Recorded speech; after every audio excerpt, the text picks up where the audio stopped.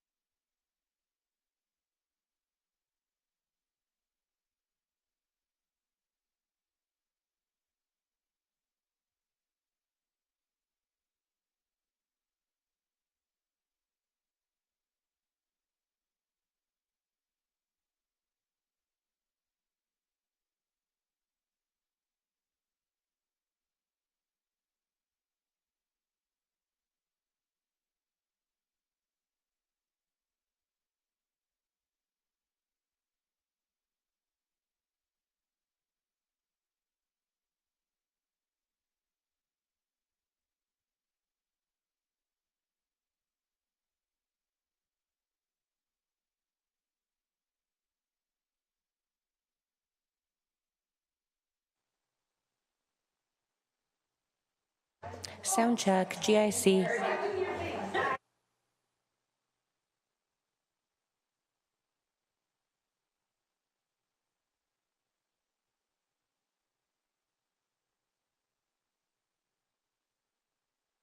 Okay, trying that again. Sound check, sound check.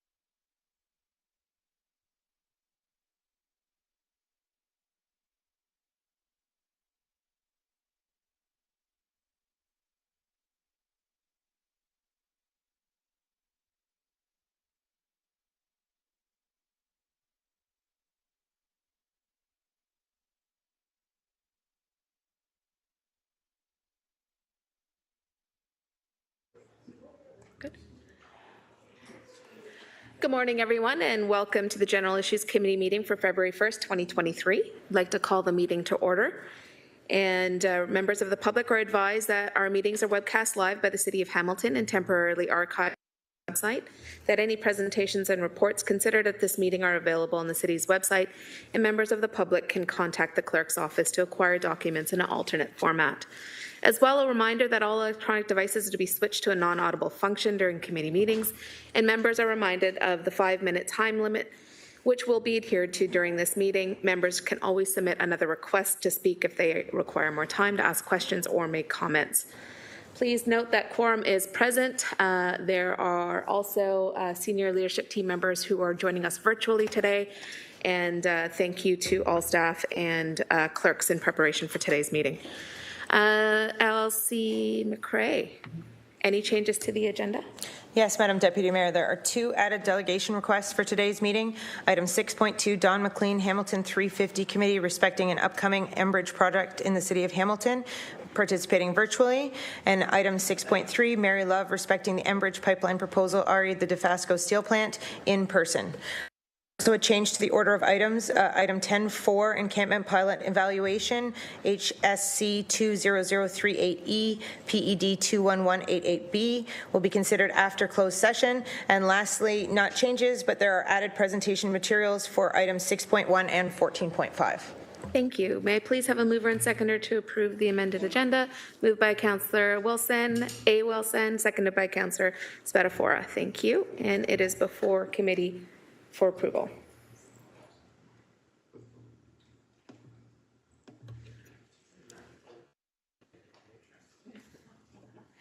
We've got affirmative votes from Councillor McMeekin and Jackson.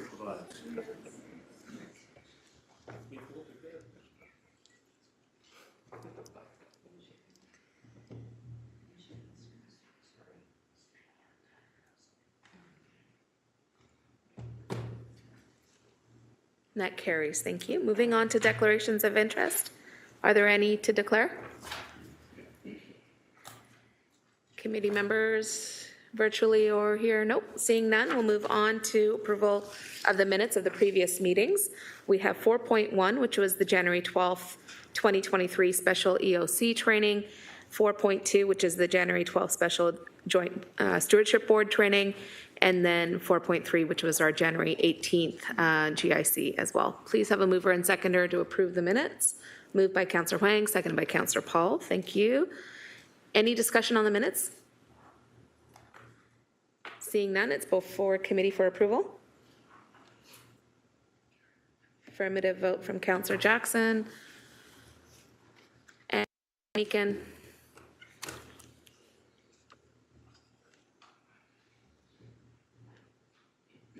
And that carries. Thank you. We have no communication items, so we're going on to delegation requests. We have delegation request 6.1, 6.2, 6.3, as outlined by the clerk at the start of the agenda changes. May I please have a mover and seconder to approve the delegation requests for today's meeting? Moved by Councillor Beatty and Councillor Kassar. Before committee for approval.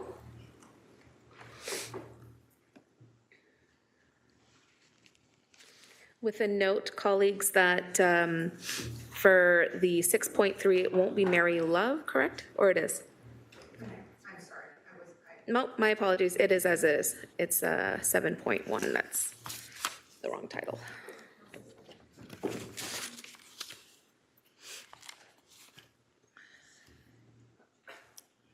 And that carries. Moving on to the next item on the agenda, which is delegations.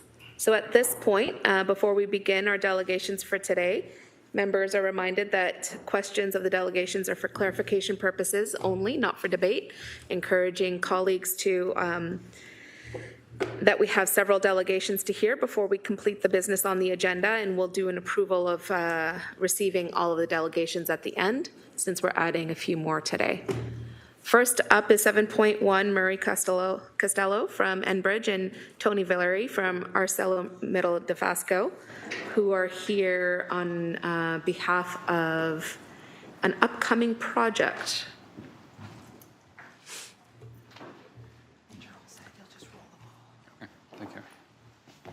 Good morning to you both.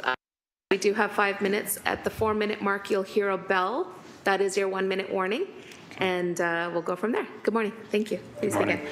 Good morning, Madam Mayor and members of the General Issues Committee. My name is Murray Costello. I'm the Director for the Southeast Region Operations at Enbridge. Joining me this morning is the Honourable Tony Valeri, and from ArcelorMittal Dofasco and Julia Alexander from Enbridge. The goal of our presentation is to inform and to respond to any questions you may have regarding new natural gas infrastructure that Enbridge will need to construct to meet the additional energy demands to enable ArcelorMittal Dofasco's carbon reduction and air quality improvement project. I'll ask Tony just to talk a bit about ArcelorMittal's Dofasco's project, and then I'll come back and talk about the infrastructure. Super. Thank you, Murray, and through you, Madam Chair, and thank you to members of Council for the opportunity today to talk a little bit about our project in support of Enbridge infrastructure project. So ArcelorMittal Dofasco is embarking on a significant transformation on the primary side of the business, investing approximately $2 billion in investment, transitioning from a coal-based iron-making process to a gas-based iron-making process, which would eliminate approximately 3 million tons of CO2 in this first phase of our investment.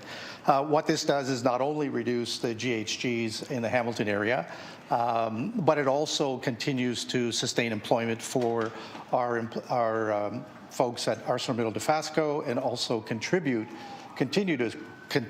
contribute to the OEM automotive requirements of high-valued steel, both in the automotive, as I said, packaging, along with construction. I'd also like to note that the project is a first phase for our pathway to net zero. This first transition from coal to natural gas would be followed by other available technology and clean energy and other approaches to continue to reduce our GHG. Our commitment is to net zero by 2050. We continue to explore other alternatives beyond this project, but it's very important that we're able to execute this project on time and on budget, and ensure that we can ensure the transition by 2028 here in Hamilton, which ultimately would reduce the Hamilton 2030 goal by about 55% in terms of the GHG targets that the City of Hamilton has set. So with that, I'll turn it back to Murray. Thank you, Tony. So just for orientation purposes, to get more gas down to Dofasco, if we take a look at Site A, so if you can think of Highway 5, you can think of Millgrove Side Road, that is where we do have our Hamilton Gates 1 and 2, so that is one option as a starting point. Another option is starting at Gate 3, so if you can go to Upper Ottawa and Kilbride and then come down the escarpment, that is another option. If you go to D, that is our preferred route, and I'll discuss that in a moment. That starts south of Rymal Road and Upper Centennial. So that's just to give orientation. Those are the opportunities that we have to explore to get gas down to Dofasco. So preferred route is to install 14 kilometers of 12-inch pipe starting at south of Rymal Road, going south down Upper Centennial, come down the escarpment, come all the way down to Barton Street. You would come across Barton to Kenilworth, and you would go north on Kenilworth into Dofasco's site. The construction would be the preference would be to be within the municipal road allowance. So we look at a project like that, we do have to put forward, because this does have to get regulatory approval, we do have to put forward what are some other alternatives that we could explore. So alternative 2, go back to Millgrove Side Road and Highway 5, go east on Highway 5, come down the escarpment. You can picture going across by York Road, across by the High Bridge there, going through the downtown core, and then cutting up to industrial to get to Dofasco. Also with this project, if you could see at C and D, we will have to do some reinforcement up by Carlisle Road on this system.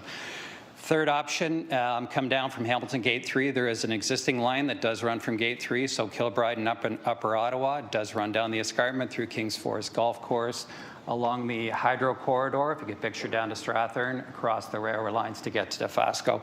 That project would involve replacing and looping some of the current infrastructure. Again, as we do have the preferred alternative, which we put at the front.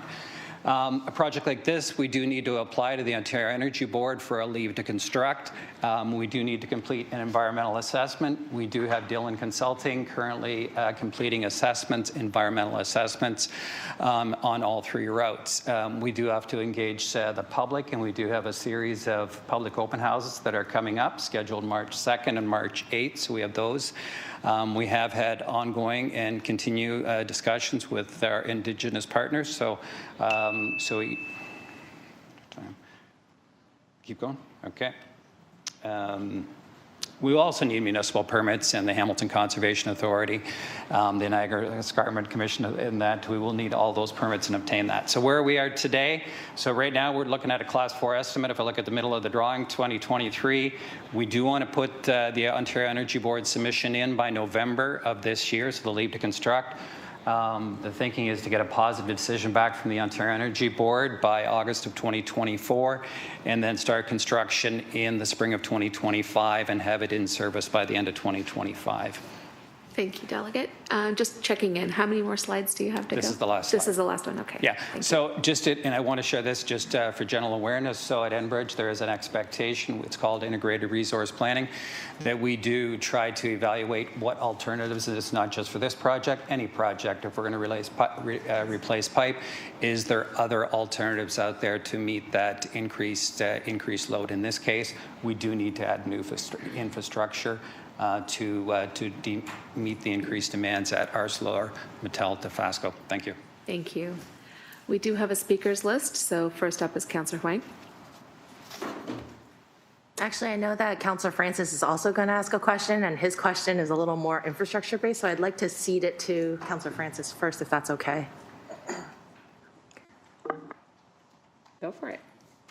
Thank you. Just quickly, it's going through a huge chunk of Ward 4, Ward 5, where my Wang are located, and just wondering, is that the infrastructure that you put in, is it bored, or is that actually, you actually have to dig the road out to do that? Thank you for the question, Councillor Francis. Through the chair, back to members of council. So it can be a mix. So typically, we're going to try to work within, our preference would be work within the municipal road allowance. Most of it will be open cut, so there'll be an open trench. We will have to work with the city to determine what is an appropriate running line. Certain times when you run into certain infrastructures, we would bore underneath. So it'd be a mixture of boring and open cutting.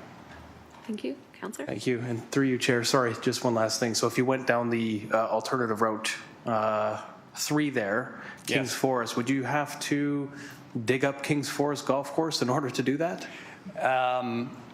There would be a portion I would expect of going through, and there is a line that goes through it today, but there would be a portion of that would have to be excavated. Even if you're able to drill some of it, you still have to do open holes at either end of it. Thank you. Thank you, Councillor. Next up, we have Councillor Huang, followed by Councillor A. Wilson, Councillor Kassar, and Councillor Taddison. Thank you. Through you, Deputy Mayor. Thank you so much for this presentation. I'm particularly excited about this opportunity, knowing that we go from coal, which is obviously not awesome, to natural gas. So I do want to reinforce to the rest of council that this is an opportunity for us to hit our climate change opportunities. So through you, Deputy Mayor, what are some of the opportunities for the future? So would you be looking, is there an opportunity for hydrogen? Is there an opportunity for modular nuclear reactors? What is it that we can do to help ArcelorMittal Dofasco decarbonize, knowing full well that this is a great partnership between the two?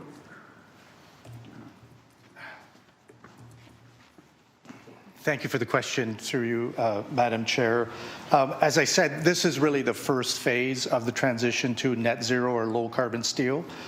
We are working with partners, Enbridge and other partners, on the possibility of hydrogen. Hydrogen at, I think at a prototype level is we're starting to see that. At the scale that we require at ArcelorMittal Dofasco, we've yet to see that come on. Expectation is we could start to see that somewhere beyond 2030. Hydrogen, carbon capture, There's always an element of carbon that is used in making steel. We're already beginning to do prototypes and transitioning to a biocarbon, so moving from an extractive carbon to a carbon that we would get as part of circular economy. So that's waste lumber that we would then use and extract the carbon from that waste lumber and use that as an input into the steel making process. So there are a number of parallel paths that we are following beyond the project, this transition from coal to natural gas. Hydrogen is one, bioenergy, green electricity, carbon capture sequestration are all elements that Dofasco is pursuing in order to hit our target of net zero. Wonderful. Thank you. And as follow-up through you, Deputy Mayor, as we are thinking about natural gas, and as well, we also have at our wastewater facility, we have this giant ball of biogas. What are the opportunities for, say, synthetic gas or mixed gas just to help with offsetting natural gas? Is that something that you can speak to? What I can say generally across Ontario, so renewable natural gas, we are exploring a number of different projects across Ontario to mix renewable natural gas with traditional natural gas. We have a pilot project in Markham where we are exploring injecting hydrogen into the natural gas system at a certain percentage, so we are exploring a number of different alternatives generally. Wonderful.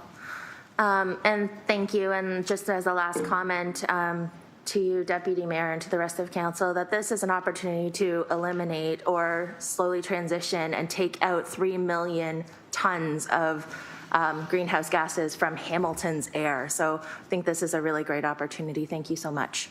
Thank you, Councillor. Next up, we have Councillor A. Wilson.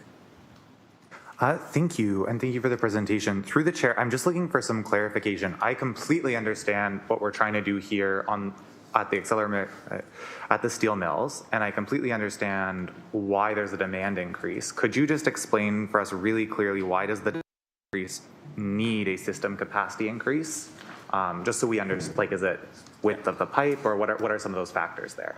Thank you for the question, Councillor. Through Madam Chair, we do have an existing infrastructure within Hamilton. Simply put, the existing infrastructure cannot handle the increased load. This is a significant increase in load, and the existing infrastructure cannot meet that demand.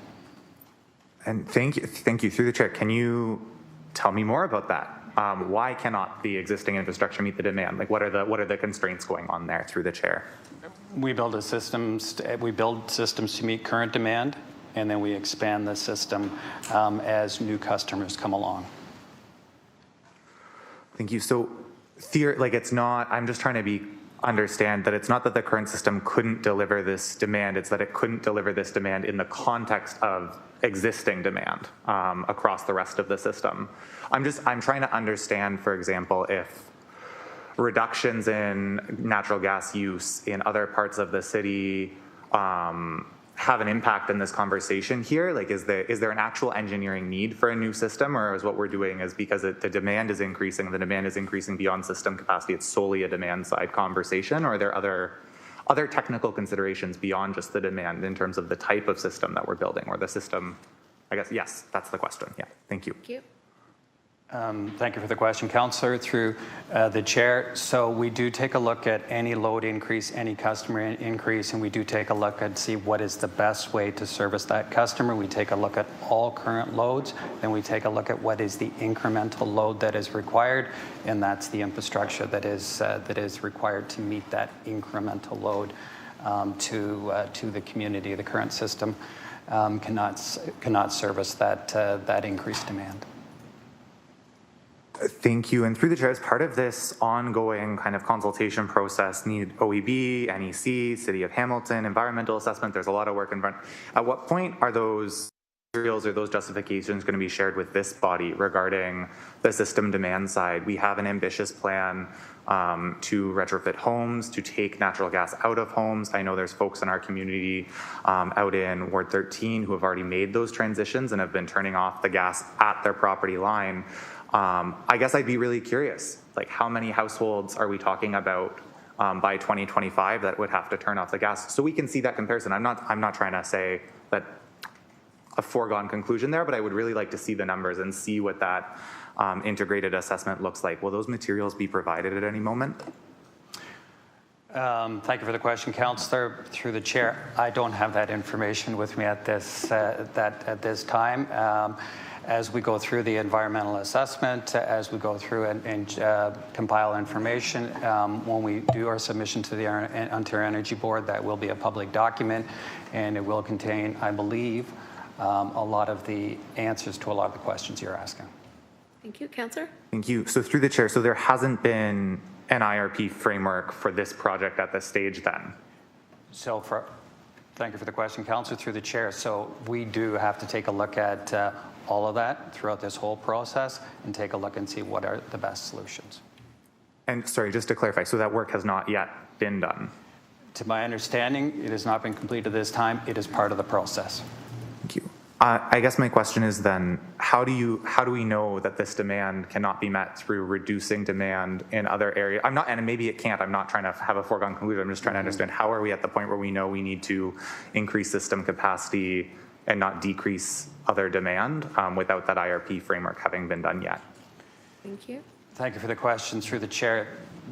Dofasco is more than doubling their, ArcelorMittal Dofasco is more than doubling their load here. This is a significant increase that is required to service them.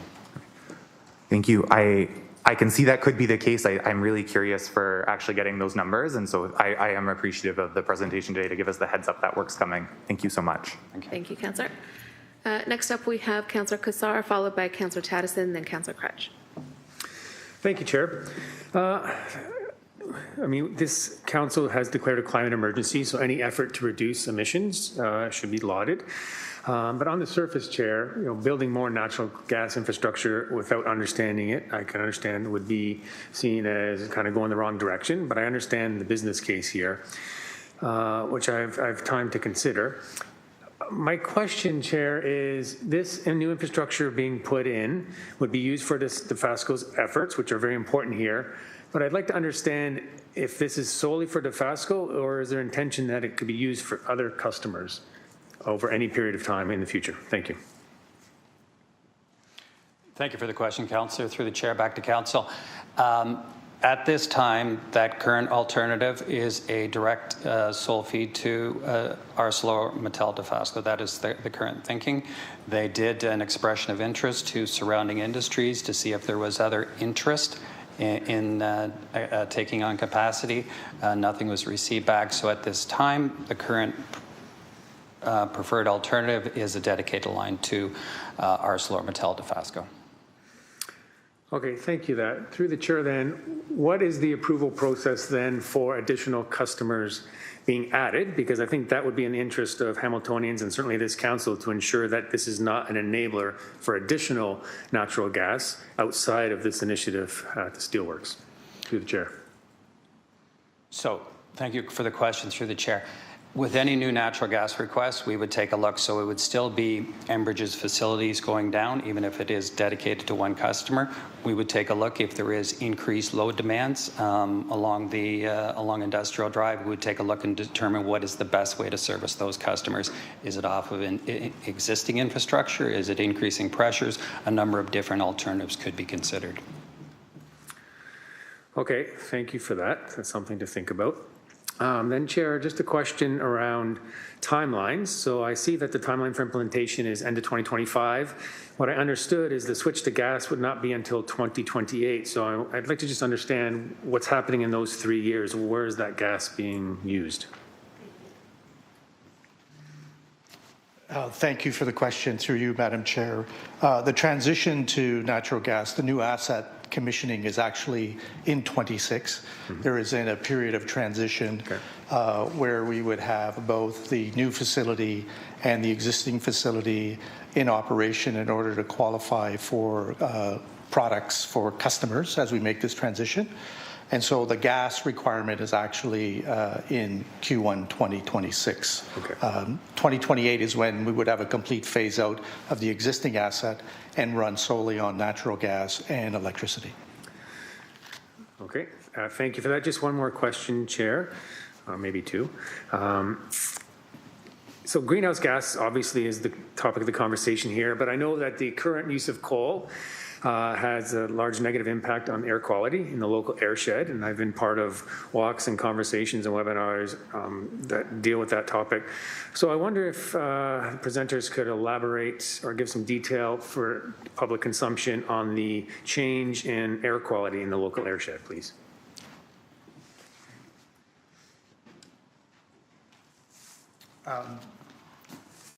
Thank you for the question through you, Madam Chair. I mean, I don't have specific details around air quality. We can certainly provide that with greater clarity. What we do know is that the transition to natural gas will eliminate approximately 3 million tons of GHG.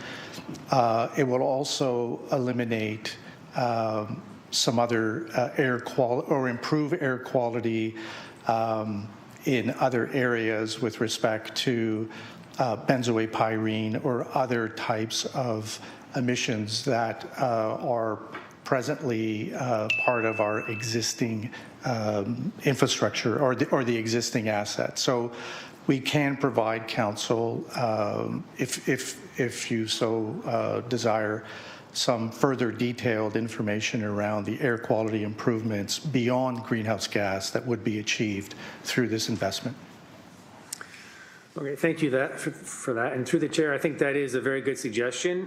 We are dealing with a long-term climate crisis, but I know that residents living locally are concerned just with their air and the here and now, so I think that would be a very positive step. Thank you, Chair. I'll end my questions there. Thank you. Next, Councillor Taddison, followed by Councillor Cretch, and second time, Councillor A. Wilson. Hi, I'm just looking at your maps on the three alternatives. What makes alternative one the preferred route? When I look, I see, I'm a simple guy, shortest distance between 2 points is a straight line.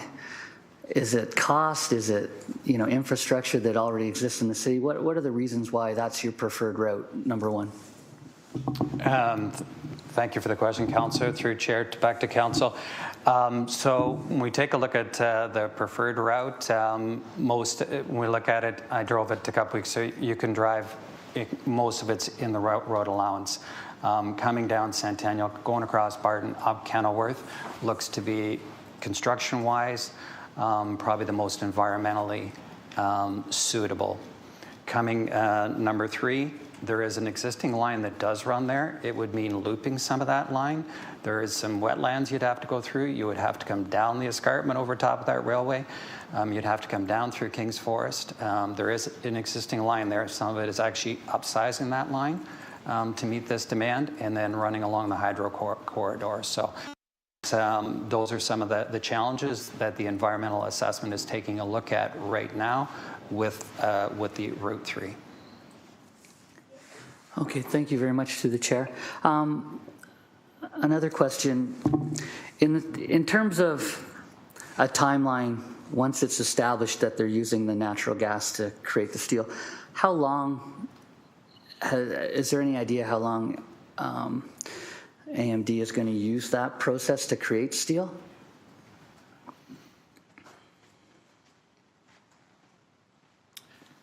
Thank you for the question. Through you, Madam Chair. I think, as I had said earlier, we are continuing to explore other alternatives for clean energy as we move towards this net zero target. I think there are opportunities that are being looked at today at a pilot stage, or let's say at a stage where energy suppliers and steel makers are looking at the possibility of renewable natural gas, or a development. I think it was a question around synthetic natural gas, creating additional energy from waste. Hydrogen is obviously the big solution, I think, that a lot of steelmakers are looking at. Hydrogen comes with significant electricity demands. There was a comment around modular nuclear reactors potentially providing some of that. So all of these alternatives to present state availability of natural gas are being contemplated. And I would say, don't quote me on this, but I think what I'm hearing, at least from conversations that I'm having today, is you're looking post 2035 before you've got any type of scale available in synthetic natural gas or hydrogen or any type of alternative clean energy. That's part of the challenge. There's a lot of talk about alternative energy, and it could be available sooner in smaller quantities, but given the scale that we require, some of that is challenging and will take additional time to come on stream. Okay, so just stay there, please, sir, through the chair. Just in light of that, then, if we are moving towards, net zero,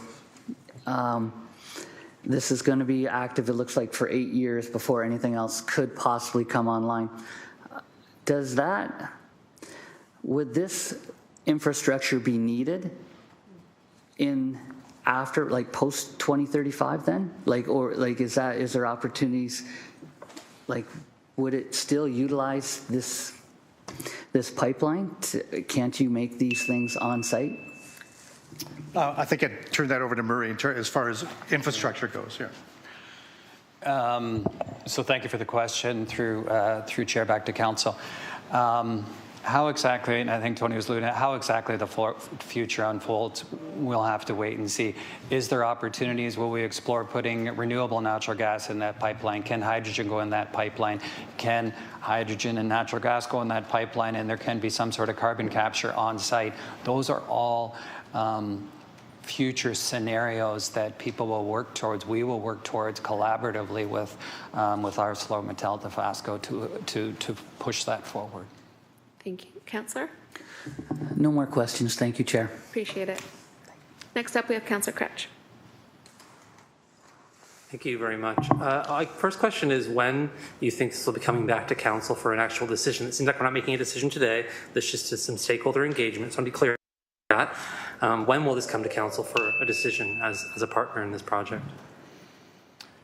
Thank you for the question. Back to through the chair back to council. Would look for advice through senior staff to bring it back at the appropriate time. Picturing after environmental assessment, after stakeholder information. Actually, after we collected that information, to me it would seem reasonable giving an update prior to doing our submission to the Ontario Energy Board. When approximately months, years do you plan to do that submission? How long approximately?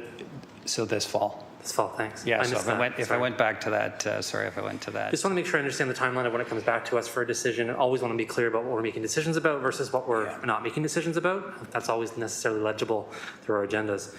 Now that I understand that more clearly, I'm always trying to understand what I consider to be and I'll do my best to be succinct, what I consider to be a vague gesturing problem. So what I mean is, and I'll unpack this because I'll use this phrasing again and again throughout this term of council. When someone says, okay, well, the alternative is, and then we don't really define the alternative is kind of vague in terms of the knowns there.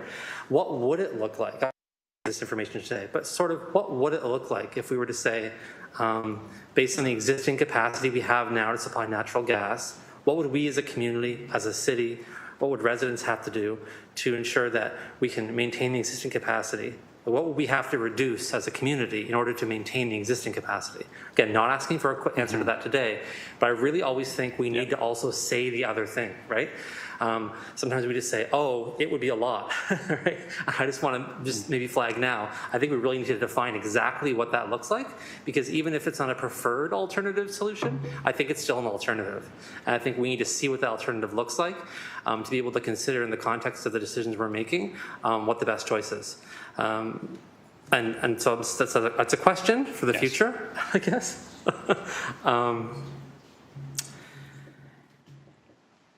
The last thing I'll say, and just so I'm not adding myself to the speakers list too many times and talking about this too much, is just that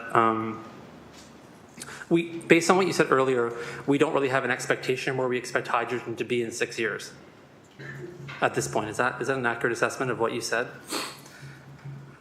And so, my last question is when? the difference in the timeline a little bit, I see it here, right? It looks like the construction start is sort of 2025. I just want to understand in a very simplistic way, right? So you expect it to take about 3 years to build this after you start constructing? Because you said 2028, and I want to just again make sure I understand. Is it 3-ish years it's going to take to construct this? Thank you. So construction begins in 2023 or 2025 and ends in. So thank you for the question, Councillor. Back through the chair to Council. This timeline is for the construction of the pipeline facilities. So that's when the pipeline facility would be in service. I'll turn to Tony to talk about the facility work on site at ArcelorMittal. Yeah, so in terms of the, Madam Chair, through the chair, so the project transformation is ongoing now. Like we've received support from both the federal and provincial governments, and we are going through the engineering and stage at the moment. We have OEM orders for equipment, and so as the pipeline is being constructed and other infrastructure is being put in place, we are doing the work to install equipment on site, and so commissioning of that target would be in 26. So we would start to see low carbon steel being manufactured at Dofasco in 2026. So that's the actual commissioning of the asset on site. I hope that I'm understanding your question. So what was the 2028 date you said? 2028 I missed it. Yeah, sorry. The 2028 date is a date where we would have decommissioned our existing facility completely and moving entirely to natural gas and electricity-based steelmaking, right? We have a transition period where we will have both operations for product qualifications with our automotive OEM and other customers. Thank you. Councillor. Thank you very much. I really appreciate the clarification. I just want to make sure I understand all these timelines and different dates and the different kinds of stages that are here, because I just want to make sure that the date of construction actually lines up with the date of implementation, because if we had more time and we could wait to see where technologies emerge, that would be interesting. But I see that it's quite tight, so thank you for answering those questions. I'll save my comments for the comment portion. Thank you. Thank you, Councillor. Next up, we have Mayor Horwath. Thanks very much, and I apologize, that I wasn't able to be there in person today. I just have two questions, and it's kind of flowing actually neatly off of what Councillor Kretsch was asking. And you've mentioned a couple of times your customers, the customers for low carbon steel, for the steel that's produced at ArcelorMittal Dofasco. Could you maybe expand a little bit on who are the customers? What is your steelmaking operation serving in terms of global demand? And the other piece to that, might as well get it all at once so I don't have to talk anymore. What kind of jobs are we looking at, not only in terms of the construction of the natural gas facility, but also the employment that continue or that exists at ArcelorMittal Dofasco, as well as what would be maintained, or in fact perhaps even expanded in terms of local jobs. Thanks so much.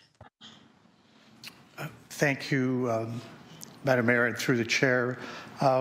The employment numbers or the sustainability of employment is a key factor in the project itself, along with meeting the customer demand for low carbon steel, predominantly in the automotive sector. So as automotive sector transitions to electric vehicles, they are pulling back into the supply chain to ensure that suppliers are also reducing and getting to net zero, so that automotive companies are able to say that their products, not only are they achieving net zero through the usage of battery technology, but that materials aspect of vehicles are being manufactured on a low carbon intensity basis or a net zero basis. So our product portfolio is predominantly the automotive, all of the big three here, but also other European automakers, and our market is not just Canada, but in North America. Food packaging, tin in particular, is a major component of what ArcelorMittal Dofasco product portfolio contains. Again, a lot of that is exported across North America.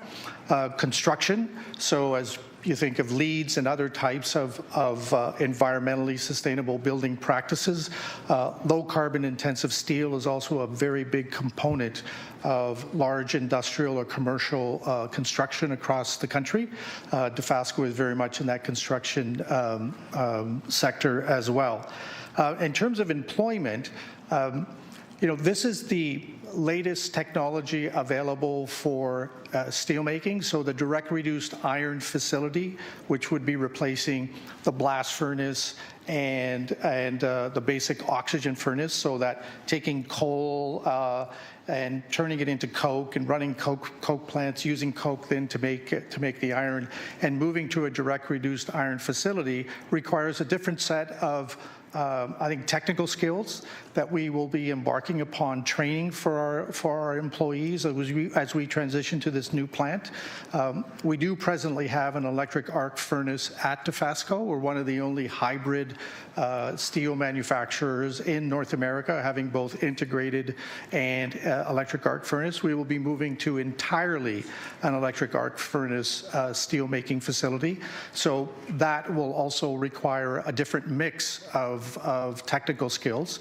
So a lot of the transition for our existing employees and our new employees will involve a retraining to upskill to the necessary requirements for the new assets.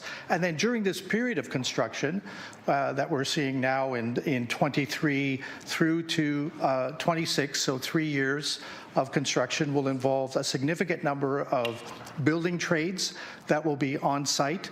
I think the number that we had calculated at one point was 7,500 person years of construction for the duration of this period of putting in place the facility for 2026. Thank you. Back to you, Mayor. Thanks very much. Just one quick comment. Oh, I guess maybe I could do this under comments, but if you would indulge me, I know that there's a similar, maybe not the same, but certainly a similar process happening in Sault Ste. Marie with their steel mill. I don't know if you can compare at all what's happening, what you are trying to do compared to what they're trying to do in Sault Ste. Marie. Thank you, through the chair. It's slightly different. It really has to do with the product focus. So for us, high-valued steel continues to be where Dofasco meets the market, automotive predominantly and tin. Algoma is focused on plate predominantly, and so they're going to a scrap-based approach to steelmaking going forward. Dofasco will go to a mix of direct reduced iron, which is the virgin iron that is required for steel in the automotive sector and in tin packaging, and scrap. So we'll go to a mix of both, whereas Algoma is putting in an electric arc furnace and not installing a direct reduced iron facility. So that's the major difference between the two investments. Thank you. Mayor? Hey, thanks very much. I was just curious about that. Appreciate it. Thank you. That's up, Chair. Thank you. Thank you so much. Next up, we have Councillor Jackson, and then we do have a second time speaker with questions, Councillor A. Wilson, and then, gentlemen, you might be able to leave the podium soon, so hold on. Councillor Jackson, go ahead. Good morning, and thank you, Deputy Mayor Nan, and good morning, Mr. Costello and former Minister Valeri. Good to see you, Tony. So can I just ask a couple of questions? Obviously, you have federal provincial money. You're coming to the city presenting 3 routes, your preferred route, and obviously then at some point in time you need city support or approval. Through you, Deputy Mayor Nan, can I just get that clarified, please, Mr. Costello? Thank you for the question, Councillor Jackson. Back through the chair to the committee. We will. So if we're going to run, and the preference is to run within the municipal right-of-way, we will need municipal permits to construct this pipe. Yes. Okay, and I'm listening to some of my newer, younger colleagues about the potential excitement about transitioning from obviously coke to natural gas, ultimately to help the environment. So what hypothetically is the downside if we let's say stay with your preferred route? What is the downside? Ultimately said no. Would provincial, federal money be at stake? Would the transition, your reinforcement project, expansion be at stake? I think I just need to get that on the table. Through you, Deputy Mayor Nan, please. Thank you, Councillor Jackson, through the chair. Without the supply of natural gas, we would not be able to operate the direct reduced iron facility. Without the operation of the direct reduced iron facility, we would need to maintain the existing facilities, which is a coal-based facility, to meet the market and supply our customers. So natural gas is a critical initial component of the transition for Dofasco to remove the 3 million tons of carbon. It is not the end point on our pathway to net zero. It is the starting point on our pathway to net zero. So clearly, the natural gas is a key element in the transition to net zero for Dofasco. Thank you for that explanation, Mr. Valeri. And just subsequently, the other part of my question, potentially, could federal provincial money as well potentially be at stake through you, Deputy Mayor Nan, if the project did not go ahead? Thank you. Through the chair, if the project did not go ahead, then there would be no federal or provincial contribution because we would not proceed with the project. It was stipulated for the transition. The dollars by the federal and the provincial government are tied specifically to the transition that ArcelorMittal Dofasco is going through, both the reduction of GHGs and for the sustainability of employment and the contribution to the automotive sector, which is a key element of the economy here in Ontario. Excellent, Mr. Valeri and Mr. Costello. Thank you. And lastly, through you, Deputy Mayor Nan, to Mr. Costello. So the process from here between now and the fall, you're proceeding your preferred option, and that. When will you report back to this body in how the environmental assessment, whatever the process is dubbed and named, when will you report back in how it's proceeding with the preferred option? Through you, Deputy Mayor Nan, that's my last question. Thank you, Councillor Jackson. Back through the chair to council.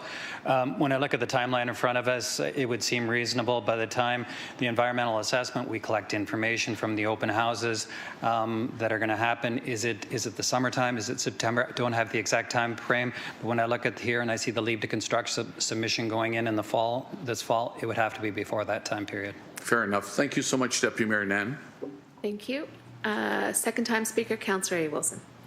Thank you. Just a couple of really short clarification questions, if that's all right, through Deputy Mayor. Earlier in the presentation, heard consultation with Indigenous partners was ongoing. Are you able to just let us in the room know who some of those partners you're consulting with, what that consultation looks like, and what you've heard so far? Thank you for the question. Councillor Wilson, back through chair to council. I've not been part of those immediate discussions with the HDI, with Six Nations and Mississauga. The credits have been three Indigenous groups that ongoing dialogue is happening with this project and is ongoing dialogue that we have with all projects. Thank you for that. And then again, just a clarification question through the chair. I heard earlier that we haven't done the integrated assessment just yet, but the demand is it's more than doubling the demand, and that's one of the reasons why we expect we know where that IRP is going to look like. What is the current demand, and what is the modeled future demand? Just to put some numbers on that kind of expectation. Maybe I'll let Tony to cover what the current. Through you, Madam Chair, I'm not sure if you're asking what the current demand is for the infrastructure or whether the current demand for Dofasco. The current demand at AMD in the steelmaking process today, and then what is the modeled demand or the anticipated demand? Just some numbers on what the gas actually is needed. Sure. So approximate, we would be doubling our demand for natural gas in this transition. So if we look at an approximate amount of some 500 million cubic meters, we would then see that double to over 1 billion cubic meters of natural gas to support the transition and eliminate the 3 million tons of carbon. Thank you. So about 1 billion, obviously, as the cities come in, can be refined, can go up, it can go down, but about 1 billion is what's anticipated right now, cubic liters? Just over 1 billion cubic meters of natural gas would be the demand that the transition would require, and that's specifically the direct reduced iron facility. Thank you. And is that per like, is that an annual number, a daily number? Okay, annually. Yeah. Thank you. And through the chair, my last question is just about the anticipated costs on Enbridge's side of construction, and then I'll also follow up with the anticipated project costs, because we're about to enter 3 years of studies, 3 years of kind of appeals. What are the construction costs anticipated at this time, and then the all-in project costs over the next 3-4 years? So thank you for the question, Councillor Wilson. Back through the chair to council. We're working through those those estimates at this time. I don't have an exact figure to share at this time regarding the cost estimate for the project. And we're working through a Class 4 estimate, and we will get that more refined. Thank you so much. I just want to maybe summarize, or my understanding is, so this project's coming forward because this really amazing opportunity is happening at our steel mills. And this is one way that increase in demand is going to require new system capacity. We haven't quite yet modeled some of those other alternatives yet, but we think that because the demand is so large, this will be a necessary step. And we're not quite sure yet what the costs are, but we're going to get some of those numbers. I guess my question is, when those numbers come in and when we move forward, will we be able to see what applying that money towards other types of energy efficiency or other types of demand reduction could also have on our system? We're all ratepayers. I think folks are looking for reductions in their bills. Folks are looking for energy efficiency programs. We also know from a climate justice perspective, we have to act sooner rather than later, and what we do now matters more. And so just really curious if there's an opportunity to be more ambitious, and it's sounding like there might be, but those numbers aren't here just yet, and that's not the expected route, at least from your perspective right now. Thank you for the question, Councillor Wilson. Back through chair to council. So as we go through the next couple of months, and as we prepare that leave to construction that Ontario for our submission to the Ontario Energy Board, as I had stated earlier, that will be a public document and will contain that information. And as stated, we'll come back to this council prior to submitting that document. Thank you. So we have one more councillor on the speakers list, and that's Councillor Spadafora. Thank you, and through you, Chair, just one quick question, maybe for Mr. Valeri. When the new process is started, I believe you said in 2026, they'll run simultaneously until we can decommission the coal that the system you're currently using. Would we start seeing a reduction in the GHG as soon as we do that? Because as of 2026, will we start reducing the need for our current way of doing things? So are we going to start seeing reductions from 2026 slowly as we put the new process online, or is the GHG staying the same until it's decommissioned completely? Through you, Chair. Thank you, Councillor Spadafora, through the chair. It's a good question. I think the way to look at this is that we'll have an existing facility that's operating. In 26, we'll bring on stream the DRI and the electric arc furnace, which is the new asset configuration. There'll be a period of time there that we're trying to minimize. I think at this point, we talk about it being, a 26 to 28 period before we'll be fully phasing out of the existing assets. I think the way to look at it is the greater dependence through that period of time that we would have on the new assets, and slowly reducing the volume of production in the existing assets, we would have a better GHG performance through that interim period. And then once the facility is shut down, we would get an immediate reduction in the millions of tons of GHG. Thank you for that answer, Chair, and thank you to ArcelorMittal Dofasco for their commitment to moving forward here with helping going green and net zero. Thank you. Thank you. And one more second-time speaker, Councillor Francis. Thank you, and through you, Chair, I just want to make sure that if we proceed with option one, that rips right through Ward 5, down Centennial and across Barton Street, that I stay consulted through this process, because, last thing we want to see is new roads constructed and then ripped up soon after. So I want to make sure that we coordinate this process and work together. So Most Just leave my certainly, and I'd comments say at that. adding Councillor Huang. Oh, sorry, last thing, I'll leave it at this.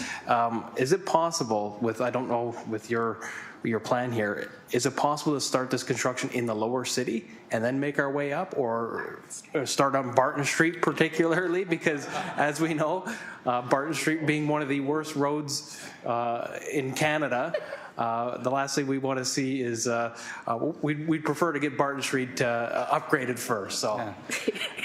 Thank you for the question, Councillor Francis, and through Chair back to Council. To your first point, yes, absolutely committed to maintaining dialogue to all council, but particularly to the affected councillors. As far as the phasing and how the construction would work, that hasn't been determined yet, but I do appreciate your comments about Barton Street. And just driving it last week, so I do appreciate that. So thank you. Thank you. Thank you, Councillor. Thank you both for joining us this morning, for sharing your presentation, for answering the very thorough questions coming from my colleagues around the table. And we look forward to seeing you a little later in 2023 with an update. Thank you. Thank you. Okay, so next up we have 7.2, which is Kim Zavanovich, respecting item 9.2, amendment to the mandatory COVID vaccine verification policy. So Kim, if you could slowly make your way down safely, down those stairs to the podium. And when you get here, when you're ready, you'll have 5 minutes. At the 4-minute mark, you'll hear a bell, which is a 1-minute warning for yourself. Yes, it's certainly permissible to sit and be comfortable.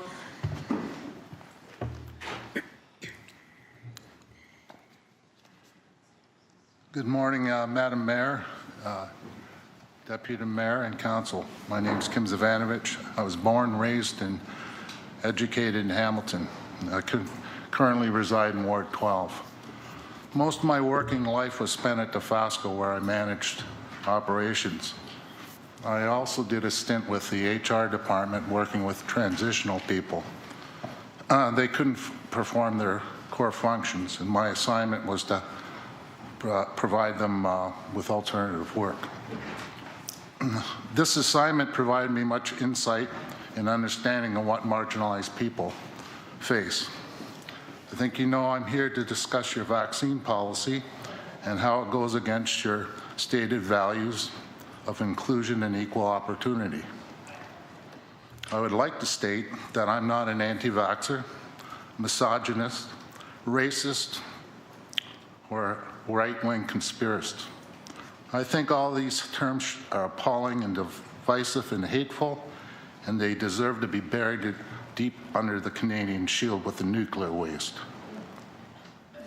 I believe it's time for reconciliation and healing, and this council has an opportunity to begin that process. We all know that the vaccines do not stop infections, transmission, illness, or death. We also know that there are risks associated with the vaccines, and for most healthy people, the risks outweigh the benefits. COVID-19 is endemic, and most of us have had it. Natural immunity is prevalent in society, and it is recognized as being immunized. At the time when vaccine policies were being adopted, it was believed that this would stop the spread of COVID-19. The city followed suit, as did many, believing it was the answer. I'm not here to debate that. I believe everyone's doing their best in following the information available at the time. I also believe the city experience has left a bad taste in your culture, and it needs fixing. The city is a public entity, and it must include all its citizens. I know many vaccinated people were dismayed when I said to them and told them what your policy was for hiring. These aren't small fringe groups. They're solid citizens, and most of them are vaccinated. Unfortunately, these policies have been normalized in most of our institutions, including my former one. This does not make it right. There's also another group of citizens that have been invisibly marginalized, and they are the vaccinated who have been injured. And it's sad that they've had to form a coalition because no one wants to listen to them. So I see three options. You do nothing. You're legally fine, but you're morally bankrupt. Your values are nothing but virtue signaling. It also reflects that there's still hatred and vile towards the unvaccinated. Doing nothing does not make this go away. I suggest that you're playing to lose. Option 2, you maintain your policy and you change your values. You take out an ad, notify your citizens that you no longer are an equal opportunity employer. Yeah, you could even hang up a big sign out front. Unvaccinated need not apply. Circa Alabama, 1960s. Not much of an option, but at least it's the truth. Option 3, a couple more minutes. That leaves you 1 minute. You change the policy and remove the vaccine requirement because it's right and you know the information is there. You have an opportunity to show transparency, build engagement, build back trust, and start the healing. And in fact, you can kick off your transparency committee by announcing that information is changed and you've changed your policy. Equally important, there's no more injuries. I call this playing to win. Taking bold action is very difficult and it goes against the narrative and norms, but that's a fear. It's much easier to do nothing. Why rock the boat? I do not see any evidence from higher authority going to make these changes. These must start locally. That brings you to your time, and I request another minute. You can. It would require a councillor around the table to request to extend your delegation time. It's clear that you only need 1 more minute, and Councillor Pauls is prepared to move that, but before... I have a point of some kind of order before then. Okay, I'll likely lean to LC on this, as I'm not sure in this scenario, when we've given the delegate their publicly accounted for 5 minutes, we're in the process of moving to extend it, but there's a question of order. So if you could, delegate, just hold yourself for a moment. Pause. Thank you. As we clarify the procedure here. So we would need a mover and a seconder to move it, and then we would vote on extending by 5 times, by however long committee wishes to extend. Got it. Sorry, I don't know what Councillor Crutch's question is. I wish I knew. I'll do my best here. So I don't know what the process is when something happens during a delegation about which I need to raise an issue. So how do I do that? Can I just say something? I'm not sure what you're. I'm sorry. I'm not sure what you're asking. The delegate said something about which I have a concern. Okay. I need to really address that right now before we continue, but I don't know how to do that.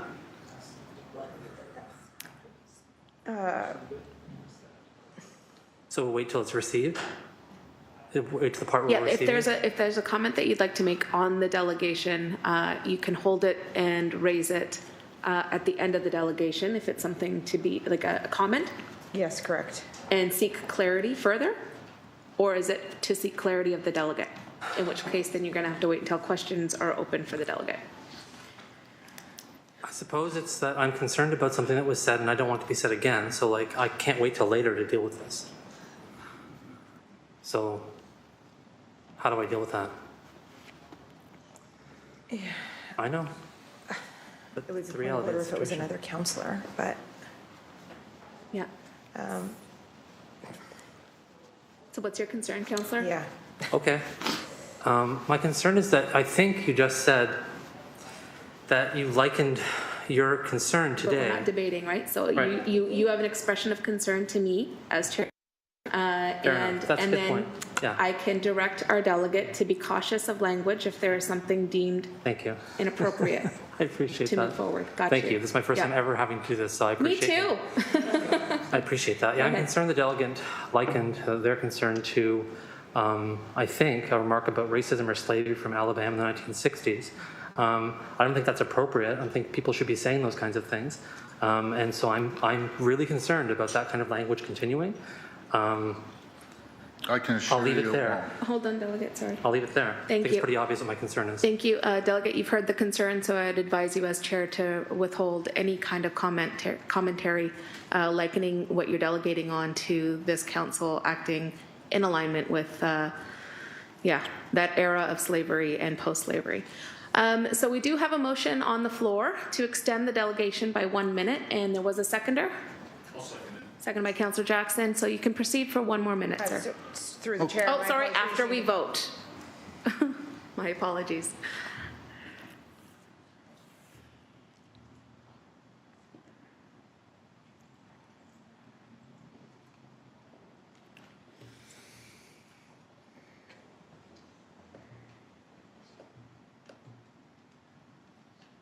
I don't see Councillor McMeekin. Do you see? Councillor McMeekin? I can't see on the screen.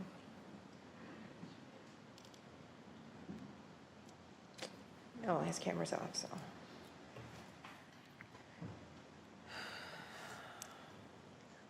Okay. You have 1 minute.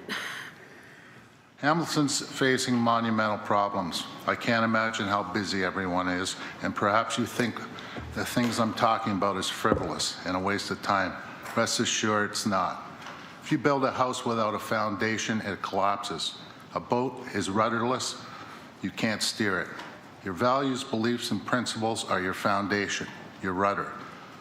Every decision you make must be based around your fundamental beliefs.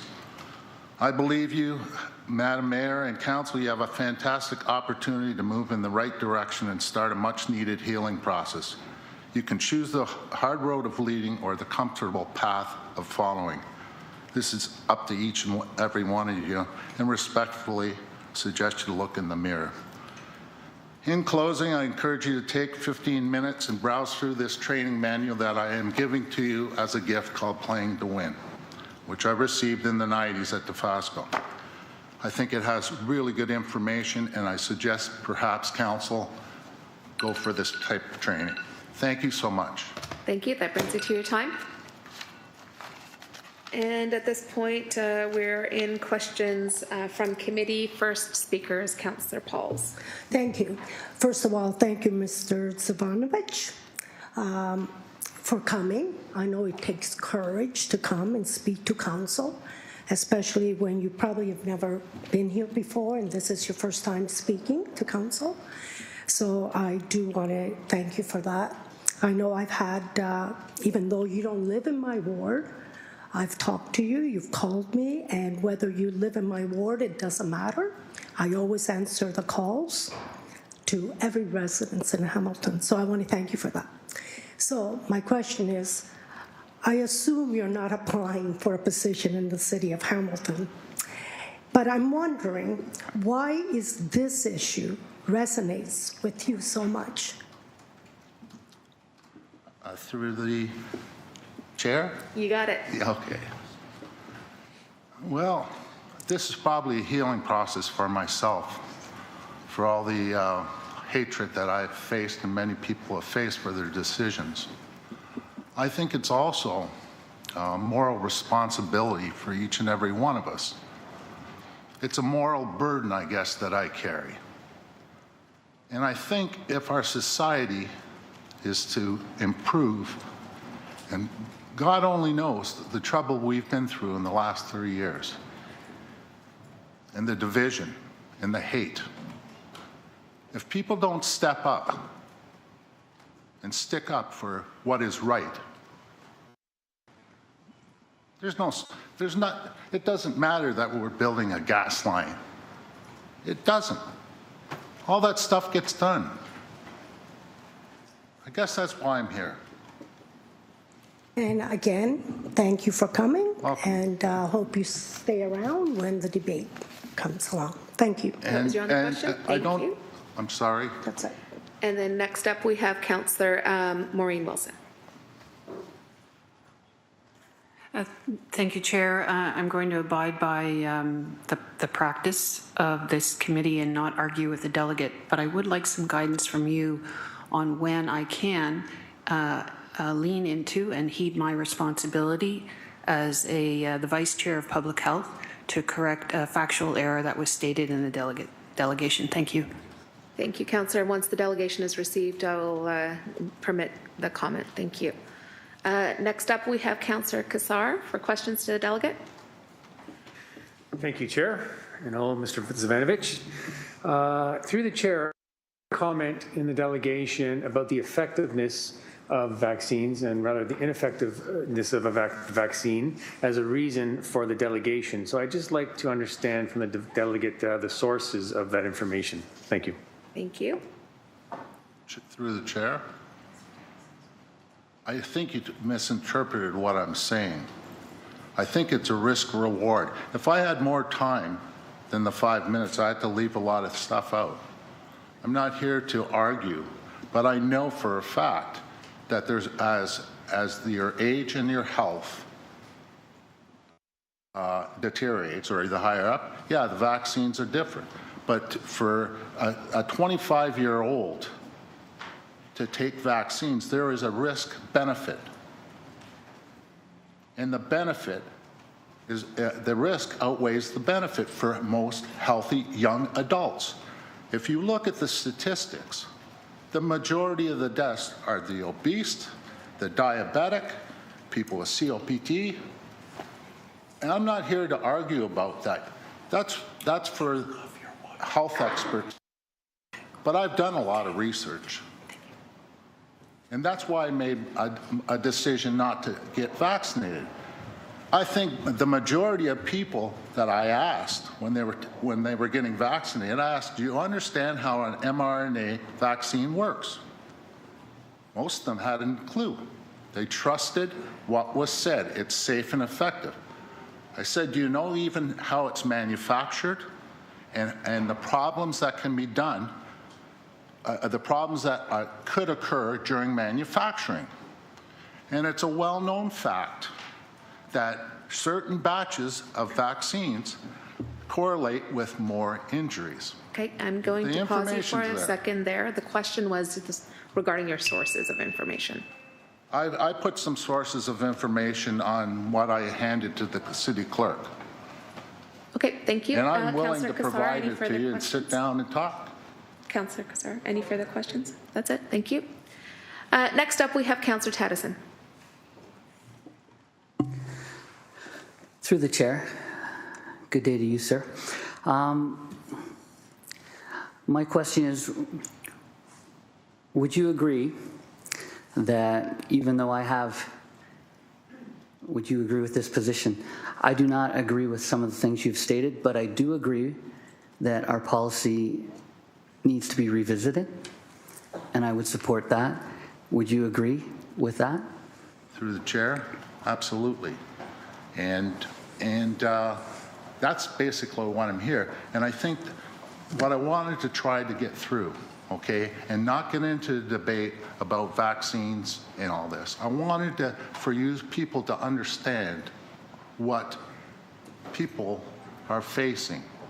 How can you say that you are an equal opportunity employer, a public identity, when you're telling people you cannot apply unless you take this experimental vaccine? So you're right, and I don't want to argue. If you think some of the things I said was wrong, that's fine. But my point is, you have to have a solid foundation. You have to follow what you believe in your morals and your principles. If you don't, then don't state it. It's simple. Thank you. Councillor? Through the chair, I'd like to thank you for your position and respectfully again state that I do not agree with everything you're saying, but I do think we have some common ground in the fact that we need to revisit our policy. Thank you. Thank you. There's no further speakers on the list, so I thank you for coming to delegate today. And thank you. Thank you. And you are done. You are released and you may leave. I'm released? From the podium. In prison? This is a gift. I don't know who to provide this to. You can provide it to the clerks if there is anything that you would like to have circulated to council colleagues. Yes, thank you.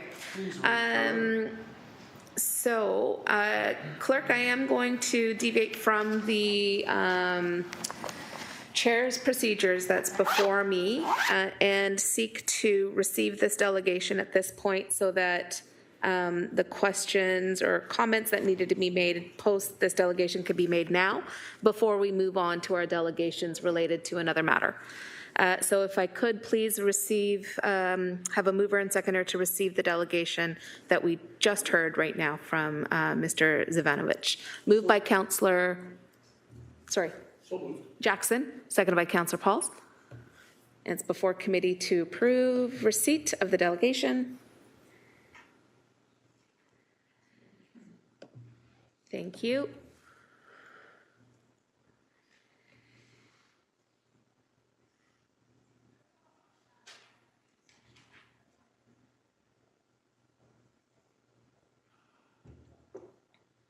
And that carries 13-1. Thank you. Councillor Wilson. Thank you, Chair Nan. We've had this discussion about our responsibilities as Board of Health governors. I take that responsibility, as I know all of you do, extremely serious. There was a statement, and it was positioned as a statement of fact that I believe needs to be corrected, given the fact that it was stated into the public record in a public realm. That statement was that the COVID-19 vaccines did nothing to diminish the severity of illness and did nothing to prevent death. Those are errors of fact. This Board of Health has received extremely good data, bar graphs, charts, data by epidemiologists to show us that that is not true. We also know, and I appreciate Councillor Kretsch bringing it to the attention, that these misstatements of facts have actually hurt our most vulnerable, including racialized people in our community. So I think it's incumbent. The cost of misinformation with respect to the vaccine has cost our economy. It has cost life. It has cost our healthcare system millions and millions and millions of dollars. Each and every opportunity, we have a responsibility to correct errors that are stated in public forum, and I will continue to do so. And I would also remind anyone who's listening to this at home that all we have to look at, members, are those persons who are living in our long pre-vaccine and post-vaccine to underscore the importance and the credibility and the effect positive that vaccines have had in saving lives. Thank you, Chair. Thank you, Councillor. And as Vice Chair of Board of Health, putting the facts of our public health record back squarely on the record today. Thank you. Moving forward on our delegations, we have 7.3, Don McLean from Hamilton 350 Committee respecting an upcoming Enbridge project in the City of Hamilton that we just heard of. This will be a virtual delegation. So Don, I do see you. And a reminder that you do have 5 minutes to present your delegation. And if you don't mind just saying good afternoon so I can make sure I can hear you loud and clear. Yeah, I think it's still morning, Madam Chair. Good morning. My apologies. And you're a little choppy, so please proceed slowly and we can see you. Go ahead. Would it help if I turned off my video? We can hear you and see you right now, so go ahead. Okay. Thank you for the opportunity to speak to council today, and congratulations to all of the councillors on their recent election or re-election. and it's particularly, I appreciate the nice ring to Madam Mayor. So we will go for there. I'm operating at a disadvantage. I want to speak to what Enbridge has presented and with support of AMD. But all of the information, most of the information was not available to me when I prepared this delegation. And so it was just a matter of looking at the slides. I'm pleased with the questions that have been made by council. I think they've elicited some additional information, and I note that quite a few of those questions were not answered in a full and transparent fashion, and that's concerning to me. I'm concerned generally about this project because it makes worse the climate crisis that we are all recognizing and all trying to deal with. The International Energy Agency and the United Nations have made very clear that there should be no new fossil fuel infrastructure. They made that clear in 2021. We're now in 2023, and it's really disturbing that we're looking at another large pipeline. The company that is driving this process, I have a number of concerns about. I'm not aware that they have admitted that their products are wrecking the global climate, and that consequences are extremely severe, killing tens of thousands every year across the globe. And they have not admitted that they need to stop using fossil fuels. We heard today chatter about the extension, the continued use of this pipeline into the future, carrying so-called renewable natural gas. Renewable natural gas is a good thing to try and save from where we're taking it out of the landfill and entering the atmosphere as methane. Certainly, it's better to have captured it, as Hamilton has been doing for a number of years. But the atmosphere doesn't give a damn whether it's renewable or not. What the atmosphere sees is more carbon going into the atmosphere, and carbon dioxide molecules going into the atmosphere stay for 300 to 1,000 years and continue to increase heat on our planet and all the implications that falls out of. There also wasn't a mention, and there should have been, that most of the natural gas, so-called natural gas, I would call it fossil gas, that is used in Ontario, and most of what is imported by Enbridge for distribution and sale in the province is frack gas. And frack gas, according to many scientific assessments, is probably as bad as coal for its implications on the global climate. So nice to see that AMD is getting off coal. Not a great amount of pleasure to see that they're moving to increase the amount of frack gas being utilized in their facility. The proposal didn't offer any endpoints. Councillors asked for how long would this pipeline need to be there, how long would it be utilized, and so on. They didn't get any clear answers. They instead got what we're hearing consistently from companies that, well, we're all in favor of net zero and we'll get there somehow, but maybe somebody else will get to the net zero and we'll just be able to continue doing what we do. I think that's really concerning. It's the idea of net zero itself is really problematic because it's not zero. It's net zero for a reason. And the reason is that these companies all expect that they can continue to sell and utilize fossil fuels far into the future, far beyond 2050, under the hopes that they plant some trees or they do something else or somebody else plants trees. It's really not acceptable. I wanted to speak to one thing that was raised by several Mr. McLean, that councillors. brings you to your time. I apologize. Sorry. And I will see if there's other members on the floor, as we just did for a previous delegate. It sounds like you've got about a minute left. Councillor Taddison is prepared to move to extend the time, seconded by Councillor Crutch. So just bear with us as we take care of that procedural measure. But just to check in, it's 1 minute.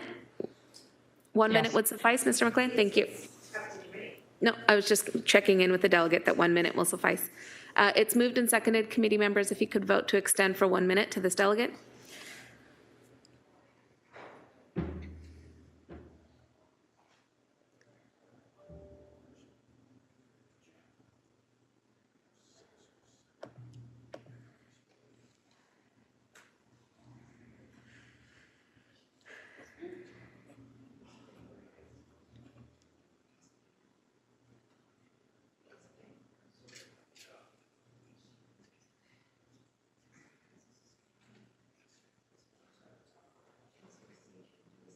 Councillor McMeekin had a thumbs up.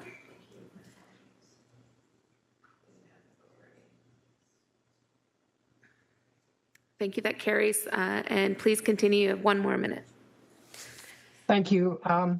The option of another source for gas for the transition, the temporary transition of AMD to utilizing gas was identified but not detailed out, and we don't have the basis in which we can calculate it. But I would suggest that there is a reasonable possibility that we could, instead of building a new pipeline, ask Enbridge to direct its dollars, which will be substantial, to replacing the facility, the use of gas in homes in Hamilton. We know that we need to do this. We know that we need to move to something like heat pumps, and that's not going to be an easy transition, and that lots of households in Hamilton don't have the resources to purchase a heat pump.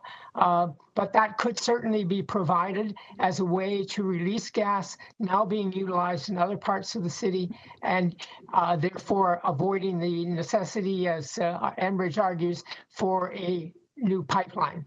So I think that's something that we need to look at very carefully. It's unfortunate that the company representative today didn't seem to have the information necessary for us to make those calculations, but that would be one of the things that I think might be considered. And thank you for the opportunity to speak. Thank you. Sorry. There we go. We do have a speakers list. We have 3 councillors who have some questions for you. So first up is Councillor A. Wilson, followed by Councillor Crutch, and then Councillor Kassar. Thank you. Thank you, and through the chair, thanks so much, Dawn, for coming out and presenting to us. I just have a couple of quick, short questions that I think would be helpful for folks to hear. You've gone to the Ontario Energy Board before. You've participated in those proposals. Could you speak to how upstream and downstream climate impacts are considered in an Ontario Energy Board proposal? You mentioned frack gas was relevant. Under that language of upstream and downstream, could you just explain to us at Council what are those considered at the Energy Board? Yes, thank you for the question, Councillor Wilson, and through you, Chair. I'm going to turn my video off because I am having difficulty picking up everything, and I think that's probably would make it easier. The Ontario Energy Board, I was involved with in a hearing that the City of Hamilton was also involved in about 3 years ago with respect to another Enbridge proposal that eventually was withdrawn. And one of the questions that was put before the board at that time was, will you add as a consideration climate change and the implications of climate change? Will you see that as one of the questions that you need to examine in terms of looking at new energy projects, as they are the overseer for all energy projects, as I understand, in the province of Ontario. They actually opened that question up. They had a bit of a debate about it and concluded that this was not part of their mandate. So climate change, which I mean, it certainly is very much tied up to all our energy uses, is not something that the Energy Board was willing to consider. City of Hamilton asked them to consider it, as well as many citizens and a number of the other participants, parties in the hearing. So that is a significant problem. They would not look at upstream or downstream. They simply took the position that climate change is not part of their mandate. And I don't believe that that has changed. I think if it had, we would have heard about it. Thank you, Councillor. Thanks so much, Delegate Don McLean. I think that really helped us understand a bigger picture of it's not just emissions at the point of burning. We can consider life cycle. So thank you for expanding our understanding of that and for your delegation. I know there's lots of other questions, so I'll throw it to other people. Thank you. Next up, we have Councillor Crutch. But is Don still there? I am. Okay, sorry, I didn't see on the screen anymore Don here in one version of reality. So thanks for vocalizing. I appreciate it. I see you now. Thanks and welcome and hi, and glad to see you here. Councillor Alex Wilson asked the majority of my questions, and frankly, you answered my question about heat pumps. Really, before I'd signaled I wanted to speak to you, you kind of got to the part I wanted to get about heat pumps and the data we need. But I want to follow it up a little bit.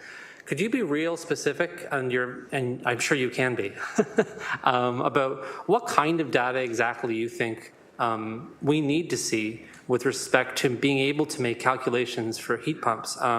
And then I have a more philosophical question for you after about lead. Thank you. Thank you for the question, Councillor Crutch, and through you, Madam Chair. I'm going to turn my video off again because I think it is interfering with my sound reception. But that's why it was off.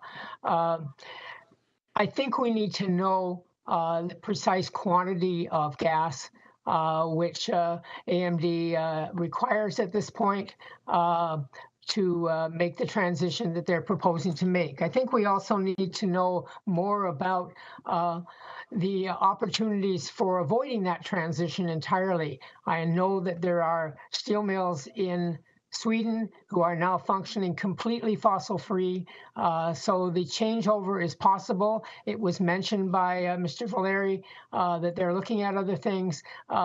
We need to have a better understanding of, are we putting in a pipe highly disruptive and doing and increasing the amount of fossil fuel being used in our community in order to shut it down in 5 years? That's a significant problem. Enbridge, I believe, is the gas supplier for all of Hamilton, and therefore they would definitely have figures about how much gas is consumed now in Hamilton and how much gas could be replaced by various steps in terms of alternative energy sources, heat for residential buildings for sure. I'm not sure how that would work in the industrial facility. We have a lot of change going on. We may be seeing other places that are eliminating their use of gas. That doesn't seem to be under consideration here, or at least the information about that hasn't been provided. So I think you've got a lot to dig out here. And Enbridge is a publicly managed company, public utility.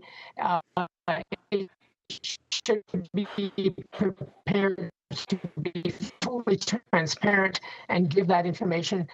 They say they're going to hold public consultations later, very early this month. I'm surprised they don't have that information already, because those are the kinds of questions they're going to get asked.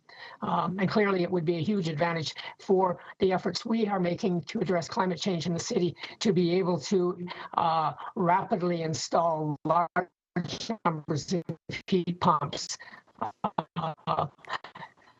through the assistance of and the avoidance of building another pipeline. Hope that answers the question. Thank you. And just to flag, Mr. McLean, that your audio is getting a little choppy. We've managed to hear everything you've said to this point, but just flagging that. Go ahead, Councillor. Thanks very much, Delegate McLean, for that information. And I want to just follow up by saying, right now the city has a program for replacing lead piping. I want to know and understand if you think the city's, like that was obviously something that we're reflecting on, a past practice, right? We're looking now to saying, hey, lead, turns out lead's not great for drinking water. We kind of already know at this point that the direction we're going in is not good. Do you think there's an opportunity for the city to be more proactive in terms of offering a heat pump program now instead of waiting until later to do something like that that's more reactive when we get into a much worse position than we are now, if that makes sense? Thank you. Mr. McLean? Again, thank you, Councillor Kretsch, for the question, and through you, Madam Chair, and I hope you're picking me up. I have turned off my video for that purpose. I'm not sure what else I can do, but if you have suggestions, please let me know.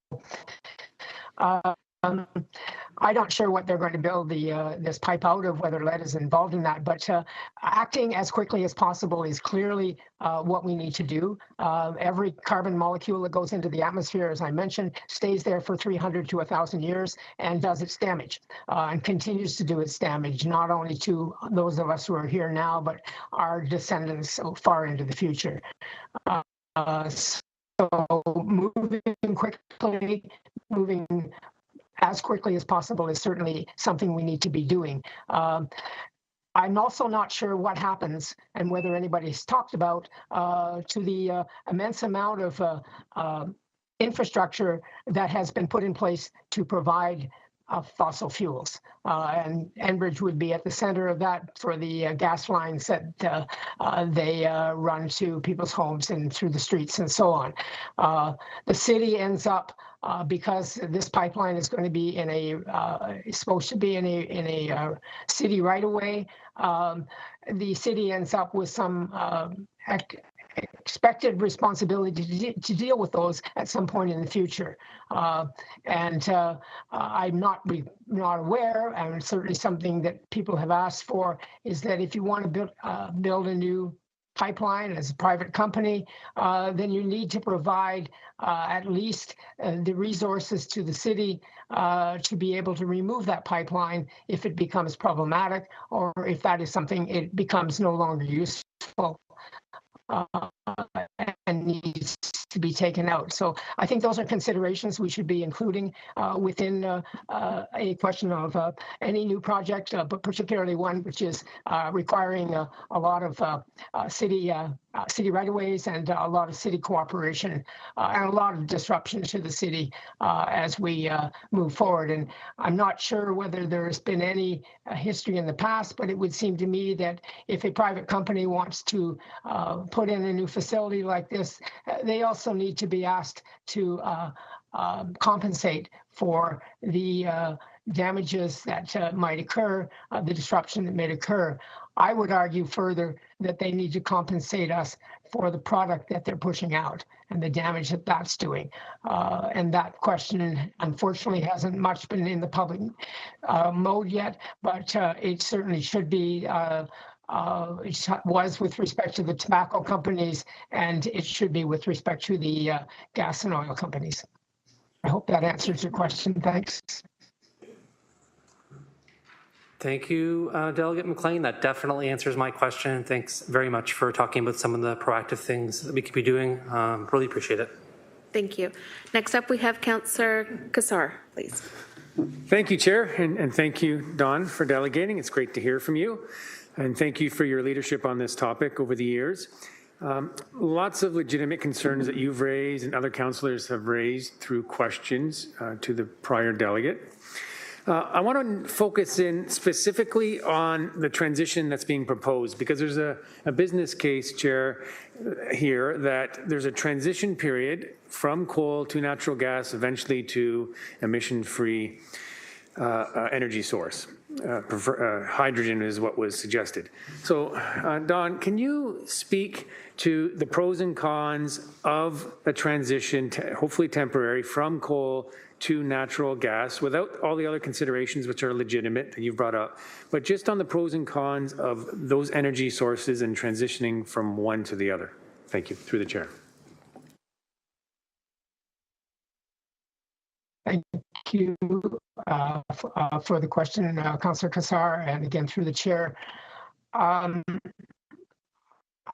not an expert on energy transition, but it's clear that we need to act very quickly to reduce emissions. The numbers, I'm also in the dark in terms of what exactly is being proposed here. Some numbers were thrown around about 3 million tons of carbon emissions being eliminated by this transition. It's not clear to me whether that's net or gross.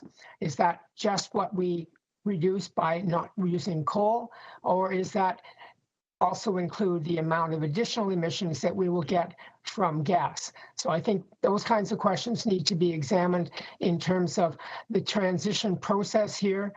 Both the federal government and the provincial government, which you may or may not have influence on, particularly the provincial government doesn't seem to have much attention to what Council does, but this is being publicly funded. This is not a private funded initiative. This is, I believe, $2 billion, I think, the numbers that have been put forward by federal and provincial governments to assist ArcelorMittal Dofasco to move to a carbon-free future. And moving in this particular is not, I expect, the only option. As I said, there are mills in Sweden already who are operating without any fossil fuels. So it can be done, and it can be done now, apparently, in terms of the technology.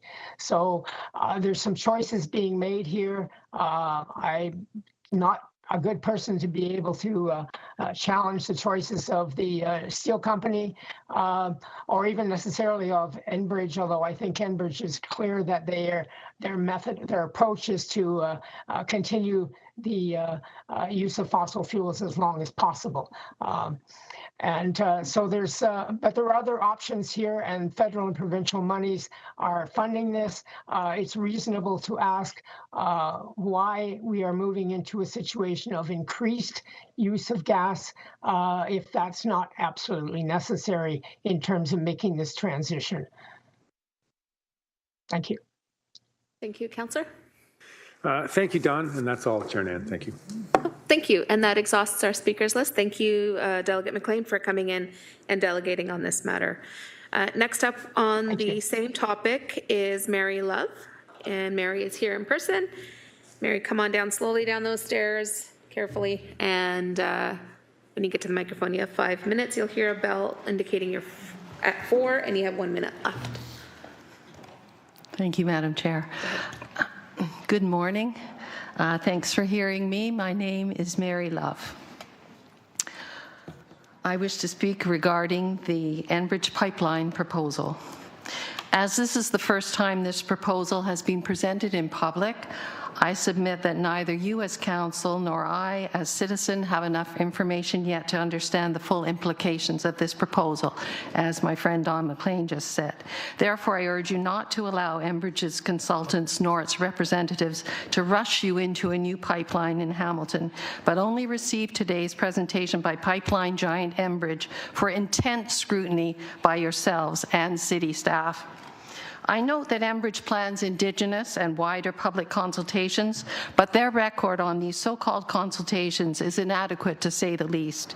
Here in Ontario and in Minnesota and Michigan, Enbridge has shown little respect for the rights of Indigenous peoples to free, prior, and informed consent for its projects, as laid out in UNDRIP. Enbridge's environmental record concerning Indigenous waterways is appalling, and their gas pipelines do explode. In 2019 in Kentucky, Lisa Derringer was killed trying to get away from the intense heat after she left her house. People in the area said the sound was like a monster roaring and the flames went 300 feet into the sky. Afterwards, there were no trees, no grass. All that was left was red dirt, rocks, and gravel. So this route is going, through our city. We need to really consider the implications of that because there are risks. Not only do we know about the risks to the climate, we don't know about those other risks. Apart from a deep mistrust of Enbridge, why do I urge this strong caution? First of all, the City of Hamilton declared a climate emergency in March 2019 and has committed to net zero emissions by 2050 or sooner. If this pipeline went in and began distributing more natural gas by the end of 2025, it would already have been increasing Hamilton's harmful carbon-burning output for 25 crucial years by the time 2050 rolled around for my 30-year-old's 50th. Natural gas is over 90% methane, which has 80 times the greenhouse effect of CO2 over 20 years. It doesn't stay in the atmosphere as long as CO2, but when burned, as it would be in the new arc furnace Dofasco would install, its CO2 hangs around to bother humanity, as Don said, for 300 to 1,000 years. Many scientists say the climate impact of the frack gas from Pennsylvania that Enbridge mostly relies on for its business practices in Ontario is as bad or worse than the coal that steel mills need to replace with greener energy. If humans feel they will always need steel, so be it. But this proposed Enbridge frack gas pipeline to service the Dofasco plant represents what we must not do if we are serious about the climate emergency and about our descendants. Instead, your commitment to net zero demands that you determinedly, and dare I say joyfully, undertake making Hamilton's steel industry a model of the just transition to green energy. Look to Sweden. I see no logical reason why Enbridge should not be included in this scenario, but it will mean them retiring their traditional fossil fuel pipeline portfolio that has made them such a juggernaut of power. And one way or another, it would not only be Enbridge and Dofasco investing in new gas infrastructure and delivery, but also the City of Hamilton. The detailed examination I am urging the city to undertake will cost council and staff time, and that would only be the beginning. Who agrees with my strong caution? As Don said, the International Energy Agency, and also Antonio Guterres, Secretary General of the United Nations, said at the World Economic Forum just weeks ago, today fossil fuel producers and their enablers are still racing to expand production, knowing full well that this business model is inconsistent with human survival.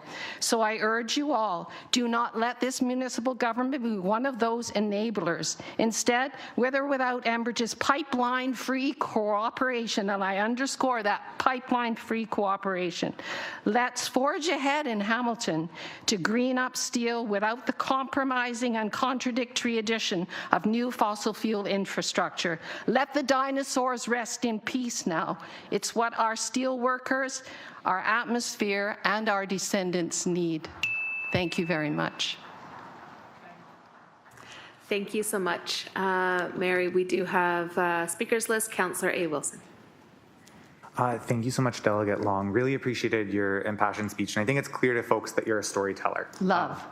People get me mixed up with Mary Long all the time. Sorry, thank you, Mary. Thank you, Mary. Sorry about that. I think it's clear that you're a storyteller, and that's part of what you bring to this work. One of the things that you've done in local organizing is you've helped tell the story between Hamilton and Minnesota, and where you've learned some of these stories about what happens on the other side of the border. Are you able to tell us a little bit about what you've learned through following some of the work going on in other communities who've been pushing back? Thank you, Councillor, for that question. Through you, Madam Chair, I have attended a few of the meetings of 350 Minnesota. They're very, very concerned about Enbridge. They actually don't heat their homes with Enbridge. They have other companies. But the Indigenous people there have suffered greatly from Enbridge's pipelines. There's been many, many spills of oil. And Enbridge has gone under the Mississippi River, which is a very sacred river to Indigenous people there. And their rice fields have been disrupted by pipelines going in, and rice is a very important crop to Indigenous people there. There's a whole huge campaign, to try and convince President Biden to step in and say no more of these pipelines. If we are serious about reconciliation with Indigenous people, we can't keep destroying their livelihoods and the sacred rivers that they hold so dear. There have been headwaters that have been destroyed. I mean, Enbridge wanted to go through our Beverly Swamp, which would have been a tragedy. They withdrew that pipe, but that was their intention. And I think it's really important that the OEB does not consider climate and probably not climate justice either. I hope that's enough. Yeah, and thank you. Detail. Your original delegation also hit on some of those details. I just think really important for folks to know what the experiences you're bringing. So thank you so much for that. You're welcome. Thank you. If there's no further questions, thank you for coming this morning to delegate. And, You're welcome. And you may make your way back to your seat. And that concludes our delegation portion of the agenda. So committee, we are now at the point where we need to move in second to receive delegations 7.1, 7.3, and 7.4, all related to the Enbridge and presentation. Moved by Councillor Cassar, seconded by Councillor Crutch. And it's before you for approval. Oh, my apologies. It's been moved and seconded, and Councillor Crutch would like to speak to it. This is the part where we make comments about the delegation? Yes. Okay, thank you. Just making sure. Yeah, thanks. I will keep my comments relatively brief. I appreciate that some people are excited about this. I can't say that I am. I'm not excited about the idea of a new pipeline under any circumstances. I understand that this is a phased transition. We're trying to get away from coal and coke and other kinds of pollutants in our atmosphere, and we're trying to make Hamilton a more livable city, deal with issues in our airshed. I understand that and think that's a good thing and a good goal. At the same time, and I can hold two thoughts in my head at the same time, I really don't want to get too excited about something, especially when we don't have enough information about that, right? I think we really were lacking a lot of information today. I appreciate the delegates who emphasize what we're missing, right?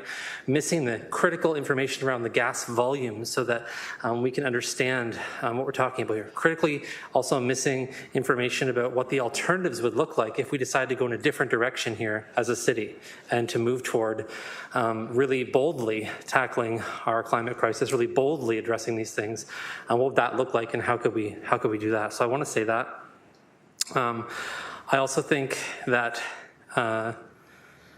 we have to think about, as Councillor Alex Wilson said earlier, you know, if this is going to be, maybe it wasn't Councillor Alex Wilson, I don't know who it was, to be honest, but somebody talked about this pipeline being sort of solely just for this specific use. I think we also have to really carefully think about that context too. What does it mean for us to be, as a city, investing in these kinds of uses, sole uses, and how does it relate to the impact of further uses that come online? Because I know that the delegate today spoke about, well, we would consider other things about this if there was increased demand. I am really concerned about this idea that we're saying, okay, we're going to put a pipeline in here. Other people say, cool, I'd like to have some more natural gas. I'd like to have some more natural gas.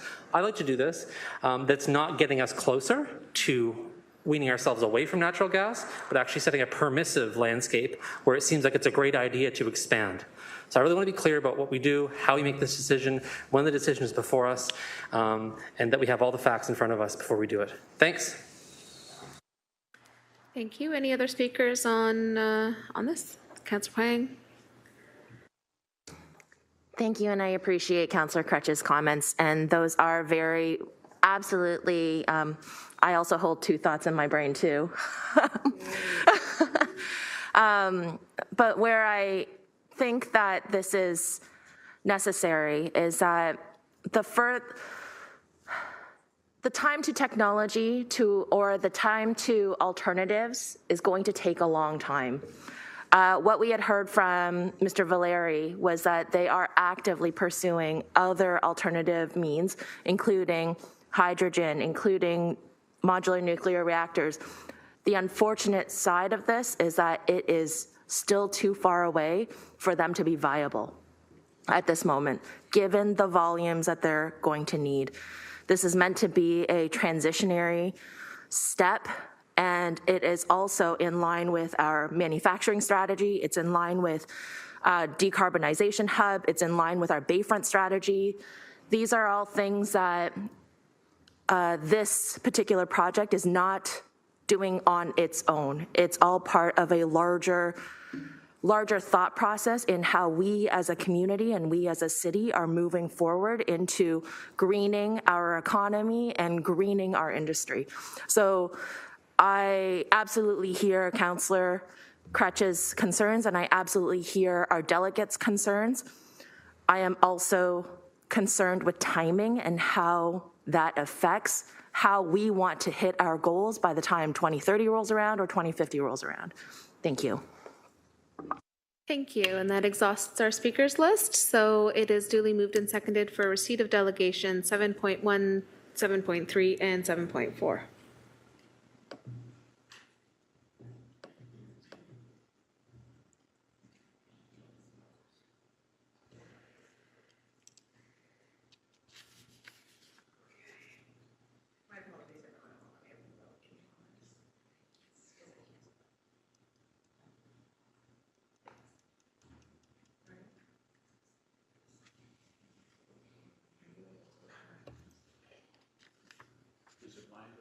No, it's just bear with us. We're getting the vote up. It's just taking a few moments. The digital gerbils in the background of eScribe.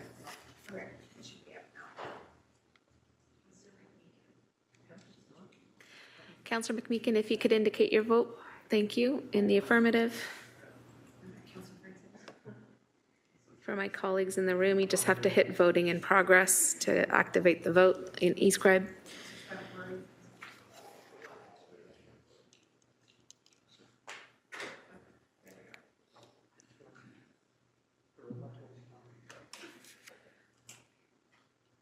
And that carries. Thank you. So moving on in the agenda, we are at consent items. First up is 9.1, Barton Village Business Improvement Area BIA Revised Board of Management, PED Report 23029, impacting both wards 2 and 3. Could I get a mover and seconder? I'm in the chair, so I can't move it. Moved by Councillor Wilson, thank you. That's Maureen Wilson, and seconded by Councillor Pauls. Thank you. Any discussion on the item? Seeing none, it's before committee for approval.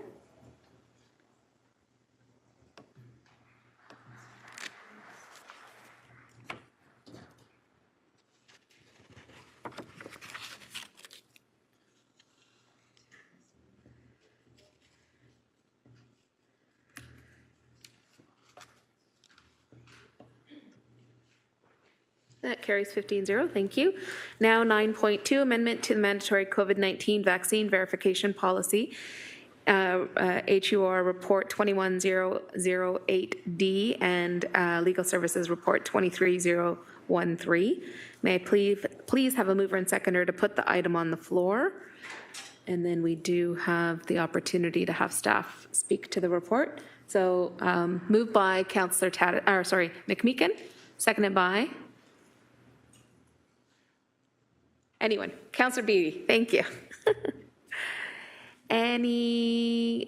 Would committee members appreciate a review by staff of the report? I see nodding heads, so if I could turn the mic over to Edie Fontana, please.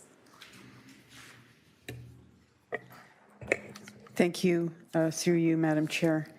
This report is an information report speaking to the proposed amendment to the mandatory COVID-19 vaccine verification policy. There was a motion before Council on December 7th of last year relating to the policy and some proposed amendments, and at that time an information report was requested of staff and information and any alternatives for consideration. So the report is essentially provides some background, some timelines as we've been on this journey for about 2 years now, and it speaks to specifically the motion requesting that the requirement for new hires to provide proof of vaccine, that being the 2 doses, be removed from the policy, save and accept those in our long-term care facilities, Hamilton Paramedic Services, and our Red Hill Child Care Center. So the report speaks to the current state and where we find ourselves. It also speaks to the fact that the vaccine requirement for new hires has not been a detriment to our ability to attract and hire employees. There have only been 5 new offers of employment that were rescinded as a result of the candidates not being able to comply with the policy. But we did hire over 2,100 new hires last year and rehired over 800 employees.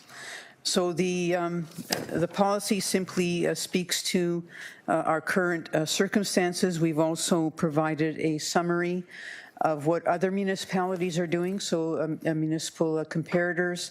The vast majority of them have paused or rescinded their vaccine policies, which include those provisions for new hires. Again, save and accept those employees in long-term care, paramedic services, or if they have a child care center as part of their responsibilities. So it's as I say, it's an information report giving an update on where we are, and I'm happy to respond to any questions that council may have. Thank you so much, Edie Fontana. We do have a speakers list. First up is Councillor Jackson, followed by Councillor Francis. Thanks, Deputy Mayor Nan, and I'll be very careful not to debate this information report. Just a few questions for clarity, please, because the debate, I'm sure, will come later with Councillor Paul's motion. So thank you, Edie Fontana, for your follow-up, as you always do, to Council's request. I just need some clarity, please, Executive Director Fontana. On your page 2 of your report, your last paragraph says, generally speaking, labor arbiters have found vaccination policies to be reasonable, including keeping unvaccinated employees out of the workplace on unpaid leave. However, by contrast, vaccination or termination policies have received differing outcomes depending on the facts of the case. Can you elaborate and explain, please, through you, Deputy Mayor? Through you, Madam Chair. Thank you, Councillor Jackson. The arbitrators, and it is an evolving situation with our jurisprudence as it relates to arbitrations dealing with vaccine policies. Essentially, the arbitrators have been saying that policies requesting employees to be vaccinated are reasonable to a point of termination. You can place them on an unpaid leave of absence, but termination as a result of employees not being vaccinated are not being supported from a legal perspective. And I would suggest, as we are moving down this journey, that even supporting an unpaid leave of absence is going to be less and less supported as the COVID circumstances evolved. In terms of depending on the facts of the case, there are some, collective agreements, Hamilton being one of them, where there's specific language with respect to vaccines and what that means in placing employees on an unpaid leave of absence. So I would generally say that arbitrators have been supportive of placing unvaccinated employees on an unpaid leave of absence, but they have not supported termination of employment as a result. Thank you very much for that explanation and further clarification, Executive Director. A couple of supplementary questions through you, Deputy Mayor Nan. On page 4 at the top, Executive Director, throughout the last few months, I have felt unhappiness because of I think you've expressed a number of times the difficulty in recruiting people to this corporation, and it's not just the City of Hamilton, but it's widespread. However, you've raised my hopes in that first paragraph by saying that Human Resources has not encountered challenges with respect to recruitment and retention. Can you reconcile, please, to me what seems to be just a little different messaging? Through you, Deputy Mayor, please. So through you, Madam Chair, I think we're suggesting here that requirement for employees or prospective employees to have a vaccine is not a detriment in terms of our ability to attract new hires. We have other challenges as we've shared with Council in the past, but the numbers speak for themselves. We've had only, as I say, 5 offers that needed to be rescinded as a result of the candidates not being able to provide the proof of vaccination. It's just not a detriment in terms of our recruitment to date. Whether or not that continues to be the case will remain to be seen, but it hasn't presented itself as a challenge at this point in time. Thank you for making that distinction. That helped me better understand. You were more stipulating about the vaccination policy and recruitment and retention. Thank you very much. Lastly, then, on that sentence at the end of that top paragraph, due to the fact municipal comparators, Deputy Mayor, appear to be status quo or moving away from vaccination requirement for new hires, but staff have not contemplated as an alternative an enhancement of current measures beyond those currently in effect. So I know, Laura, this will be in Council's hands, Committee's hands, and ultimately Council's hands later today. So can you just define for me better that sentence? Are you suggesting then you will, of course, carry out whatever Council decides about new hires? Are you actually leaning towards a specific recommendation? Just further clarifying, that's my last question. Deputy Mayor. Thank you, Executive Director. So through you, Madam Chair, of course, I'm always in Council's hands and what they direct our office to do. If you're asking me for an opinion on whether or not it's appropriate or it continues to be a requirement or applicable in our circumstances, I don't think it's any longer effective. It's 2 doses, which was really almost 2 years ago now. Things have evolved as it relates to the vaccines. Although it's not a detriment at this point in time in terms of our ability to attract or hire individuals, I don't see it being valid anymore given our current state. Thank you for your professional opinion and honesty, Executive Director. Thank you, Deputy Mayor. Thank you, Councillor. Next up is Councillor Francis, followed by Councillor Danko, Councillor Maureen Wilson, and then Councillor Pauls. Thank you, and through you, Chair, I'm just trying to understand how this policy has not been a deterrent. It's impossible to have data on this because these people don't apply. Why would people apply if they're unvaccinated, if they know the policy?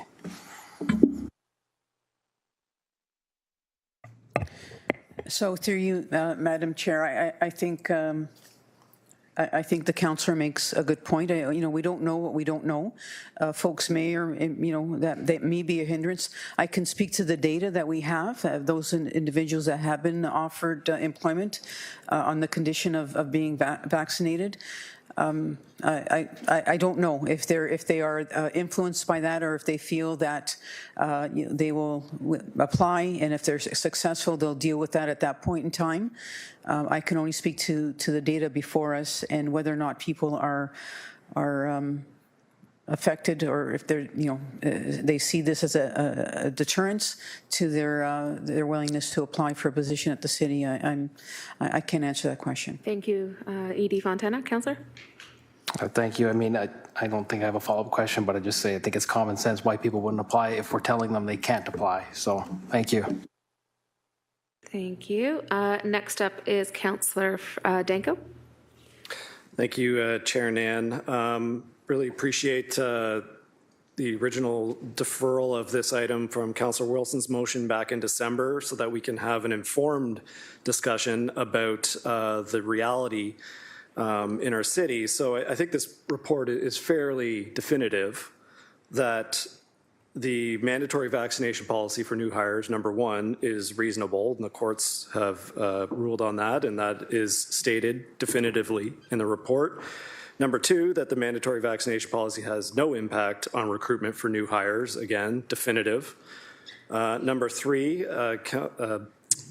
Director Fontana stated the numbers, so through you, if I could just confirm the numbers, that 2,100 new hires, 800 rehired, so that's 2,900 hires under this policy, and out of 2,900 hires, 5 fell into the vaccination policy. So as a percentage, 0.17%. So you just want to clarify that those statistics are right? Yes. Okay. So through you, Madam Chair, yes, that's correct. Thank you. So once again, definitive. And my final question is I'll turn this around a little bit. So the City of Hamilton has a mandatory vaccination policy for new hires, and the premise is that is people are then not applying, and that is causing a labor shortage at the City of Hamilton. So can I ask through you, Madam Chair, is there any sector of the economy, any business at all, any sector of employment that right now is not having a challenge finding new employees? And specifically, is there any sector of the economy that specifically is recruiting anti-vaxxers that has fully employed and is not having a challenge recruiting?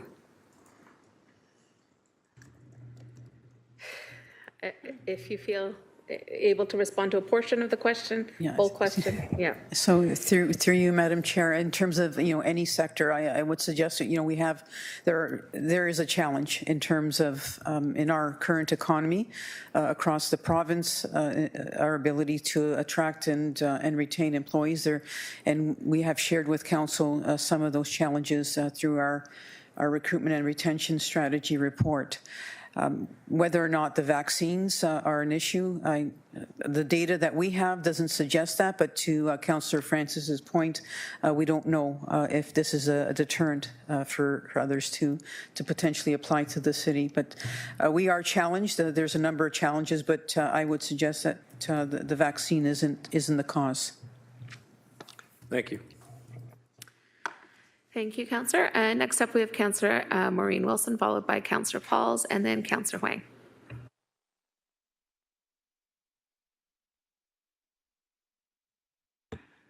Thank you, Chair. Thank you to Councillor Danko. Took the burden of most of my questions. Appreciate that. Because, as you know, Chair, we have been hearing across the sector, and I'm sure I see Mr. Schlehan in near the bench, talking about due to demographic changes and the changing nature of our economy, that the attraction and retention of human resources is felt across North America right now. I'm just wondering through you, Chair, if I could just ask Edie Fontana to further flesh out on page 3 of her report, point number 4, which I think speaks to an identified contradiction in the motion. Can I ask her to unpack that, please? And thank you. Can I just clarify, Councillor Wilson, the last portion of what you just said? On page 3 of 5. Thank you. Point 4. Thank you, through you, Madam Chair. I think it's thank you for raising that matter, Councillor Wilson. I think it's an inadvertent absence of words. In the scope portion of the policy, it speaks to this policy applying to all employees, and it strikes out all of the City of Hamilton and all full-time, part-time, permanent, temporary, and so forth. And then it refers to all employees at the lodges, Hamilton Paramedic Service, and the Red Hill Child Care Center. The next paragraph is also struck out in its entirety. I think what the motion is intended to say is that save and accept new hires at the lodges, Hamilton Paramedic Service, and Red Hill Child Care Center. The policy will no longer require new hires, vaccine as a condition of employment. I think it was meant to exclude new hires in those three areas. The way that the motion is written now, it includes them. So we made note of that in the report. Thank you. Councillor? Thank you. At the appropriate time on the agenda, I'll have to seek clarity further from the mover. Thank you. I don't know if at this time, if I could ask I see Mr. Schlehan has made his way to the bench, if he could offer comment on my read of every business journal, every HR journal, every conversation that I've had within the BIAs, at the Hamilton Chamber of Commerce, the phenomenon of the challenge of attracting labor as a consequence of demographics. Through the chair. Thank you. Director? Norm Schlehan, Director of Economic Development, through the chair to the councillor. Councillor Wilson, I can confirm everything you've just said. We are in a very unique situation right now that's been unprecedented in my 30 years here with the city from a workforce challenge piece in terms of trying to attract labor. It's demographics. It's a number of things in terms of baby boomers retirements, people just looking for other options. There are a lot of there seem to be a lot of opportunities out there, but it doesn't seem there's a lot of people to fill these opportunities. So it's a bit of it is a bit of an unusual situation. However, that really, I believe Jennifer Patterson, our manager of business investment and sector development, mentioned at our last meeting here, we are implementing a workforce strategy here through economic development. It's not a corporate workforce strategy, but a citywide corporate strategy, bringing together all our partners to help address some of these issues that we're dealing with from a workforce attraction standpoint. So we hope to report back to council with that report by the end of the year. Thank you. Thank you, Chair Nan. And I'll seek your permission and abide by your ruling because it is part of my efforts to discover on this very phenomenon. If I could ask through you to GM Burden. My understanding with respect to workplace retention strategies is that the effort, because of this demographic shift, was largely driving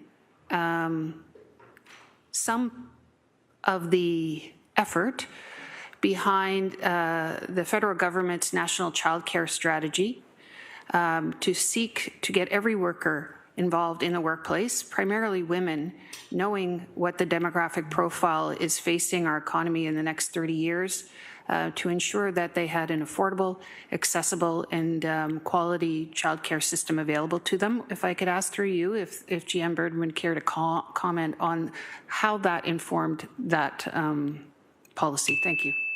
Thank you. GM? Through you, Chair, to the councillor. I know that our director of children's services was consulted in the policy. I'm not sure that I'm able at this point to comment on the broader pieces, but I'm happy to take that back and get back to you. Thank you. Probably a more appropriate time for comment as someone who has been involved in efforts to advocate for early childhood education on a nationwide basis. At this time, I can say with some good certainty that it absolutely is part of Canada's efforts to retain and attract and get workers into the workplace, primarily women who continue to be the responsible for childcare. So thank you, Chair Nan. Thank you, Councillor, and also integrated into the recovery efforts as well here locally. Councillor Paul, Councillor Huang, and Councillor A. Wilson.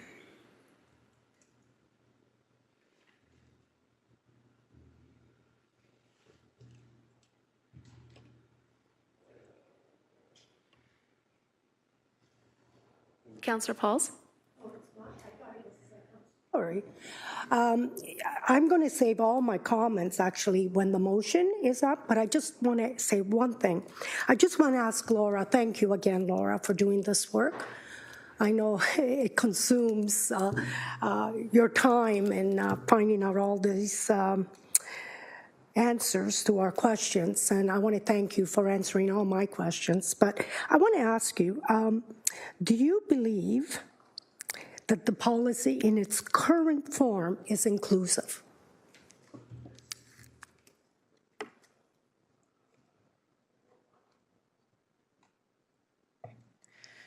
Through you, Madam Chair. Do I think the policy is inclusive? I would have to say no. It is, potentially a detriment to certain members of our community.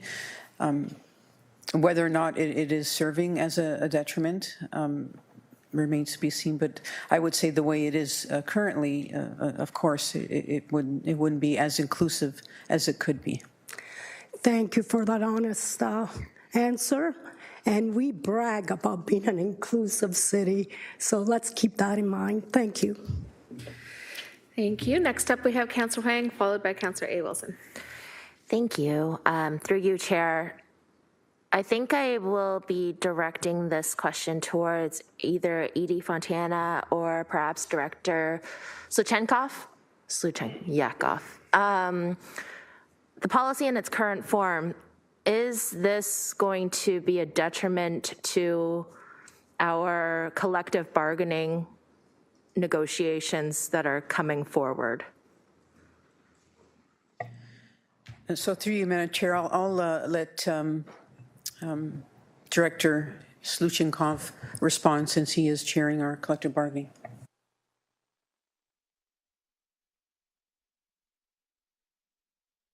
Thank you. Through you, Madam Chair. It's a little difficult to speculate as to the impact of the policy on the bargaining dynamics, appreciating that we haven't started yet and do not see the proposals on the table. If I was to hypothesize on it or on that particular topic, obviously the policy has been in place for a prolonged period of time. It's a little familiar to the parties. And so to some extent, it's not a new issue, and whether the bargaining units choose to advance proposals in that area or not, I think to some extent would be sort of me trying to guess as to whether there's outstanding issues there for them or not. Obviously, if there's no policy anymore, less issues, the existence of the policy potential for continuing issues, and that's really a broad brush. I hope that was somewhat helpful. Thank you, Director. If you could just introduce yourself by title for the public record. Thank you.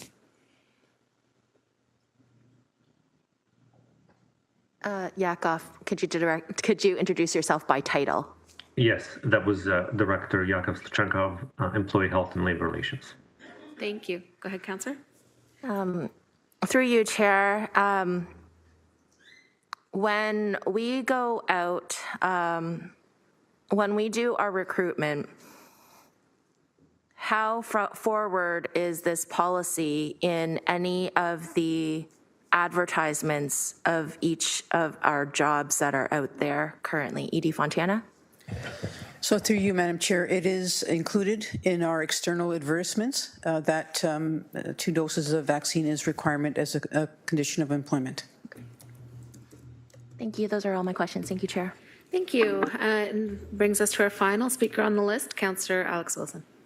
Thank you. I think just two quick things from me. I'm hoping to follow up on the retention angle. I think Councillor Danko said we have definitive answers in the report. Heard some questions from Councillor Francis, expanding the scope, maybe going, what about the folks who aren't applying? I just want to get a sense of maybe we can bound that assumption of folks who aren't applying as a result through, I think this is to GM Burden actually, but do we have an understanding of how many folks in Hamilton who would be working age don't have 2 doses of vaccines, or what is the maybe upper limit on that number of residents? And I think that might help. I've done some back of the napkin math, but I'm wondering if you have a better answer. Thank you.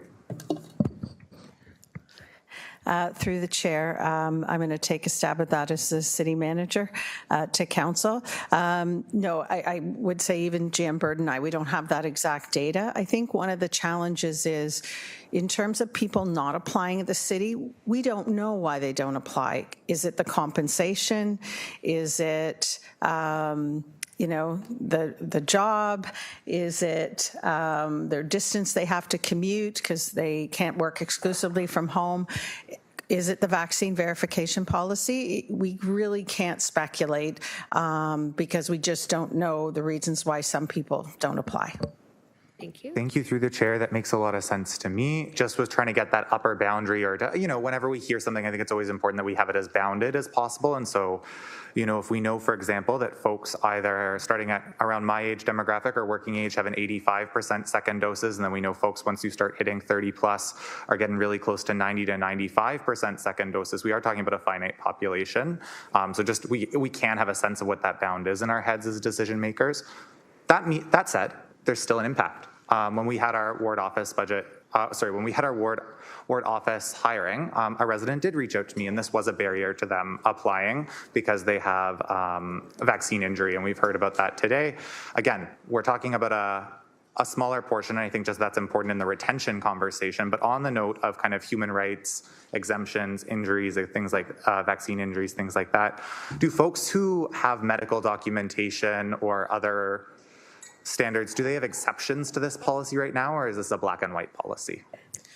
So through you, Madam Chair, yes, to the councillor, there are exemptions, medical exemptions that are provided for in the policy. So if an individual does have a medical condition requiring an exemption, provided they provide that documentation, we allow for those exemptions. Thank you. I think those are all my questions. Obviously there is a lot of politics around who can get those exemptions, how those exemptions happen, but thank you for clarifying that to at least some extent they do exist. Thank you. Thank you. We have expanded our speakers list to Councillor Taddison and Councillor Kretsch. Thank you. Through the chair, this is a question directed to E.D. Fontana. In your studies or your research, did you find any information about the duration, I guess the efficacy of the vaccine, how long it would last after someone receives a vaccine? Thank you, through you, Madam Chair. I didn't focus on that, Councillor Taddison. That's not my area of expertise. I wouldn't even attempt to try to understand. I leave that with the public health professionals. Councillor Taddison? Would GM Burden like to take that on? Thank you. Through you, Madam Chair, to the councillor. I am texting with Dr. Richardson, and I'm happy to see if she can join the conversation. Perhaps while she's joining, I can respond to Councillor Alex Wilson's question about the population. First, I think it's important to remember that not everyone that is applying to Hamilton as a city employer is from Hamilton. But the total population coverage of Hamiltonians is 79.2. Any booster beyond the first 2 doses is 49.2%, and the booster in the last 6 months is 20% and falling. If I could just ask one of the clerks to send the link to Dr. Richardson. She is able to join us from the medical officer of health perspective. Thank you, GM, for following up with our medical officer. And if we can hold on questions that have to do with public health until the doctor is able to join us. Councillor Tattison, did you have any other questions? I think for my line of questioning, we need that question answered first. Okay, fair. Councillor Cretch, then followed by second-time speakers if the doctor is not online. Thank you, and I had some questions that mostly were answered. Excellent questions from my colleagues, some of them about different impacts here in terms of labor, in terms of labor shortages, in terms of the different kinds of evidence that we have. I appreciate that we're trying to make a fact-based decision.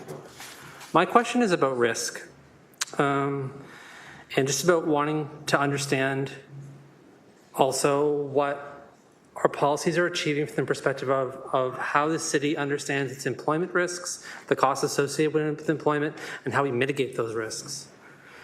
I'm framing it because I really want to make sure that this is clear, and I'm worried it won't be. So apologies for the anxiety. But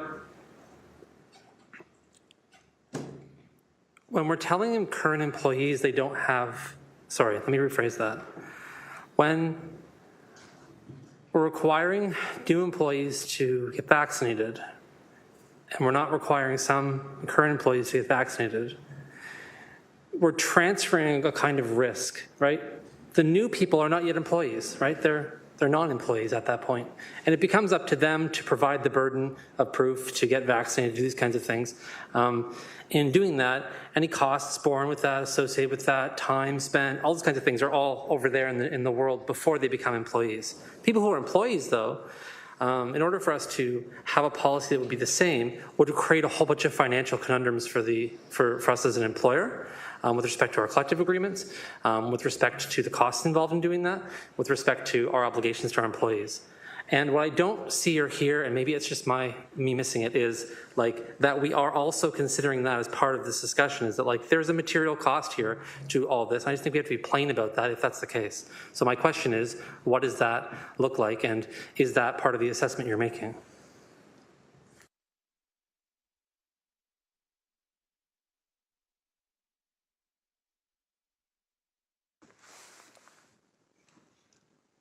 I don't know who can answer that question. Yeah, no, the bench is just conferring. I think General Manager Burden is up first. Thanks. Thank you, Madam Chair. I would just advise that Dr. Richardson is on the line. She only has until 12:15. Should there be an interest in pursuing those lines of questions for the Medical Officer of Health? Yeah, I'm aware of that. So anybody in response to Councillor Cretch's question? Anybody want to take it on? Did you need the question again? Edie Fontana? No, so, thank you, through you, Madam Chair. I'm not sure I fully understand the question. Are you asking for like a financial assessment of the impact of the policy?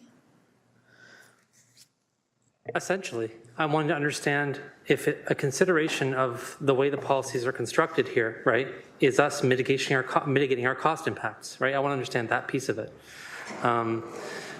Because it will cost us money to do things with our current employees. It doesn't cost any money for us to do with employees that don't exist yet, right? So in a very simple way, I'm asking that question and about how much that weighs in the consideration of how you define and understand these policies. Does that make sense?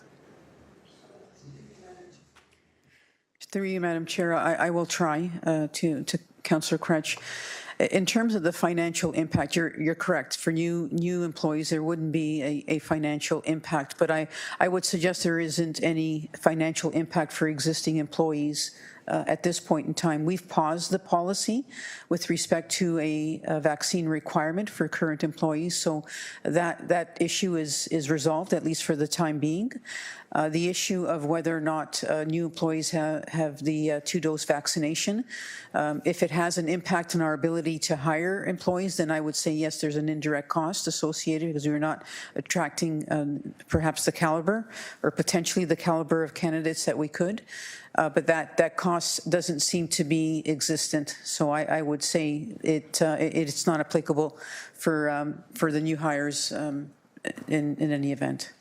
Thank you. Thank you for that. So since the doctor is online, we're going to pivot there to public health related questions. And then Councillor Cretch, we can come back if you need to seek further clarity. Councillor Tattison, your question. And just if I could, Doctor, are you able to put on your camera.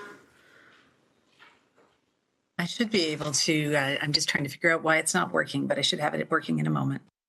Okay. In the meantime, you can hear us. So Councillor Taddison, if you want to start off with your question again, and clerks, if you could assist with making sure we can see the doctor as well, please. Thank you.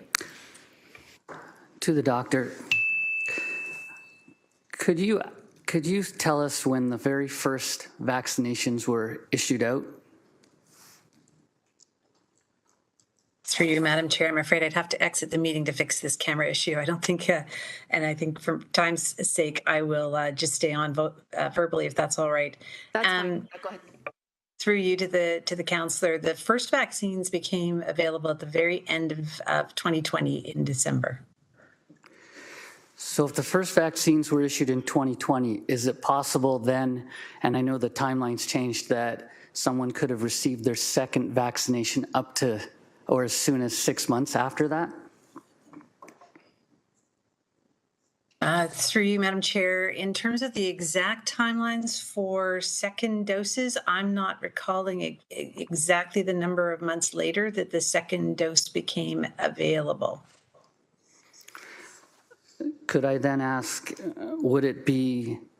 could people have had their second vaccination as long as 18 months ago?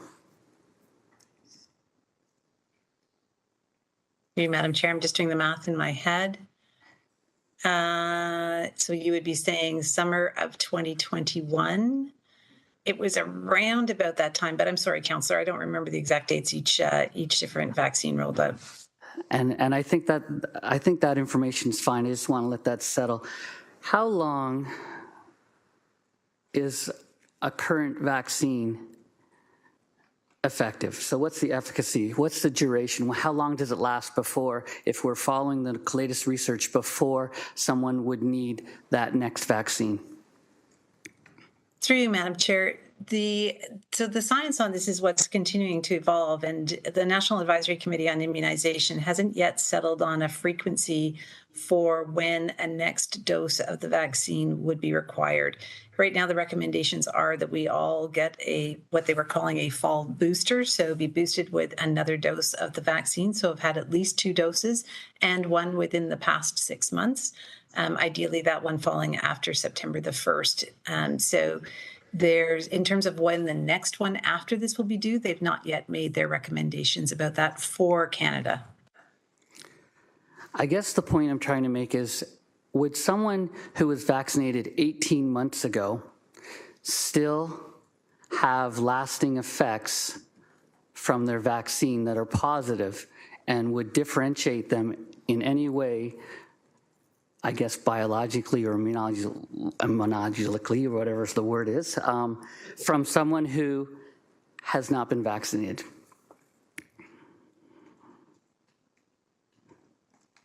Through you, Madam Chair. So if I'm understanding the question correctly, it's would somebody whose vaccine history is more remote, not within the last 6 months, but heading out to the 18-month time frame, would they be immunologically similar to somebody who'd never been vaccinated? Is that the question?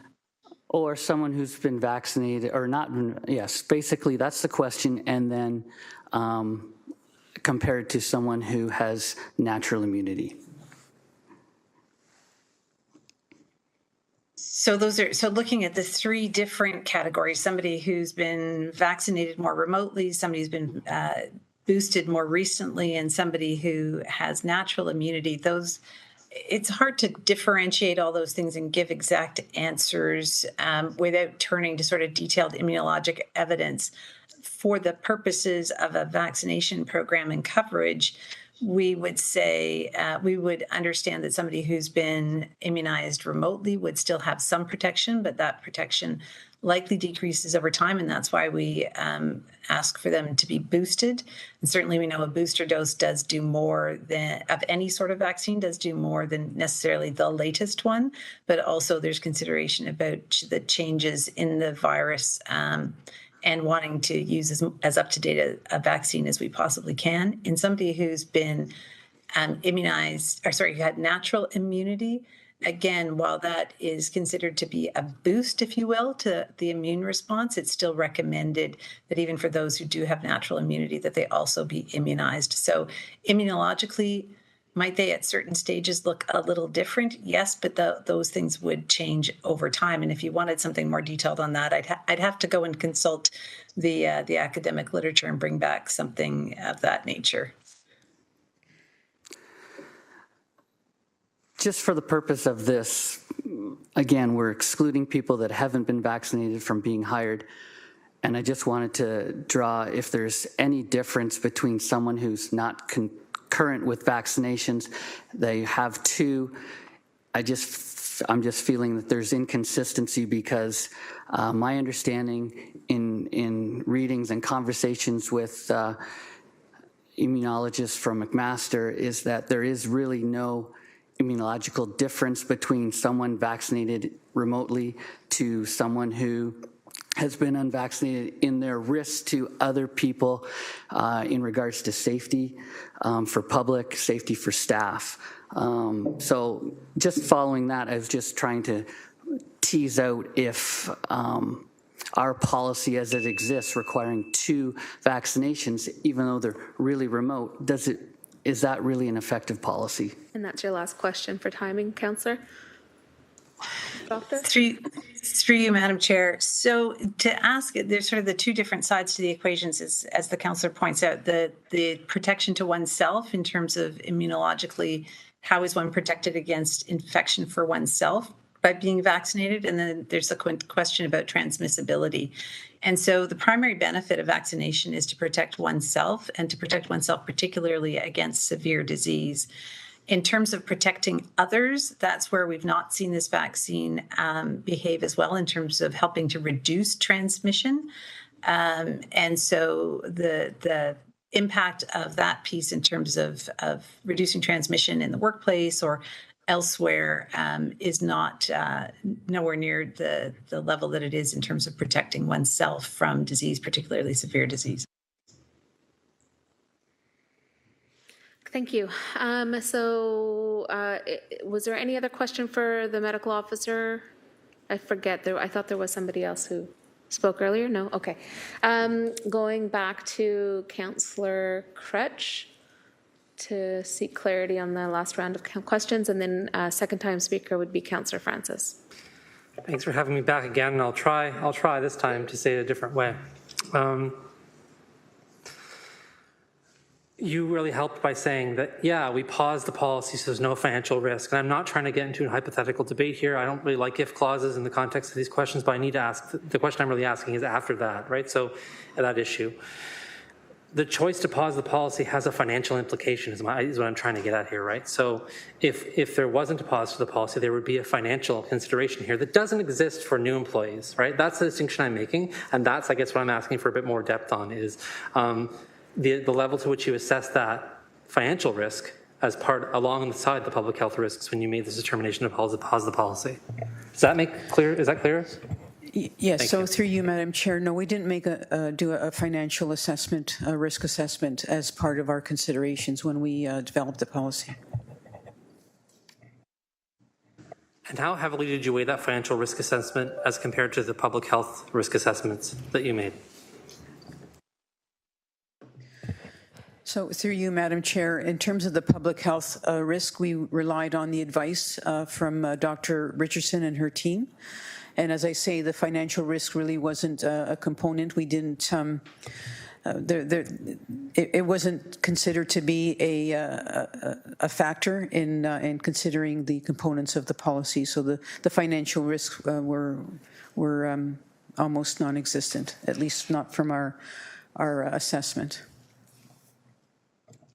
Thank you. That is extraordinarily clarifying. I'm just going to state what you said, that the primary and almost all of the considerations that were undertaken as part of this policy consideration to pause were about public health, primarily those considerations. The financial considerations with respect to our obligations to our employees were weighted significantly less in that discussion or deliberation on your end. Thank you. And that exhausts your questions for now. And that moves us to second time speakers. Councillor Francis. Thank you. I don't think I need to because Councillor Taddison asked such great questions, so I'll cede the floor. Thank you. Great. Okay. Second time, one more time, Councillor Taddison. Is the doctor still with us? Yeah, I don't think so. Is she? I am. You're a lucky councillor. Thank you.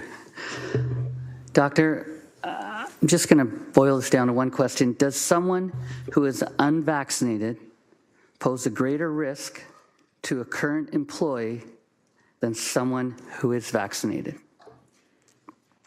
Doctor?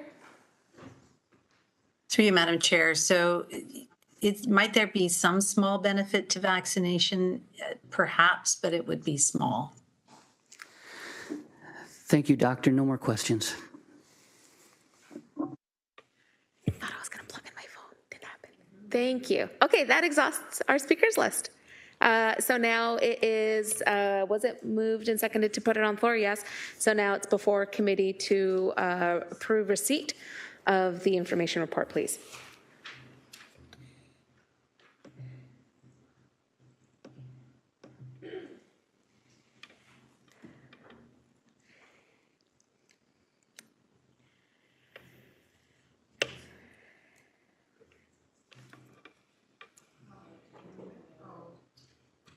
So thank you very much. Madam Deputy Mayor, Councillor McMeekin moved the motion. Unfortunately, he is, oh, my apologies.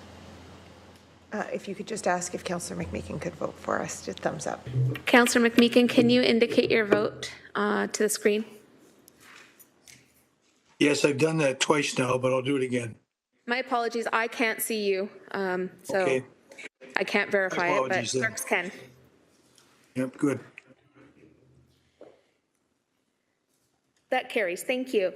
Okay, councillors, and council members and mayor, that brings us to the conclusion of item 9 on the agenda. Next up is discussion items. We are at 12:14. So I just wanted to test if council wants to take a break now, then we would come back and resume our agenda at discussion items. We would have motions, then we would actually go in camera and then come back out of camera for one more public report. So could I get a mover? Sorry, hold on. Sorry, Madam Deputy Mayor, the lunch was delayed. It was ordered and it's coming, but it was delayed, so I don't know if that weighs into your decision. Okay, we can't take a break because lunch isn't here. Is that what you're saying? Okay. To the mayor, Deputy Mayor, you can take a break, but just, I will advise when it is. Well, there are some quick items we could maybe knock off and buy some time here, folks. We've got some discussion items that we may not need to discuss in too much detail. 10.1, so let us go into the discussion items and then take a break. I'm seeing a bunch of waving. Yes, Councillor. Can I just ask a question? Since this is so in our mind of talking about the vaccination, could we do the motion and get that done with? And, no, I'm sticking to the agenda as it's laid out today. All right. We're going to go with discussion. I appreciate the request. It was duly considered. Okay. No, thank you. Is my answer. All right. Okay. So that said, we'll proceed. Okay. 10.1 is Barton Village Business Improvement Area BIA proposed budget and schedule of payments. PED report 23030. I'm in chair, so I can't move it. Seeking a mover and seconder, Councillor Crutch. Thank you. Second by Councillor Jackson. Enthusiastically, thank you both. Any discussion on this item? Councillor McMeekin. Yes, just briefly, I've had occasion over the last couple of years to have some fairly intimate involvement with this business improvement area. And I just want to say for the record that I just believe they're doing outstanding work. Congratulations. I look forward to all kinds of exciting things happening and changes along the Barton corridor. Thanks very much. Thank you, Councillor. I appreciate your enthusiasm for a very important commercial corridor in my ward. Okay, moved and seconded. Please approve it.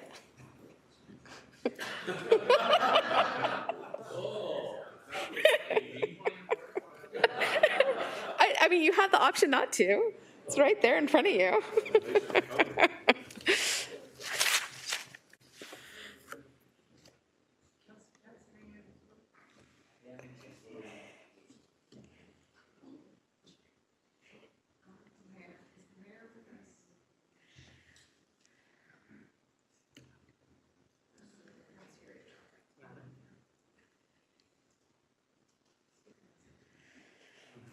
And that carries 14-0. Thank you. Next up is 10.2, the 2023 budget submission for the Advisory Committee for Persons with Disabilities.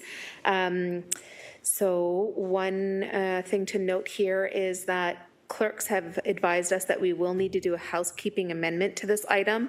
As we do with all advisory committee budgets, we do have to consider them within the overall 2023 budget process.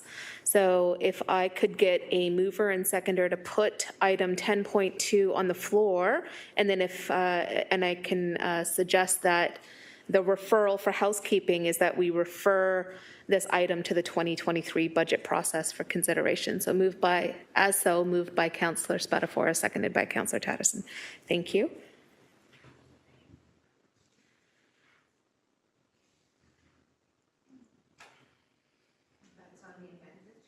Correct.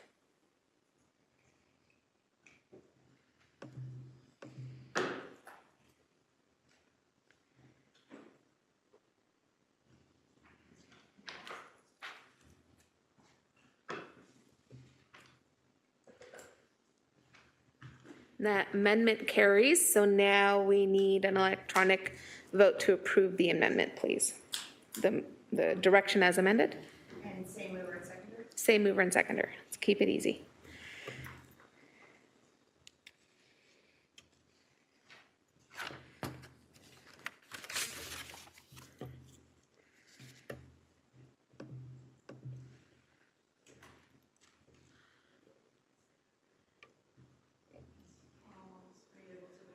Yes, I am. Thank you.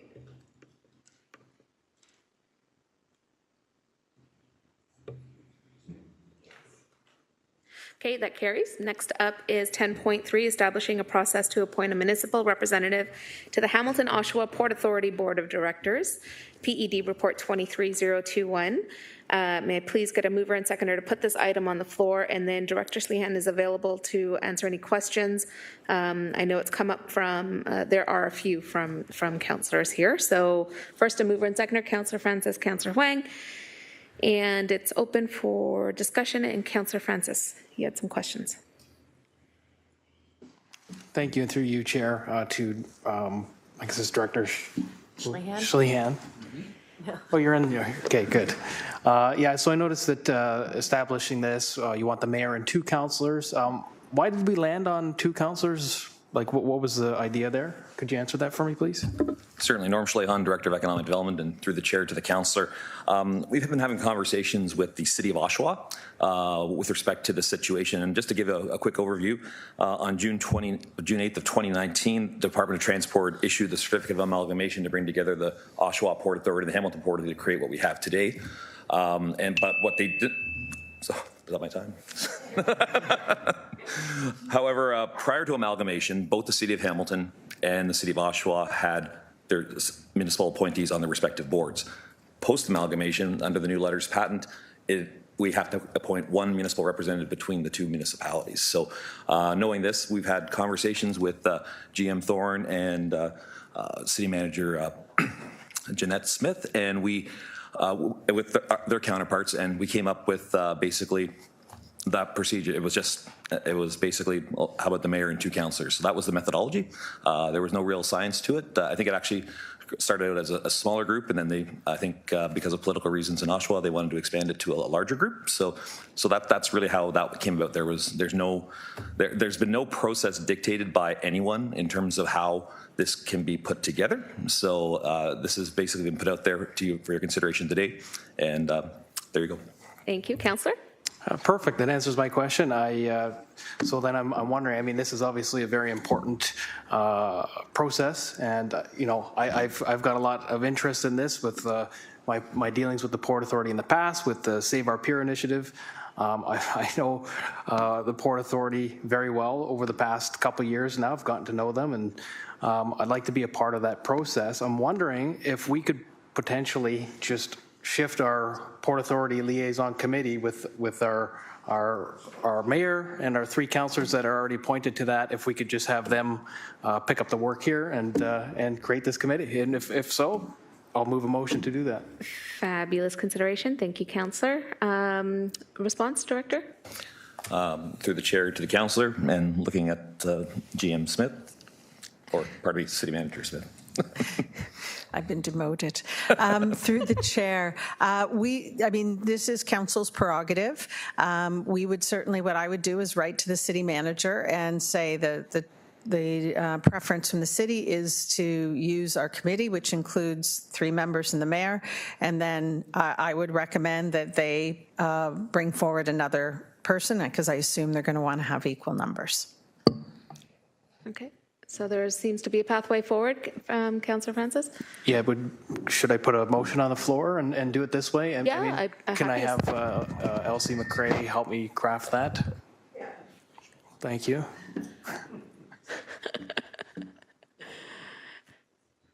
Is it clear? So would it be an amendment to the recommendations in the report just by adding one more additional council representative? So through the Deputy Mayor, my suggestion would be that subsection A be amended by replacing the part about the 2 councillors and say that a City of Hamilton working group be comprised of the Hamilton-Oshawa Port Authority Liaison Committee, I believe is the correct wording.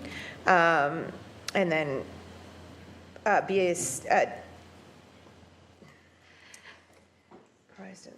Alderman McCrae, this is your realm of expertise, but I do wonder if we might just change the makeup language in Section A to name the mayor and 3 council representatives.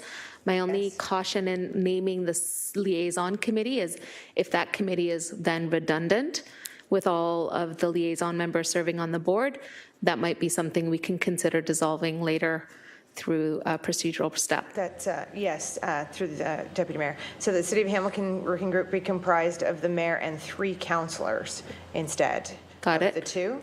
And then I see you, Mayor. Through the Deputy Mayor to the City Manager, do we need to put something in additionally that we need to go back to request that it be, or? Through the chair, no, once this is ratified at council, that would just be my responsibility to let the city manager know. I just wanted to make sure. Okay. So as we finalize the language, it's moved by Councillor Francis. I'd be happy to second it, but the mayor would like to speak on this before, if that's okay. To make one more comment, is it clear that it's going to be the 3 council members from the liaison committee for this? It is? Okay, then that's all. Thank you. Okay, and the mayor is up on the speakers list. Thanks so much, Chair Nan. I just want to say that I want to make it clear that the liaison committee is not going to be on the board of the Port Authority, but rather the liaison committee is going to be tasked with the job of being on the committee, the joint committee or the joint group with the folks from Oshawa to determine who will be the one citizen appointee from Hamilton and Oshawa to sit on the Port Authority board. So I just wanted to make sure that people are clear as to what it is that we're doing here. We're not putting the liaison committee on the board. We're using the liaison committee as our consultation group to work with the Oshawa folks to determine how we go forward on the one citizen appointee to the board. Thank you. Thank you for that clarification, Mayor. That's clear. And in that case then, is there any other clarity that's needed for the language amendment? Elsie? Through the Deputy Mayor, no, I will just, I will add the 3 councillors, but I will also ensure that it is the councillors' names that are on that committee. I just need it. I wasn't sure who the seconder was. I'm happy to second that. Yeah.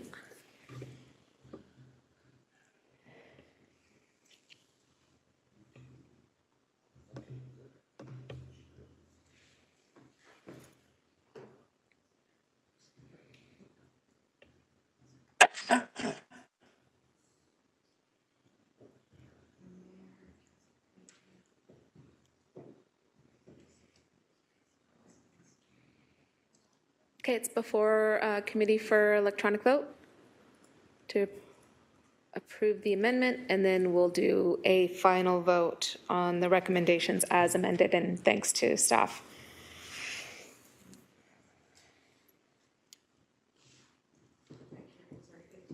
Thank you. And now on the recommendations as amended.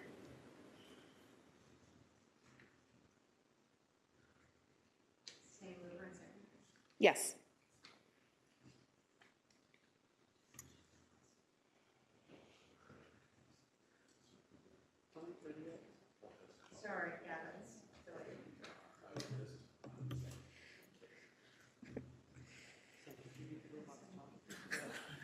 the electronic gerbils were beat.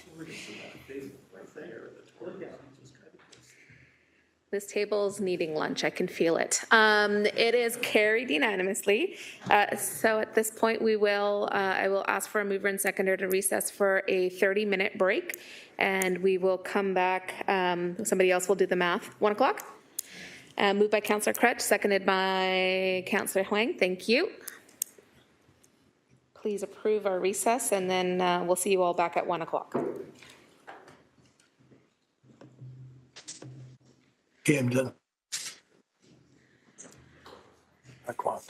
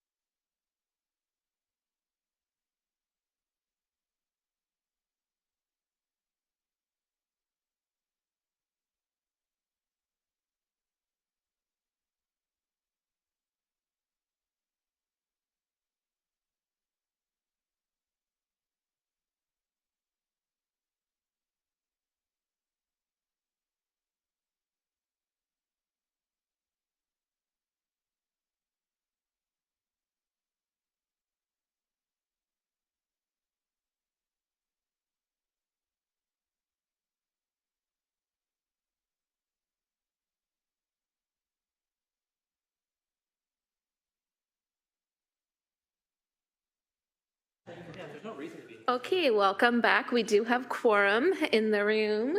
Other folks are coming in. So next up on the agenda is item, hold on. No, 10.4 will be considered after closed session. That was reported at the beginning of the agenda approval.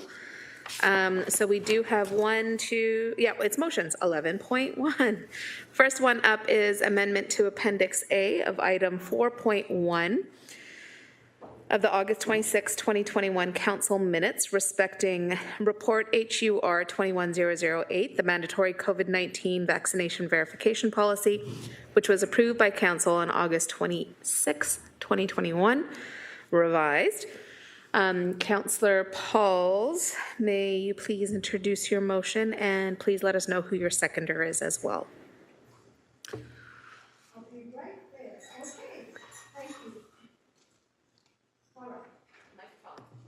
Councillor Francis is my seconder of the motion. All right. So,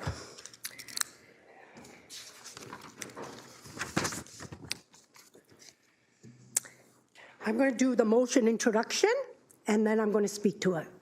Is that okay? Please introduce your motion. Yes. Thank you. So this is recapping when we first discussed this motion back in December. The motion would remove the requirement that the new City of Hamilton hires provide proof of vaccination against COVID-19, similar to the current employees, with the exception of current and new employees at the Lodge, Hamilton Paramedic Service, and the Red Hill Child Care Center. As well as remove the requirement that councillors provide proof of vaccination against COVID-19 or else be subject for a complaint to the Integrity Commissioner. So again, to be clear, the only City of Hamilton staff that will be required to provide proofs of vaccination against COVID-19 are the current employees and new hires working for lodges, Hamilton Paramedic Service, and Red Hill Child Care Center. So my supporting comments are this, and I wrote them down because I want to be careful to read every word, and sometimes, as you know, I do get kind of emotional, so I'm going to read them, and I hope you'll take the time to listen what I've proposed here. The spread of the virus, such as seasonal flu and respiratory viruses, including the severe acute respiratory syndrome, coronavirus 2, that causes COVID-19, occurs among both vaccinated and the unvaccinated individuals. The current policies that we are debating defines fully vaccinated as having 2 doses. And though some people may have waited and received their 2 doses later on the pandemic, most individuals who received their 2 doses, like myself, do so in the late 2020 and early 2021, over 2 years ago. And as such, the efficacy of these 2 vaccines have surely waned by now, bringing into the question, why do we have this policy? The City of Hamilton's own Human Resource Department previously recommended to the General Issue Committee to suspend the mandatory COVID-19 verification policy for City of Hamilton staff, citing the provincial government decision to lift vaccine mandates and proof of vaccination requirement. The City of Hamilton medical officer, Dr. Elizabeth Richardson, was supportive of the City of Hamilton's Human Resources Department recommending to suspend the mandatory COVID-19 verification policy. The Chief Medical Officer of Health, Dr. Karen Moore, has stated that immunization policies have served their purpose.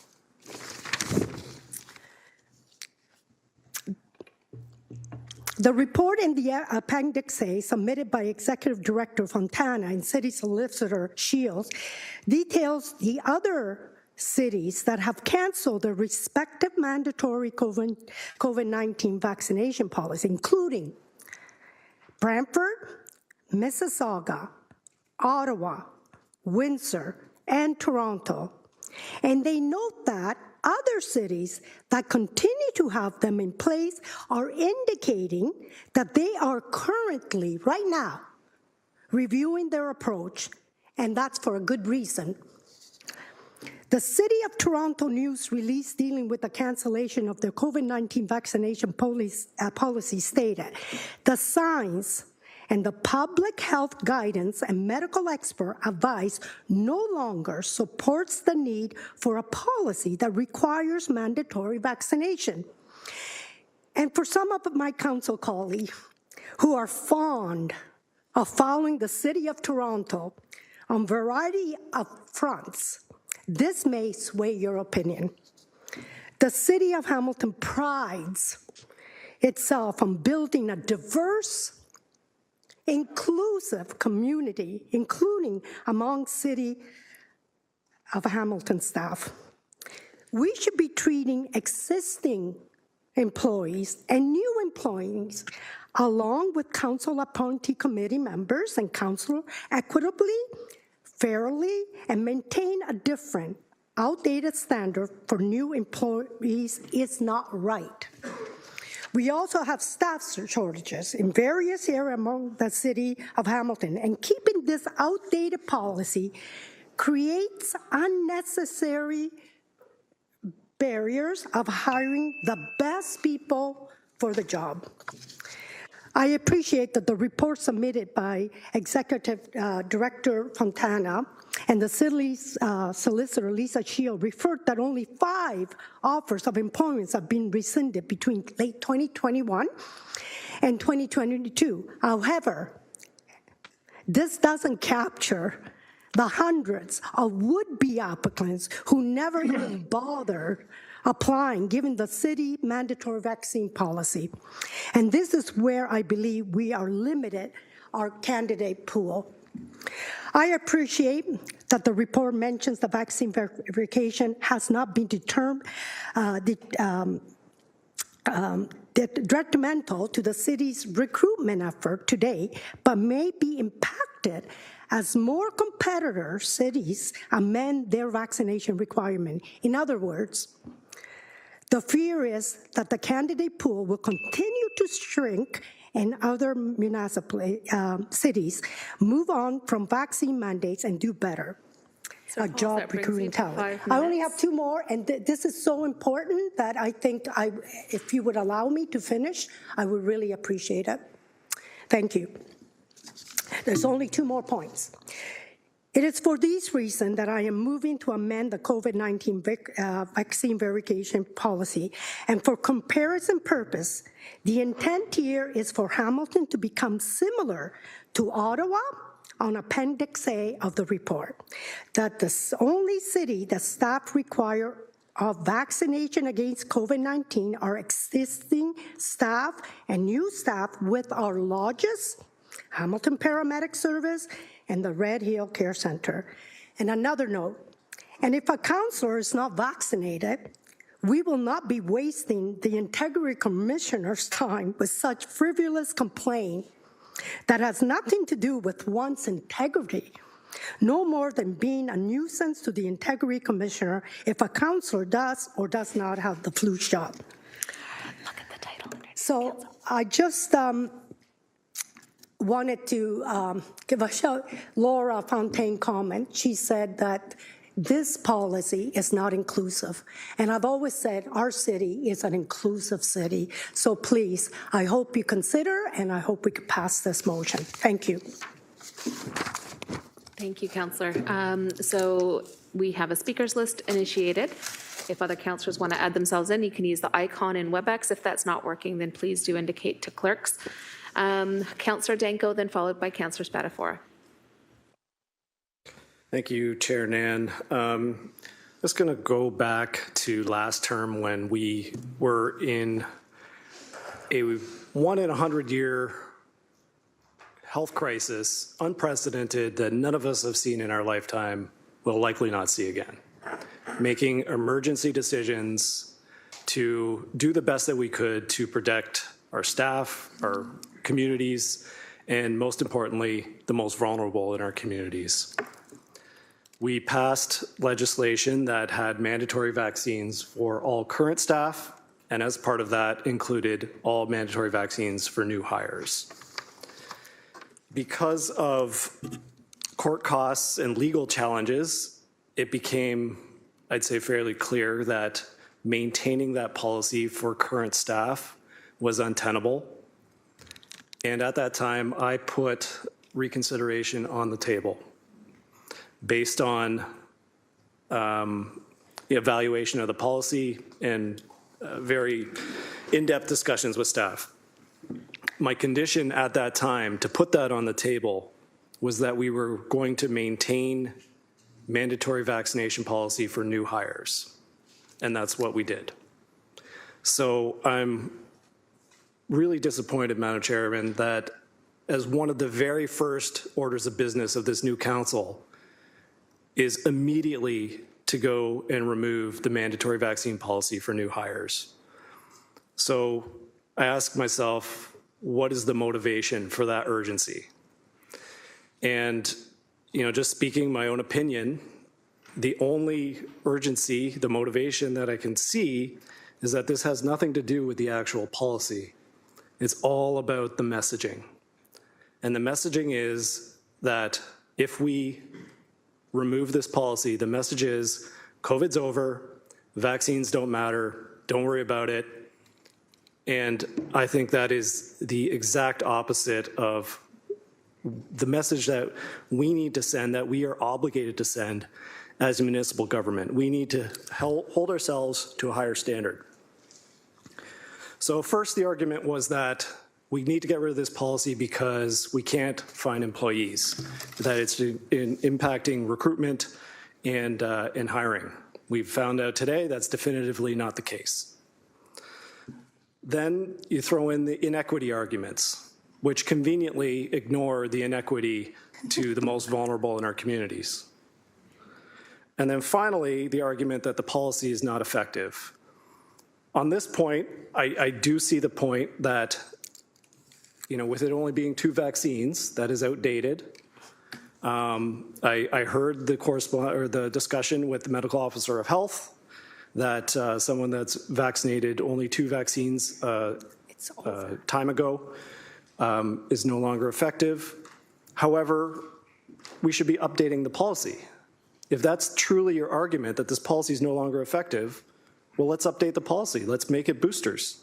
But that's not what's on the table before us. Let's update it. We've gone straight to eliminate the policy, and frankly, I find that argument somewhat disingenuous.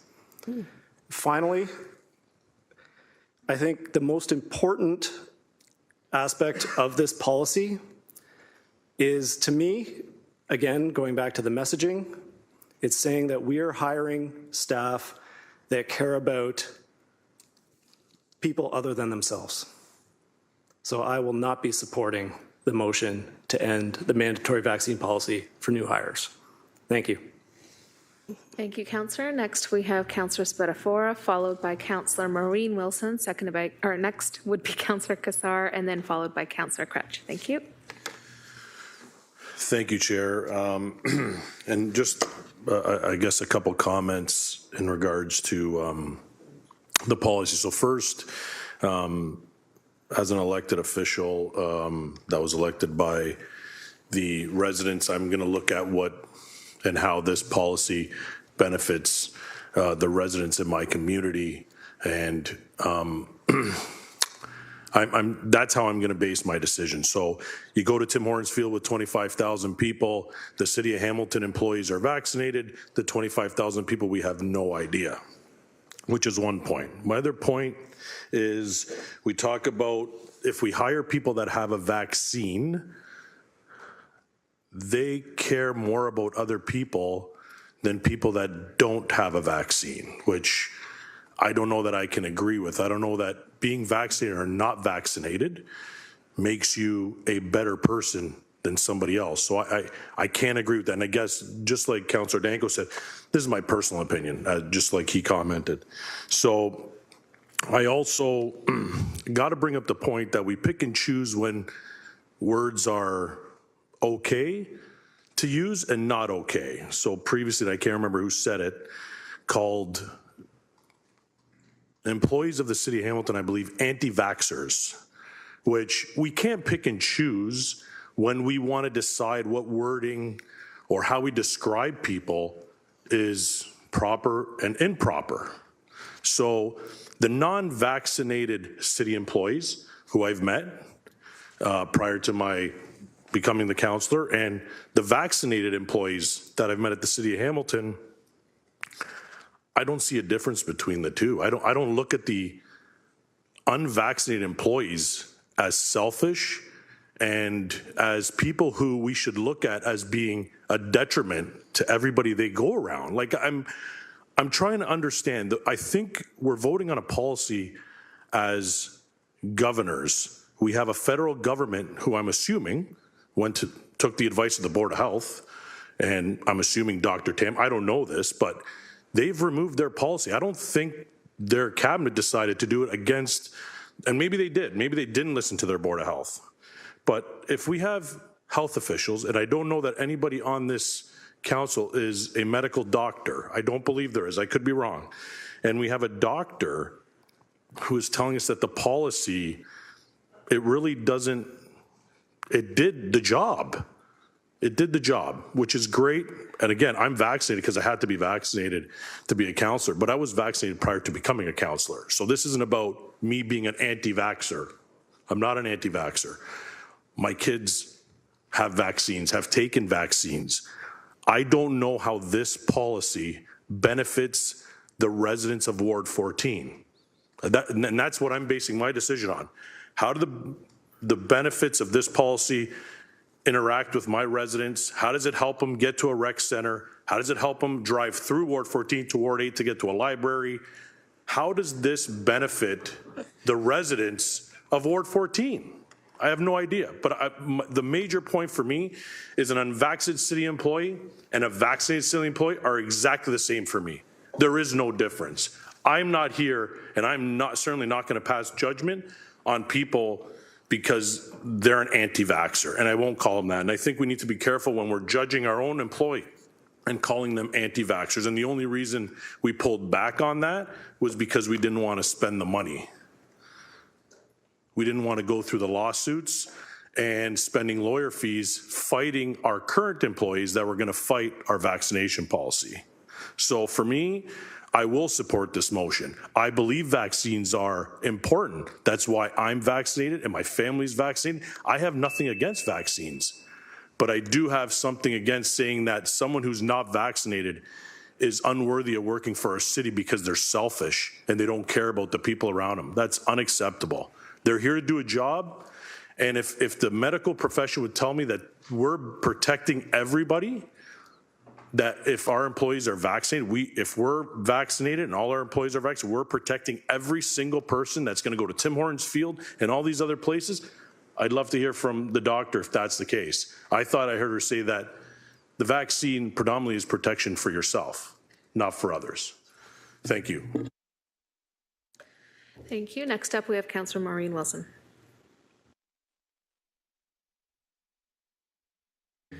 Thank you very much, Chair. If I could just seek, just to make sure I'm understanding the intent and content of the motion correctly, if I could ask through you to the mover. The motion would maintain the requirement that new hires for the Red Hill Care and the municipal lodges and paramedic services, those new employees would be required. If I could just make sure I understand that. Thank you. Is that a question for me? You're the mover, yeah. Okay, thank you.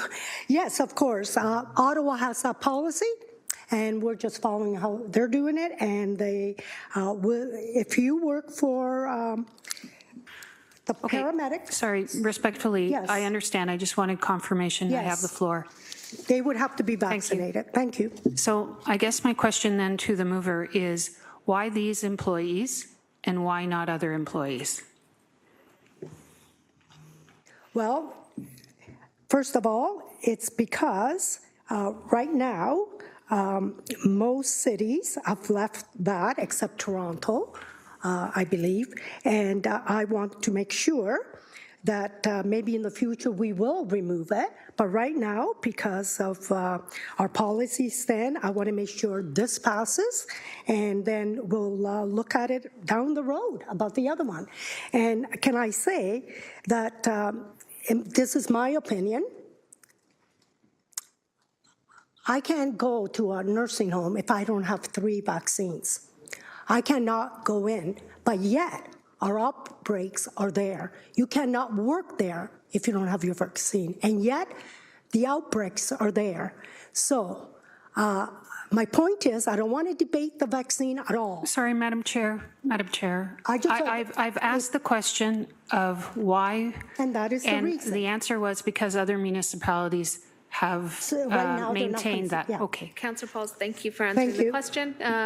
Councillor Wilson, back to you. Thank you. So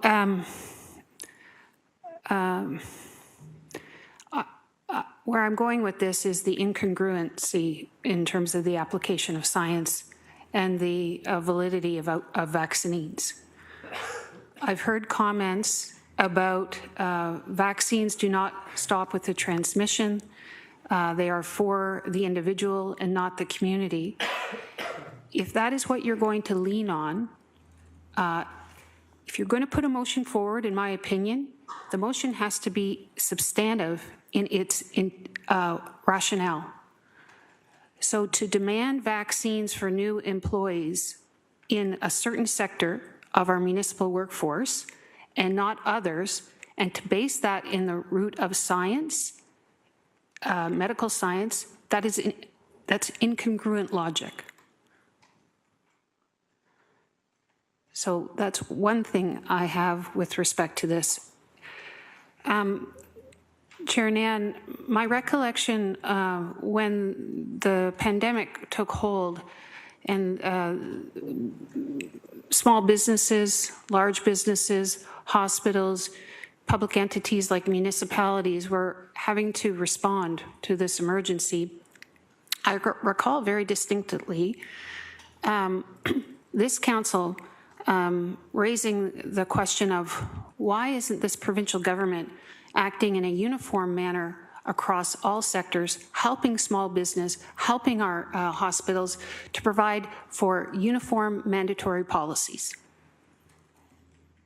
rather than them bear the burden of hiring consultants, hiring legal staff, and knowing that a virus does not respect municipal boundaries.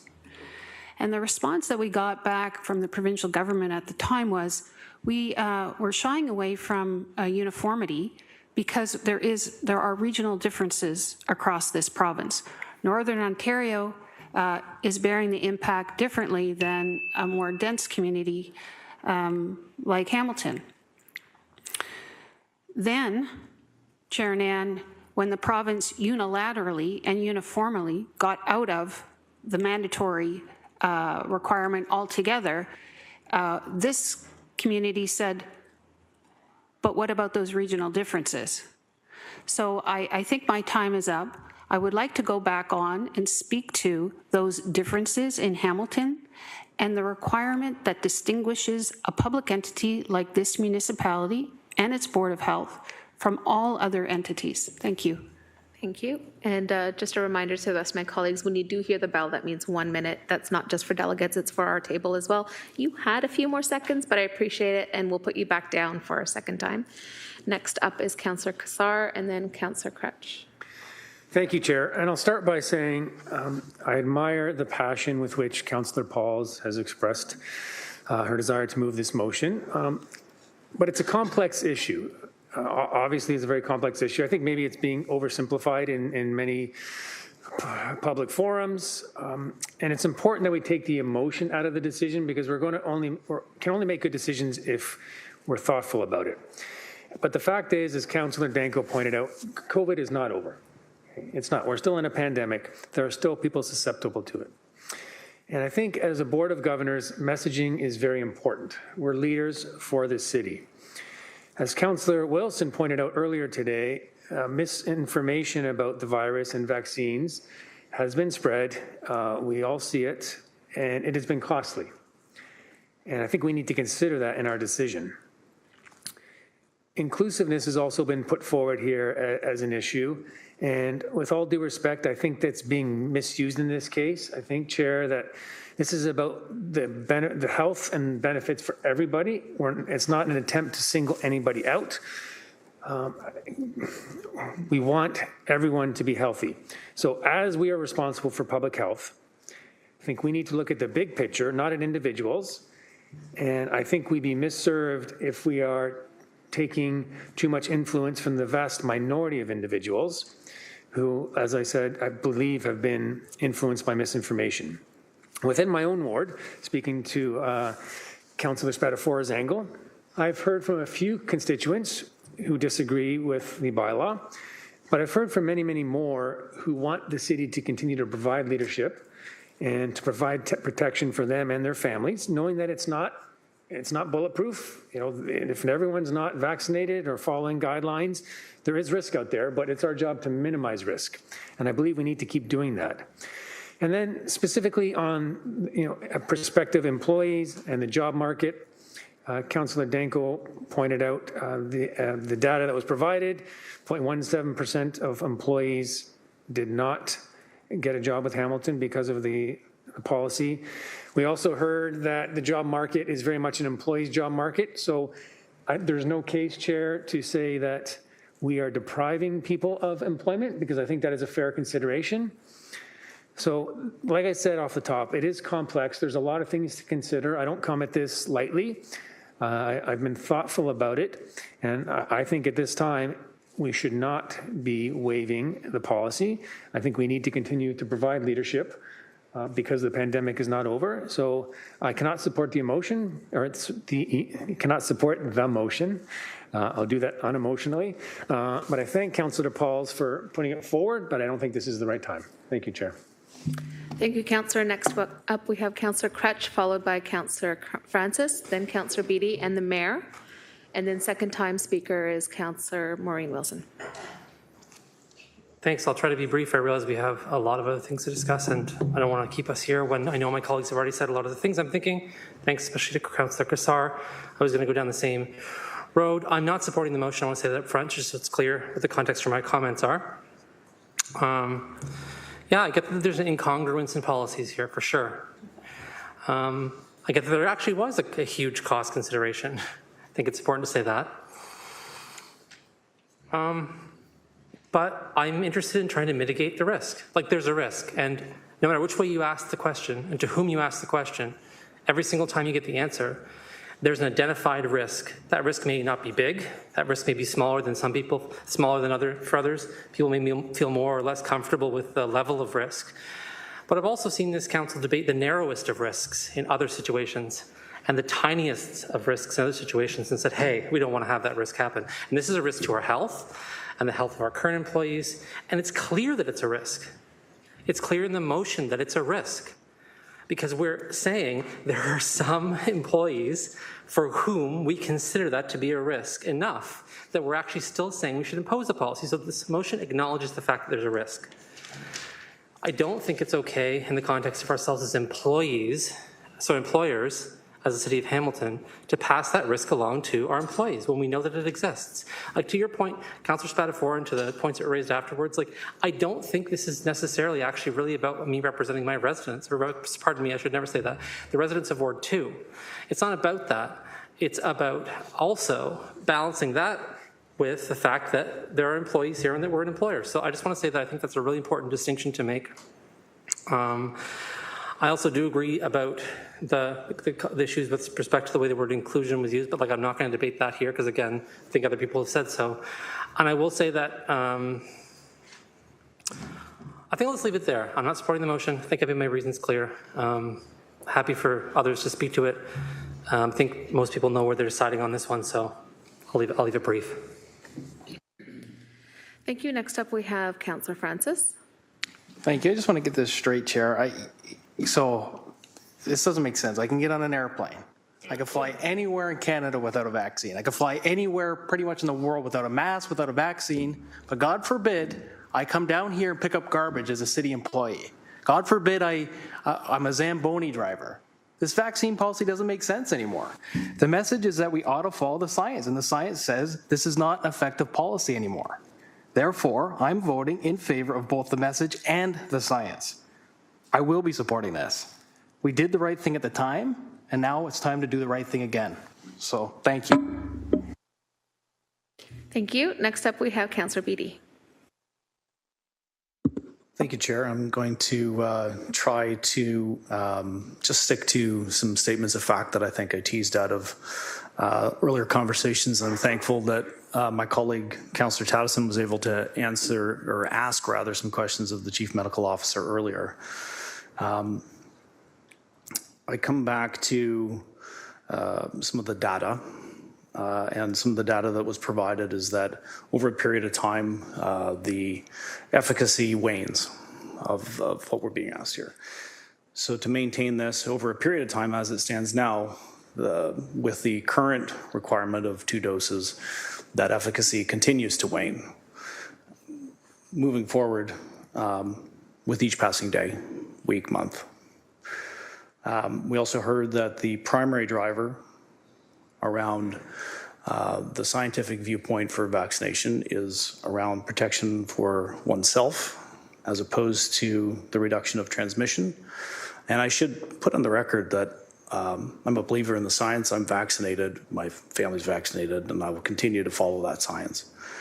I come down to, I think something that Councillor Spadafora teased out. Somebody hired by this corporation January 2020 who may not have been vaccinated versus someone that was hired January 2022 who may have been vaccinated. And let's, in this hypothetical situation, suggest that they may be at the beginning of their careers, both 2 years apart, with foreseeable career longevity of maybe 25 years. Those 2 individuals may work side by each for the next quarter century. And I'm trying to tease out what is the difference and what is the benefit over the course of the next decade and a half, 25 years. What are we trying to accomplish with the imposition of this over the longer term? And I'm struggling to come up with a concrete answer of what the benefit actually will be, because we don't yet know. Everything's evolving very quickly. So I am supportive of the motion. I think I echo the sentiments of some of my colleagues that there was a reason why this was done initially. And I'm not so sure that the initial reason still carries. And I think it's time to take a second look at this. And I think now is as good a time as any to have this conversation. Thank you. Thank you. Next up, we have Mayor. Thanks very much, Chair Nan. I've listened really very carefully to the conversation thus far on this motion, and I am not going to be supporting the motion today. And I say that because I, as everybody knows, sat at a different table for a number of years throughout this pandemic, and my consistent way of approaching this situation that we were all put in a couple of years ago when this virus first hit our province and, of course, our city, was that the best decisions are always to be made with the advice and the guidance of the medical professionals, if you will, of those folks, of the folks who are the medical professionals. Now, I know that some folks today have talked about the opinions of the Ontario medical officer of health, other medical officers of health, when we're making decisions about the health and well-being of our employees, of our staff, of potential employees, of our community writ large, of our community in terms of its regional peculiarities or particularities, perhaps is the better word, of what's happening here in our city, of the extent to which decisions will impact the well-being of these folks. For me, it's always about the medical analysis, and I do know that there's not a full consensus. What I don't have in front of me is a full report that lists out where we are with the virus here in Hamilton, what the recommended path forward is by our particular medical officer of health, whether or not it is a better path to update this particular policy in regards to vaccines that have greater efficacy, in other words, boosters, bivalent, whatever the case may be. But I just don't feel like I have that kind of information. And as a person who sits as the mayor of this city, I don't ever want to be making decisions, not feeling comfortable that I have the scope of information that I need to have. Having said that, it's what's really clear is this continues to be a conversation that's ongoing. Why? Because COVID is ongoing, and we've watched how COVID has mutated over the years, how it has changed over the years. That's why we have different kinds of vaccines that were produced. I don't know what's next for COVID. What I do know is that we have long-term care homes that are still in outbreak, as Councillor Pauls, as the mover of the motion, identified. We have people still dying of COVID. We still are increasing the number of people who have COVID in our city. These things, I think, need to be taken into consideration. And I'm going to end by saying that I don't disagree that it's the message that we send that's important as well. And so when all of these pieces are put in one space for me, I think the message needs to be that we take seriously our obligations to base our information on the scientific and health, particularly medical health professional analysis and advice, which should be in front of us in whole. So not just kind of as an aside, but in whole, and that we acknowledge that the vaccine is still amongst us, and the virus is still amongst us, and we're still grappling with what may be coming next in that regard. And so for those reasons, I am not going to support this motion today, but I certainly do look forward to having a more full sense of the analysis from the medical side of things, as well as a better understanding of where we sit in terms of the virus itself. I have some real concerns there, and think sending a message that that this is now kind of all said and done, and we don't need to worry about it is really problematic for me at this moment in time. So thanks very much. Thank you, Mayor. Next up, we have Councillor Alex Wilson, followed by Councillor Jackson. Then I'm adding myself to the list, as we'll be then moving on to second-time speakers, Councillor Maureen Wilson and Councillor Pauls. Thank you, and through the chair, I really feel like I'm going to be echoing a lot of the comments from the mayor and colleagues. I'll try to say something new in doing that, but just to say, yeah, I think we're in a collective situation, and having individual approaches can be very difficult. And increasingly, we're seeing as multiple governments handle this crisis, there's an increasing reliance on our individual actions, and it's creating obvious contradictions. And I think Councillor Francis brought up some great contradictions, echoing some of what we just heard from the mayor and what Councillor Cassar was putting forward. How we handle those contradictions and what our role as members of the Board of Health, as governors, in explaining that we are in a system that at times doesn't make sense as it's handled by many different levels of government, as pandemic responses are changing and are increasingly becoming politicized.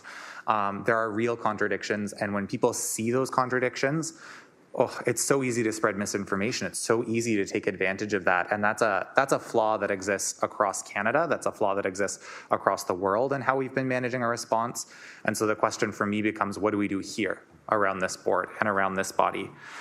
And so for me, I go back to manage those contradictions, to have the right communication strategy, to make sure that this is not in addressing these contradictions that exist with our vaccine policy. We're not saying vaccines aren't part of our toolbox, and instead we're having a conversation about, to what extent is this mandate the right tool to use? How can we use other tools instead? And we're not having that kind of whole toolbox wide conversation. We're looking at one tool and we're saying we're done with this tool, not how do we move this tool forward or what's the next phase of this tool. I think regardless of how we're voting on this motion, there seems to be a deep majority of folks around this table who agree we need to look at this tool. We need to evolve this tool. It's just, do we have the information to do that in front of us right now? Is this the right evolution? And I think those are questions that to me remain unanswered. And so I'd love to have this conversation again when we look at our full toolbox. We look at all the tools we can, including what provincial and federal governments should be doing to support our actions. And yeah, look forward to having this conversation again, because I think everyone else is right. It's going to keep coming up. Thank you, Councillor. Next up, Councillor Jackson. Thanks, Deputy Mayor Nan, and I'm going to be supportive of Councillor Pauls' motion, and I've appreciated her consistency throughout and her genuine and sincere compassion for people and for employees, both now and possibly in the future that want to work in Hamilton. I'm triple vaxxed. My family on both sides are. Horrendous 2.5 years we've been through. However, we've evolved. I remember last May when there was a 6-6 vote, Deputy Mayor Nan, to terminate or not terminate the approximate 500 employees of the city that were not vaccinated. Because of that 6-6 vote, it meant those 500 were going to be terminated. And it was quite fascinating and interesting how by September, there were a number of former colleagues, members of council who were on the former council, who there was a shift. And the majority decided in September of last year, before the end of the term, to not terminate those 500 employees. And I know I had heard from many employees and a number who live in my ward last fall, who were vaccinated and did, if you will, the right thing. And again, coming from the standpoint that I felt I did the right thing in trying to be a leader in the community by being triple vaxxed. However, I heard from those employees and live in my ward, some of them, who expressed to me their sympathy and their support for those 500 employees and the fact that they could have lost their only income in putting food on the table and helping to pay for the mortgage. And so I took that under consideration, Deputy Mayor Nan. Other municipalities have moved on. We're evolving. I don't want Hamilton to end up being an island where all around us and in the close proximity, the new hire policy has been rescinded and repealed, and yet we're going to retain ours. Province of Ontario, 60,000 employees. They don't have any policy about vaccinating new hires. The feds don't. So, Deputy Mayor Nan, as far as I'm concerned, and most people that I talk to, and I'm very respectful of those that have had more than 3 vaccinations, they have extra boosters. I'm very respectful of those personal decisions. I'm respectful of people that continue to wear the mask, absolutely, whatever they wish to do. However, I believe in terms of representing a ward and East Mountain community on this city council, many of my constituents want to move on from this horrible time that for 2+ years we've been put through. And this is one way of moving on. And so I'll be supporting Councillor Pauls' motion. Thank you, Deputy Mayor Nan. Thank you. And I'll have to pass the chair on to previous Deputy Mayor Danko. Thank you. Go ahead. First of all, thank you for everybody's thoughtful consideration in the motion and the decision that's before us. I think, the reality at the end of the day is shift happens based on information that's before us and based on the reality that's before us. And for me, as chair, one of the benefits of speaking last is listening to everybody else around this table. And what I've heard from more than half of the table already, including the head of this council, is a desire for the information to be framed within subject matter expertise. I always pause when I hear my council colleagues say that they wish or would like more information before deliberating on a decision. I have often, throughout my tenure on this table, withdrew motions, changed the language of my motion in order to respect the request of my colleagues who feel that they would like to be able to make an informed decision. I may stand very clearly, ready to go, but that's always provided me a pause. Because I believe in good governance and I believe in the unity around this table and the possibility of united leadership for our city. So I want to stand there firmly today as chair, and I'm going to not support the motion, having heard the request by my council colleagues that they'd like to make this decision based on information from subject matter experts. Thank you. I'll take back the chair. Second time speakers, we have Councillor Wilson, then Councillor Pauls. Thank you, Chair Nan. Thank you for your thoughtful comments and the tone in which they were made. I asked previously why to see the distinction of who was going to be who our vaccine requirement was going to be applied to.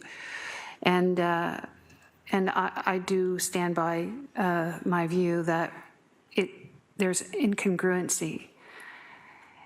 If it comes down to we're going to be doing what Ottawa does, I still, frankly and personally, can't understand the reason for that, because as the report that was on the agenda earlier showed, 0.17% of employees changed their mind about working here with respect to vaccine mandate. So if it's a matter of competitiveness, that's not a source of competitiveness. So I guess if you're going to lean all in, I think in fairness and according to the logic, then the motion should lead all in and exclude those employees in the Hamilton Paramedic Services, our long-term care facilities, and the Red Hill Centre. So I've heard also some comments that a vaccine is about protecting yourself and not others. But this is not an individual health emergency. This was a public and continues to be a public health emergency. And part of the responsibility of a public institution is to uphold the integrity of the entire health sector. And we know that when people are not vaccinated, and they do become infected with the vaccine, and our public health information showed this, they're more likely to be hospitalized and become severely ill. And that is creating a strain. Councillor, I just want to check something that you said, because I know how much facts matter to you. When you said infected with the vaccine, did you mean to say infected with the virus? I apologize for interrupting you. No, thank you. Yes, infected with the vaccine. Virus. Thank you.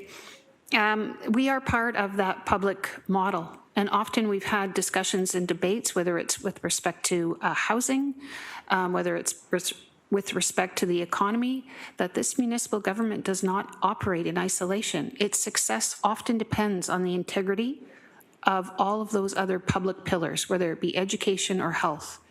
And I believe we have an utmost responsibility to assist our health sector partners who are also busy trying to make this city whole.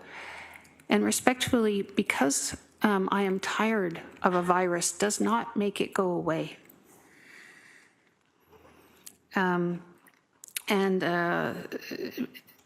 Additionally, when we were calling on the Premier of Ontario to recognize to ask him to act uniformly, in a uniform manner in protecting all workers and all individuals, he said he had to respect those regional differences. And not too many weeks ago, we received an overview of those differences in Hamilton, which showed that our population health is significantly at risk, and that health equity has actually gotten worse in this community, and that there is a 23-year life expectancy between the wealthiest neighborhood and the poorest neighborhood. We are a public-facing organization in service, particularly those who are of lesser means, who are very much dependent on those public services. So for those reasons, and for what I see, in my opinion, is a fundamental flaw in the motion, I cannot support it. Thank you. Thank you. First time speaker added to the list is Councillor McMeekin.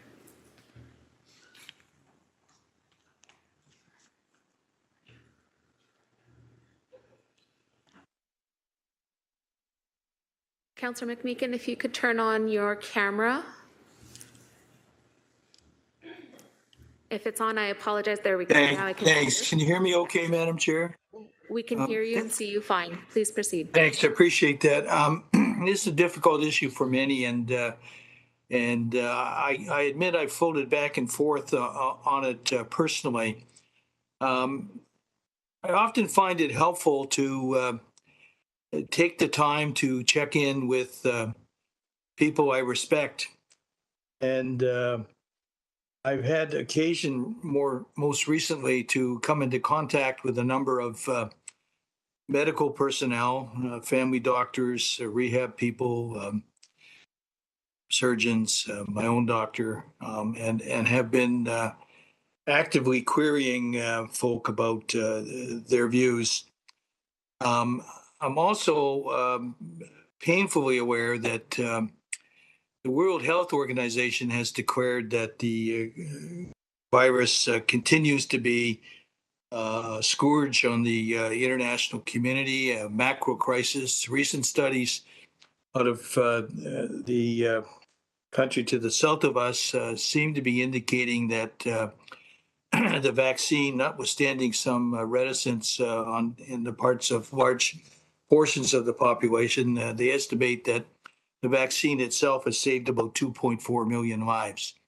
So when I look at all of that, all of the advice that I'm getting and all of what I've heard today, it's my sense that as an organization that, as Councillor Wilson has indicated, is here to serve everyone, and perhaps on a good day for most of us, particularly the most vulnerable, we have an obligation to not only serve but also protect. And I would just feel terribly, terribly badly if there was a single person who ended up as a result of our changing the policy in midstream at this point was to capture the virus and, God forbid, succumb to it. It is. I've had. By the way, I'm 5 times vaccinated. I have had the disease. It is a miserable one. I had a miserable experience. I would not wish that on anybody. So if there are ways we can continue to protect and do so in the midst of an international crisis, and with the clear evidence that particularly for vulnerable people, older people, diabetics, poor people, what have you, it's particularly troublesome and potentially fatal. I think it's too soon to change the policy. So I'm going to side against the motion, expressing, of course, affection and respect for those who have an alternate opinion. But I just don't want to risk it as one who's elected to serve the good people of Hamilton. Thanks, Madam Chair. Thank you, Councillor. Now for second-time speakers, we have Councillor Pauls, then Councillor Francis. Thank you. I just, we're not talking about the vaccine. We're talking about the spread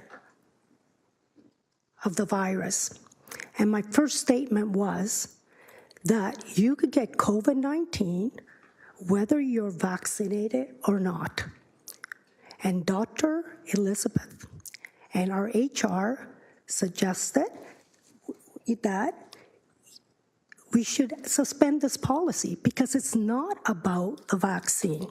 Second off, we talked about messaging. What messaging is the city of Hamilton sending? Well, I want you to know that Toronto is still encouraging vaccination against COVID-19 despite having canceled their city policy.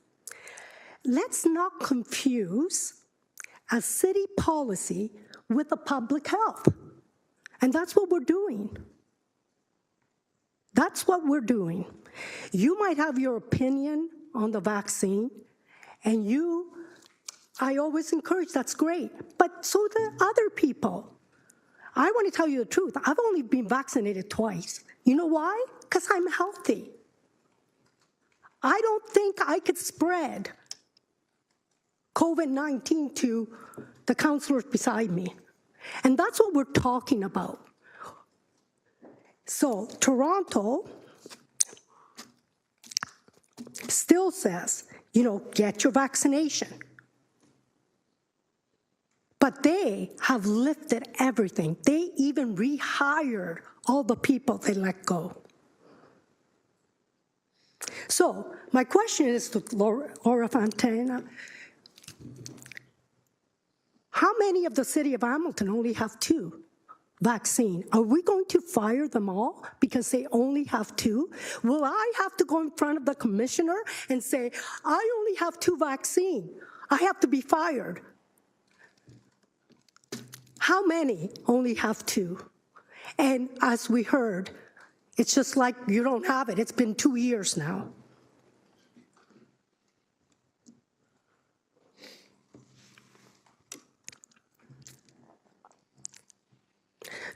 I want to ask my fellow councillor if they believe that just because city has ended their internal HR policies, does it mean that those cities are saying that COVID-19 is over? Is Toronto saying it's over? No. They're just saying their policy was unjust. Their policy didn't make sense any longer. And that's why I want to say, I'm not questioning whether you should be vaccinated or not. I'm not questioning that. I'm questioning if the science, Pfizer said they didn't even test the vaccine, if it could be spread or not. They admitted that. Oh, we didn't do any testing on that. That's what we're talking about. We're talking about that if I'm not vaccinated, if I don't get my booster shots, if I don't keep doing it, I might pass it along, and that's false. And that's why I think we should lift the policy. It does not make sense. And I want to tell you, I get calls, maybe because I've been vocal about it, that says, why don't we go common sense? There's policies, there's bylaw, but bylaws are tended to change. So I ask you, consider that. We're not talking about whether the vaccine worked or not. We're not talking about that. We're talking about spreading. Don't tell me that if I sit beside a councillor that's not vaccinated, I'm going to get COVID, because she's spreading it to me. It's unproven. So please consider this motion and let's move on. We've been dealing it for the last 2-3 years at council. Thank you, Councillor. We are considering it. Next up is Councillor Francis. I just want to say respectfully, we have had a lot of opportunities to speak to the medical professionals. They've been here at the Board of Health a number of times. We've had a couple months to make this decision. She was here today. We asked her the questions. We got the answers. She told us. Anyways, I'm going to leave it at that. And I'd like to vote if hopefully we could. Okay. Councillor Huang, first time speaker. Thank you. And I've been sitting and really considering everything that all of my councillors have all mentioned. One thing that I keep flip-flopping on is I see and hear the arguments about public health, But the big challenge is, for me, when we speak about the social determinants of health, we know that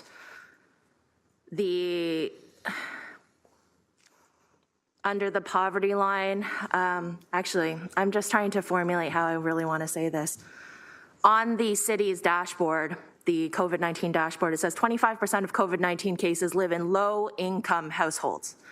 This shows that low-income households were disproportionately impacted by COVID-19 since this population only makes up 19% of the Hamilton's population.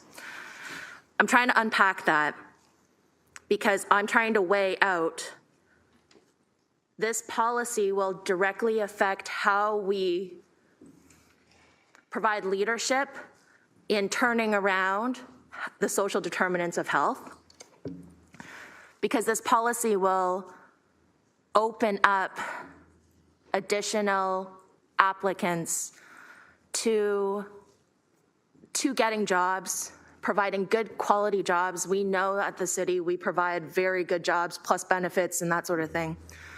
So this is and I'm looking at a chart right now where it says 55% of the city of Hamilton is white and 45% are not.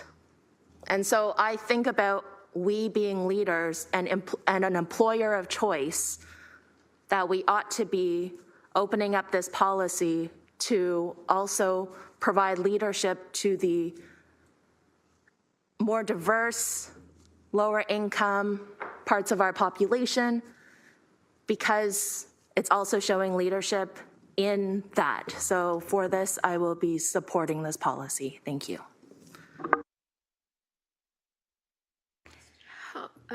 We have an additional second-time speaker, Councillor Crutch. I see a microphone on that side. Is that an indication to speak? Request also by Councillor Tattison. And again, just so we can support clerks supporting us, if we could use the icon, I appreciate it. Doesn't always work on eScribe. However, just have to say it because I promised I would. Thank you. Bye. Councillor Crutch, go ahead. Thanks. Yeah, I tried to indicate in eScribe. Sorry, it didn't work.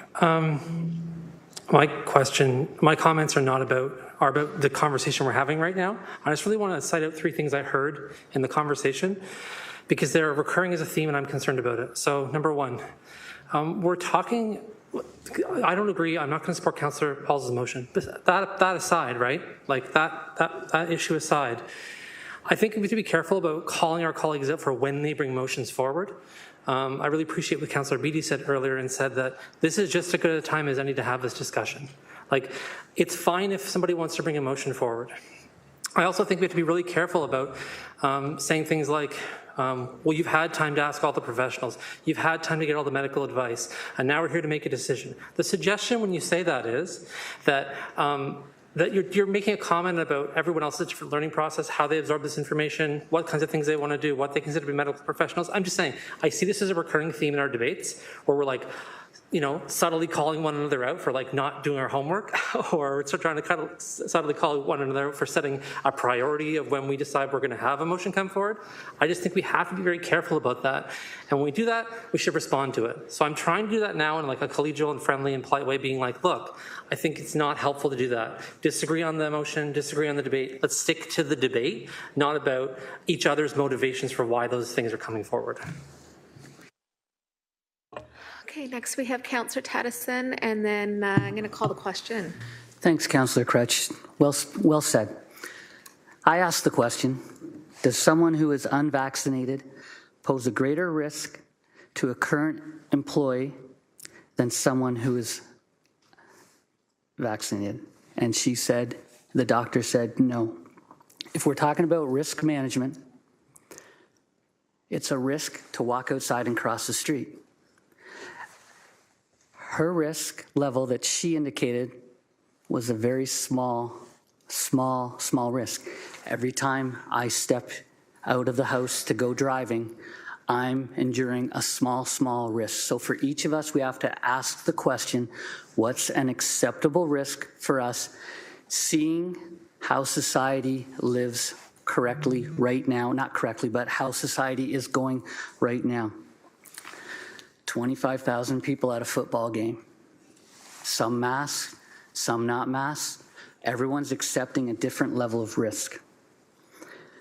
Scientifically, and I'm not pointing any fingers here, I did do my homework. I called a world-renowned immunologist and spoke to her and received the latest current data on the situation.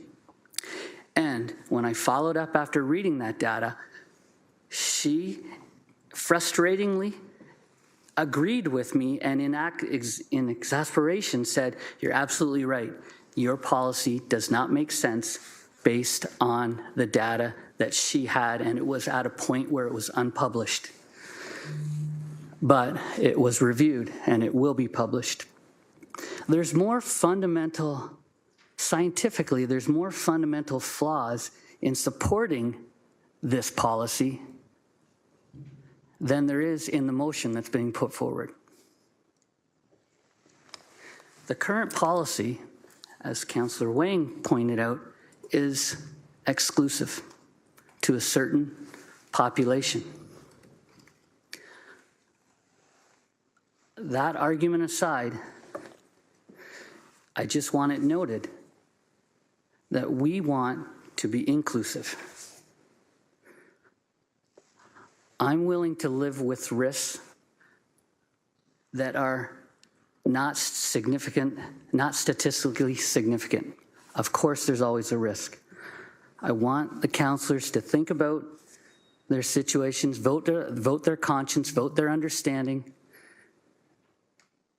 and let's move this forward in a way that recognizes what Councillor Danko said.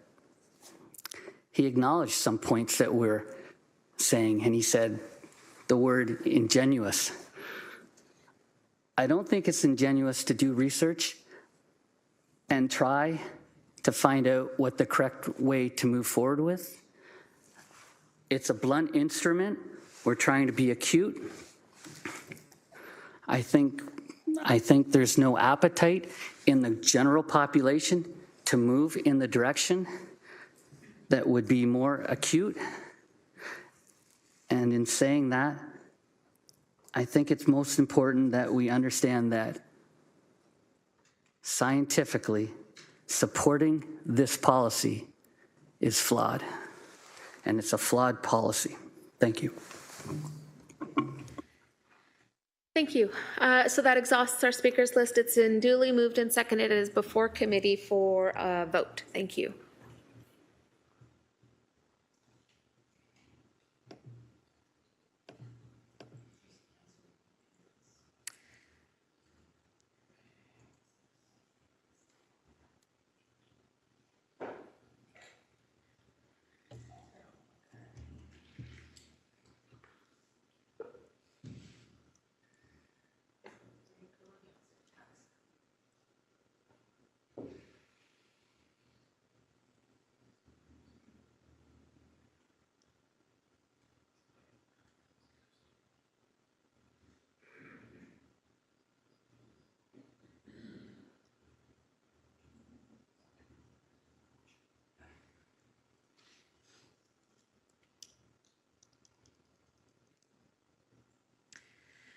So the amendment is defeated by a vote of 8-7, 8 nays, 7 yeas. I thank you all for the debate, consideration, and deliberation on that motion. Next up on the agenda, we are at, I apologize, give me a second, 11.2. Oh, the mayor, please, go ahead. No, it's fine, Councillor Pauls. Sorry, Councillor Nan. I'll probably put a notice of motion forward at some point on this issue. Thank you.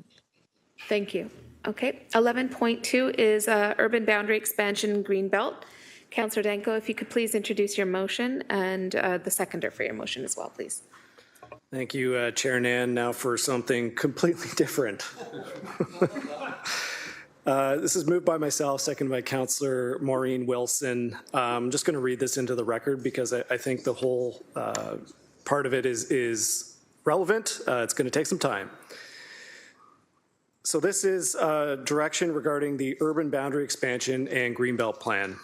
So whereas on June 8th, 2022, Hamilton City Council adopted our urban official plan and rural official plan amendments to implement council's preferred growth scenarios of a no boundary expansion as Hamilton's strategy to accommodate future growth to 2051.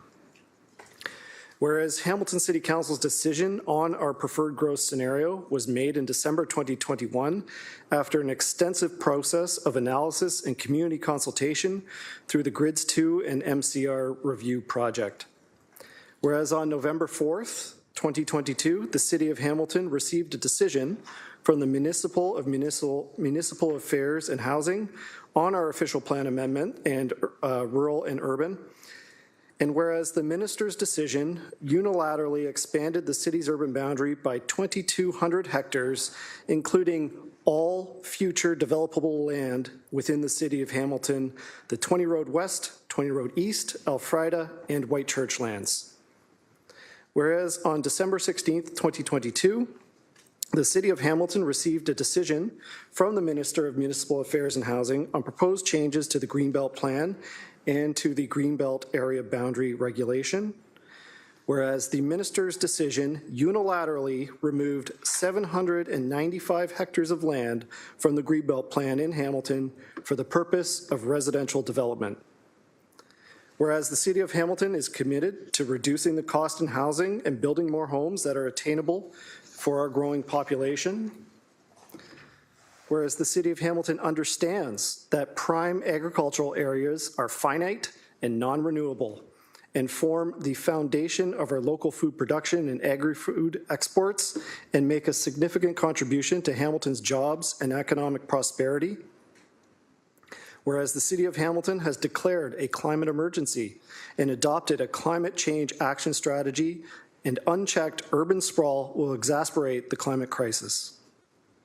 Whereas the City of Hamilton is moving towards several initiatives to preserve agricultural land and support higher rates of infill and intensification, including permitting secondary dwelling units citywide, permitting the conversion of existing low-density residential properties citywide into higher-density forms of housing, updating the city's zoning bylaws to permit additional density within the existing urban area, a review of parking standards and new planning policies to support higher density development at major transit station areas. Whereas Hamilton already has lands designated, in many cases approved, to accommodate 37,000 units of new development, which is approximately 10.5 years of housing supply, not including abundant opportunities for infill and intensification. Whereas on October 14th, 2022, the City of Hamilton released an updated analysis of Hamilton's 2006 Growth Plan Land Needs Assessment using actual 2021 census data showing that actual development densities have been higher than were projected in 2006, which has resulted in a surplus of 329 hectares of land to 2031.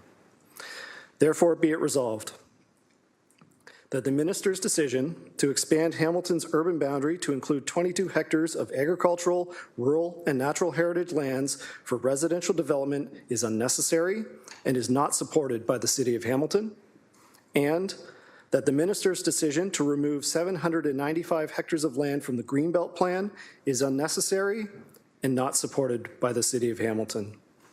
So I appreciate the latitude to read all that into the agenda. I'm just going to touch on some of the chronological points and where we are today and my hopes for this direction. So I'm sure everybody on council is aware of the, I'd say, landmark decision made by the City of Hamilton last term to stand firm on the urban boundary, to make that decision and commitment to the residents of Hamilton that we were going to accommodate all future growth within the City of Hamilton. That decision was then supported when staff came forward with a comprehensive plan to accommodate that growth. Notwithstanding that, all of the significant public consultation, consulting studies and work that went into coming up with a a workable plan to accommodate growth, the minister unilaterally overturned that decision. And last term, that decision to accommodate all growth within the existing urban boundary, it wasn't unanimous. It was fairly substantial majority. But some of the concerns were that we wanted to provide people with choice for, people still want single-family homes. And I think that is a very valid concern, and I think a concern that still stands. But that doesn't make up for the ministers unilaterally overriding the democratic local decision-making authority of the City of Hamilton. So my hope here is that we can see pretty clearly that even if our position was maybe at some point in the future we need additional land to develop on, I think it's pretty clear that fundamentally that time is not now. That time is not even in the next 10 years. So I'm hoping that this motion before us can set a foundation for this term of council for what our approach is going to be for growth planning moving forward. We can't change the minister's decision.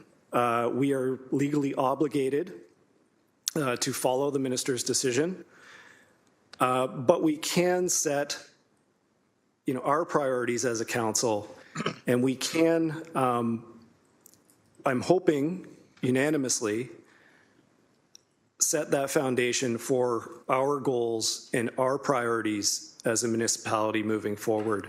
And I think it's important, for this council to have that opportunity and to be able to put that on the public record now. And that's the motion that's before you, and I really appreciate the time. Thank you. Thank you, Councillor. And speakers list is open. First up is Councillor McMeekin. Yes, thank you very much. Councillor, we started being able to hear you and then you went mute. Can you hear me? I can, yes. Please proceed. Very good, thanks. I apologize. Working at a distance is sometimes a challenge. Anyhow, all that aside. And it happened again, Councillor. I apologize for interrupting you. Yep. Okay, I can hear you now. Let's keep our fingers crossed. I better be quick and just say I really admire the framer of the motion. I think he's been substantive, he's been comprehensive, he's captured virtually everything that I think needs to be captured in this kind of a motion. And I want to publicly applaud his efforts at putting, and whoever else was involved, putting that motion together. That said, and I'm not going to say much more. I've come to believe in a couple of things over the years. A mentor once said to me that good judgment's based on experience, and experience invariably on bad judgment. We need to learn from mistakes, and it's helpful when you have the advantage of trying to experience some learning before you make the mistake. That has very much been the case here, and we've been pleading with the government to have a change of heart. When all is said and done, good political decisions need to be based on evidence, supported by principle, and designed to achieve the greatest good.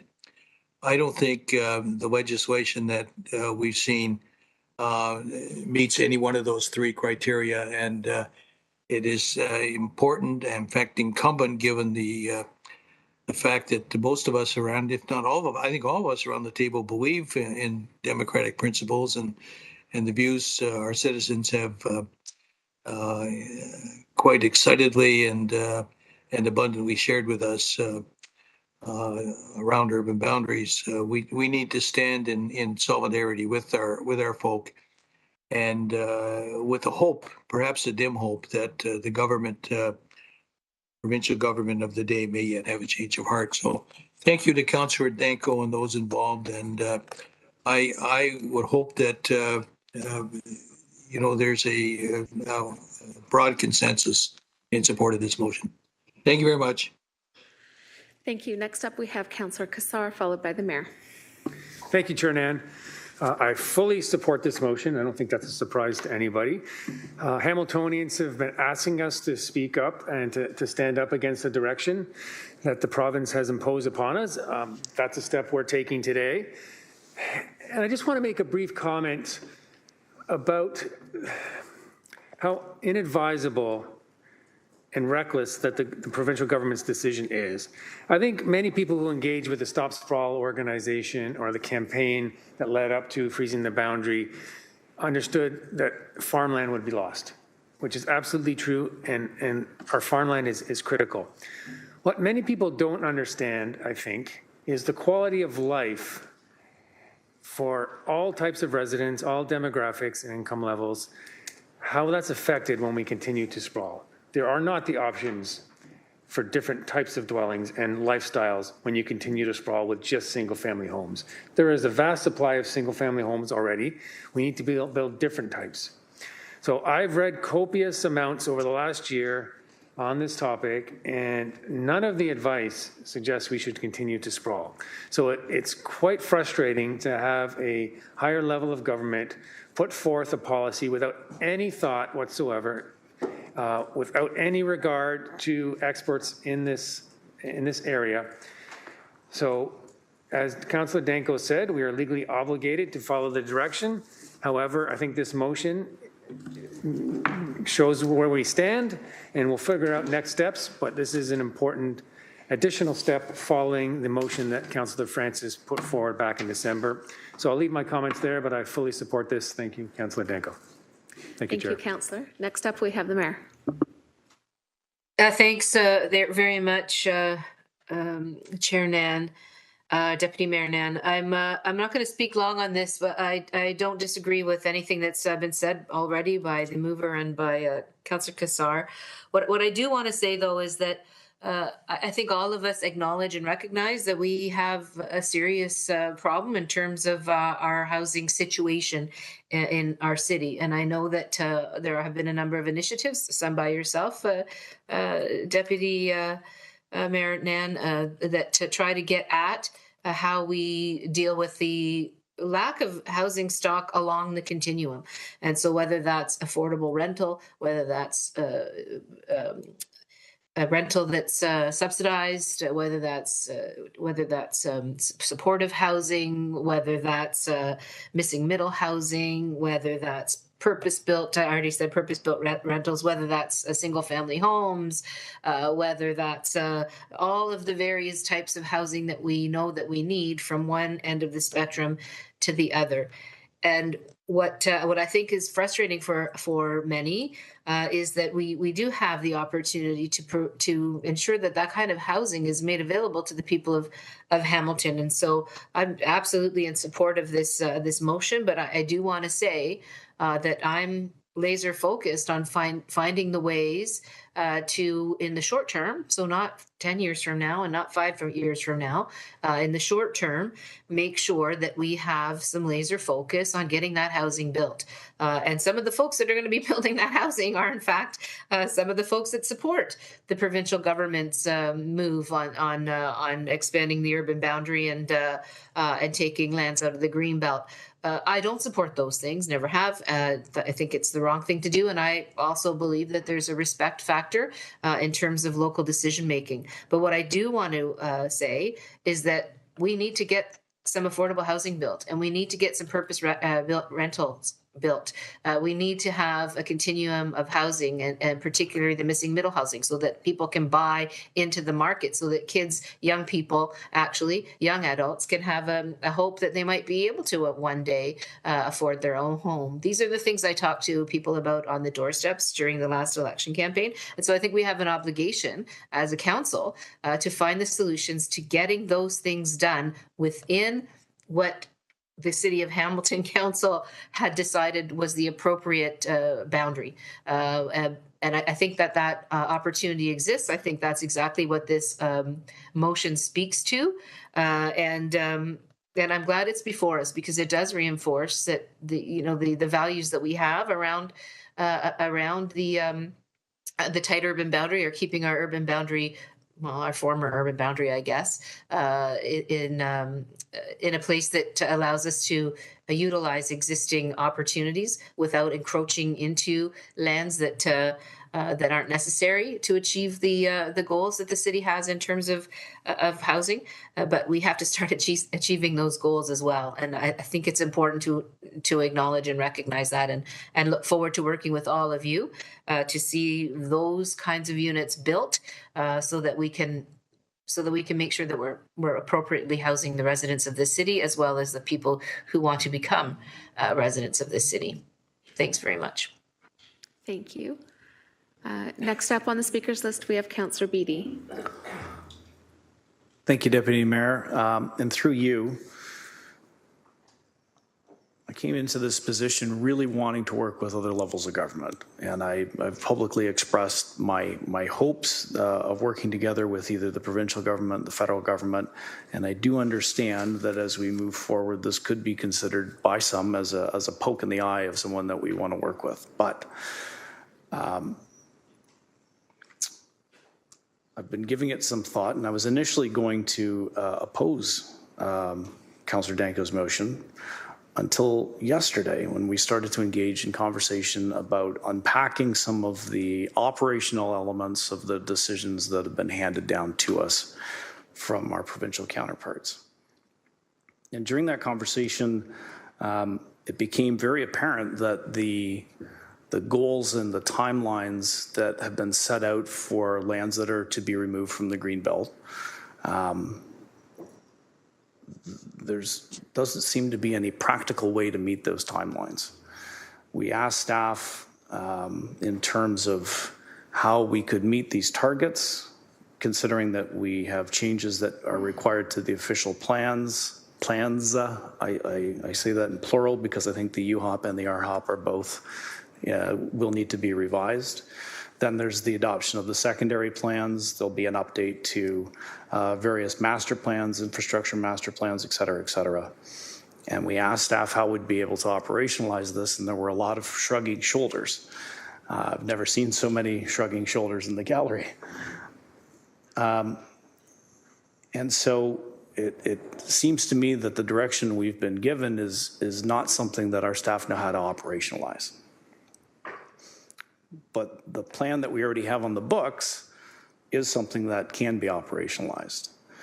And so that's why I'm going to support Councillor Danko's motion because this is something that we can achieve. And I know that we have an obligation to try to figure out how we're going to make this new direction work. That is our obligation as a municipality. We've been directed to do so. But we already have a plan that we know how to make work. And so I'm going to, as I said, support this motion. Thank you. Thank you. Next up, we have Councillor Jackson. Thanks, Deputy Mayor Nan. And because this motion references the Greenbelt lands, I'm definitely going to support it. I was aghast and appalled that the Ford government included Greenbelt lands in certain parts of our city beyond my comprehension. And secondly, of course, as we all voted unanimously before Christmas with a report from, I believe it was the planning department and the general manager about the fact that the municipality potentially now could lose about $25 to $30 million in development charges because of the Ford announcement through Bill 23. I was deeply disturbed by that as well. I want to just say, though, and I want to make a further comment, Deputy Mayor Nan, and just remind everyone again, the overwhelming majority of council on November 19th of 2021 voted to not support UBE, the urban boundary expansion. I voted that way with the overwhelming majority, primarily because of the preservation of farmland and food supply, and could not be convinced otherwise that it would not be jeopardized. I watched with great anticipation leading up to the June 2nd provincial election, Deputy Mayor Nan, of last year. And with all the wonderful advocacy groups that did their part lobbying City Council 6 months earlier, I was expecting the full force of those wonderful advocacy groups in our local community to once again be front and center, paramount, a driving force during the provincial election. Well, MPP Skelly, to her credit, doubled her plurality and won by a landslide of 10,000 votes. And by the way, in a riding that encompasses the greatest agricultural rural area of our city. And the government of the PC government, the Ford government, not only won re-election with extra votes, they picked up a bonus seat here in Hamilton. And so I was somewhat head-scratching and perplexed by the unfortunate aspect of I thought that there would have been a greater success with the local groups in our city at the provincial election time on June 2nd. However, the result was what it was. And upon that re-election by majority result, I fully expected, it's no surprise to anyone, the Ford government decided to overturn our UBE decision. But the fact that they included the Greenbelt lands, very unacceptable. Taken away development charges for the municipality, unacceptable. If they had overturned the UBE, it might have been a conversational point somewhere down the road, hypothetically, possibly. But this motion speaks as well to the Greenbelt lands, and for that reason as well, I'll be supporting this motion. Thank you, Deputy Mayor Nan. Thank you, Councillor Jackson. We have somebody else on the speakers list? Yeah. Councillor Maureen Wilson, thank you. Thank you very much. Very pleased and proud to second this motion and express my gratitude to Councillor Danko for his craftspersonship in putting it together. I always appreciate Councillor Jackson's comments, and I would like to reference them in my expression of support of the motion. My thesis is that everything, the Conservatives were elected for a whole bunch of reasons, but boiling it down to people's expressions of basic need. They're worried about affordability. They don't like crumbling infrastructure, and they're worried that their kids may not have a place of their own, and they're feeling a whole bunch of different emotions, perhaps, with seeing people who are being deprived of housing. And as forever and a day, the solution over the history of time in this province has been, if we just build more of the same, we will solve all those problems. And I'm challenging this council and my colleagues to say that we have to shred that argument because it's a fallacy. I'm reading a really interesting book now on the history of housing in Canada.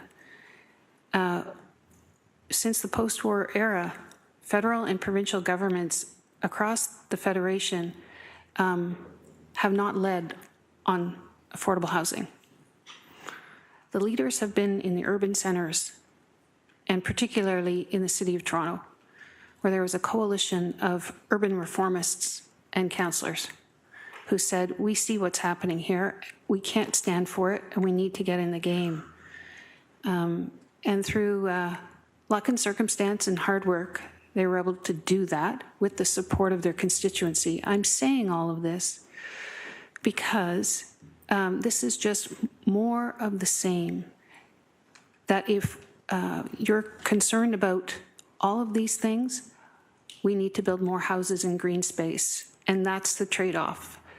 And we have to do a more effective job, in my opinion, of explaining that system to expose that it hasn't worked, it will not work, and it will not address the concerns that maybe have caused people to vote the way they did.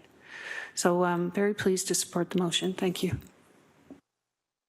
Thank you. And with that, we've exhausted the speakers list. It's been duly moved and seconded and before committee for vote.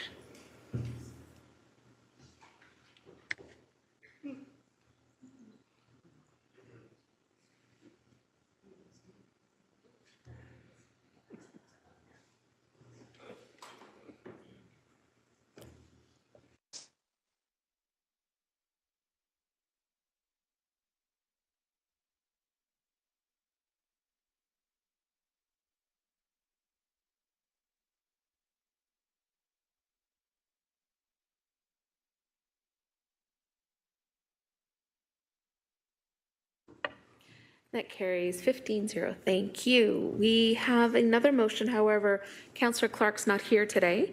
So it's my understanding, Clerk, we're going to move the motion. The motion remains on the agenda for the next meeting. Thank you. Moving forward on the agenda, notices of motion. Any notices of motion, colleagues? None being spoken of. Okay, moving on quickly to 13. General information, other business, which I don't believe anybody had previously mentioned that they were going to be raising. Thank you. So then that means we are moving to item 14, which is private and confidential. Before we go in closed, we can move the closed meeting minutes of January 12, 2023, as well as the meeting minutes for January 18th, 2023. Can I get a mover and seconder for the two? Councillor Crutch, thank you, and Councillor Spadafora. And that is before you for vote.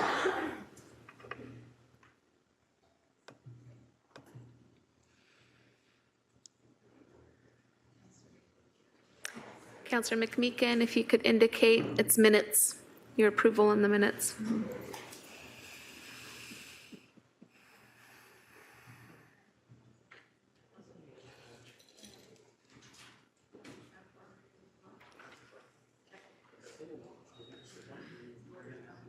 And the riveting tally is it passes 15-0. We're now required to move a motion to go into closed session for items 14.3, 14.4, and 14.5. May I please have a mover and seconder? Thank you, Councillor Wilson, seconded by Councillor Huang. And we are moving into close pursuant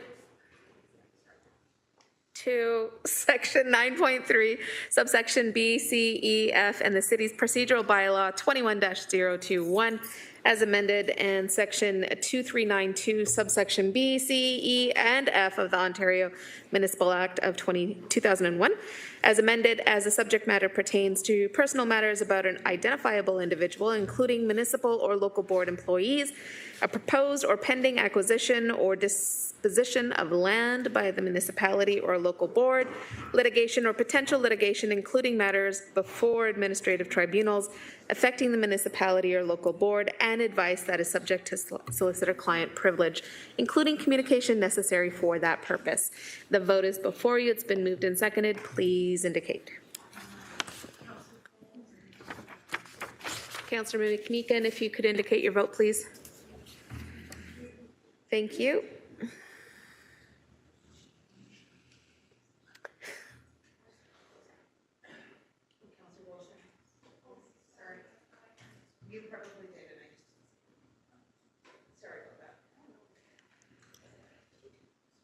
And that carries. We are now moving into private and confidential portion of the meeting. Members of the public are advised that during the closed session portion of the meeting, the live stream will broadcast a closed session in progress screen. The broadcast will resume when the closed session portion of the meeting is complete. As we are now moving into closed session, I would ask all members of the public, delegates, external participants to please now exit the WebEx meeting as well as chambers, as well as any staff that are not directly related to any of the in-camera items that we are about to proceed to deliberate on. Bye. See you soon.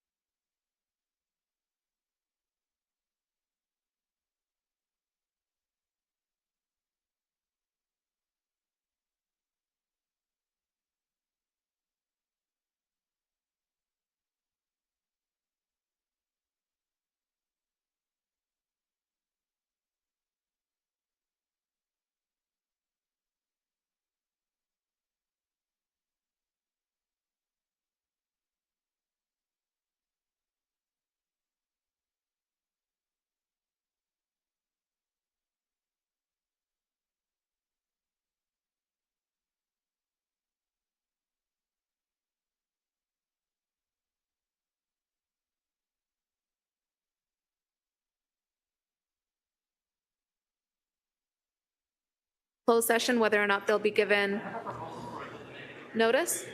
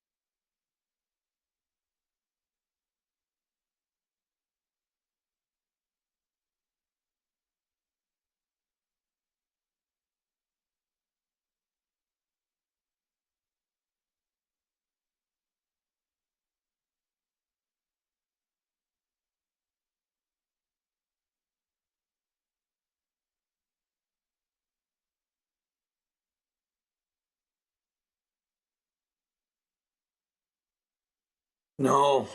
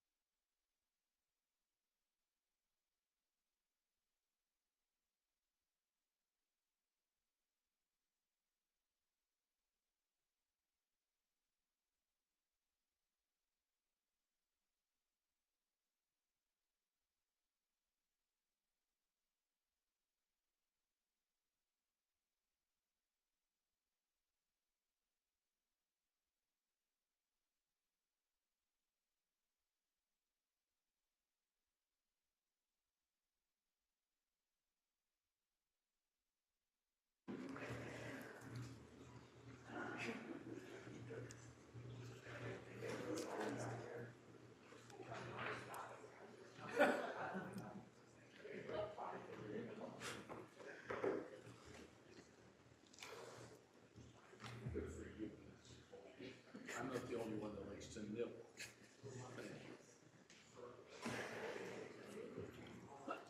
So we got several like maybe we need one extra. See? There's a reason to be nice.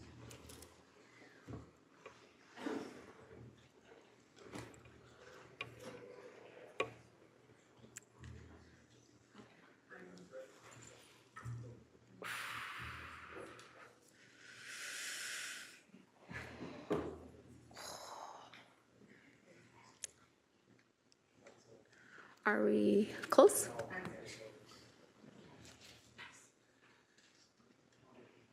Live, ready to go? All right. Thank you. Welcome back, everybody. And we are at item 10.4, encampment pilot evaluation, HS. To the Deputy Mayor, just to approve the open session closed. I have to do that first before going back to, oh, okay, hold up. Oh, you know what? I turned my 13. page. Sorry. No, my fault.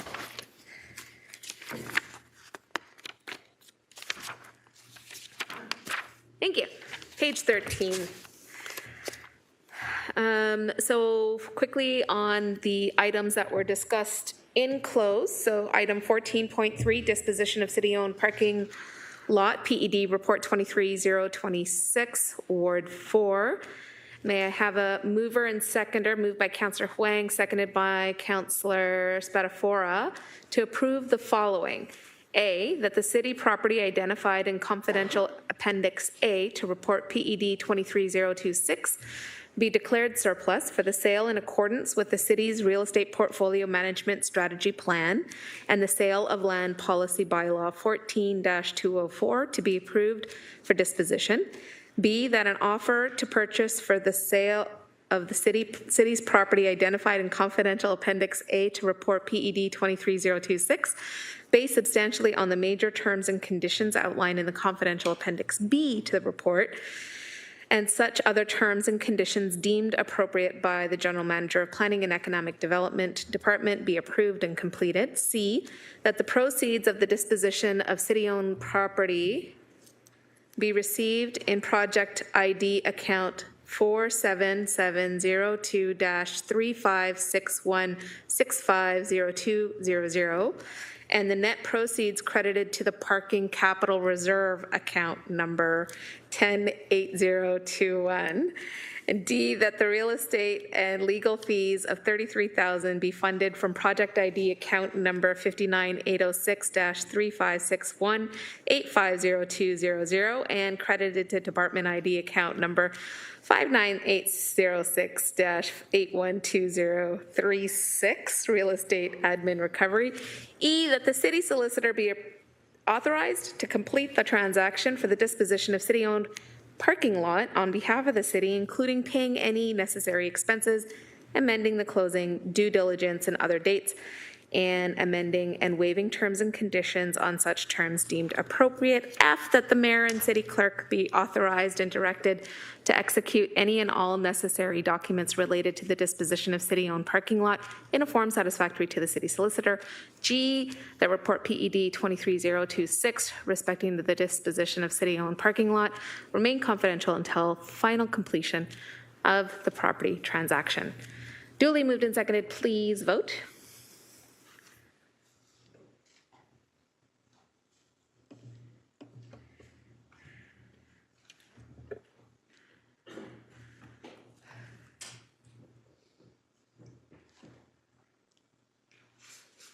And that carries 14-0.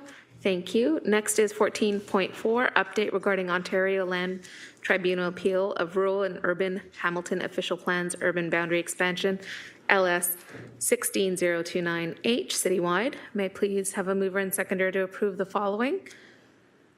That report LS 16029H respecting the update regarding Ontario Land Tribunal's appeal of the rural and urban Hamilton official plans, urban boundary expansion be received and remain confidential. I saw Councillor McMeekin's hand up for a move, I'm assuming.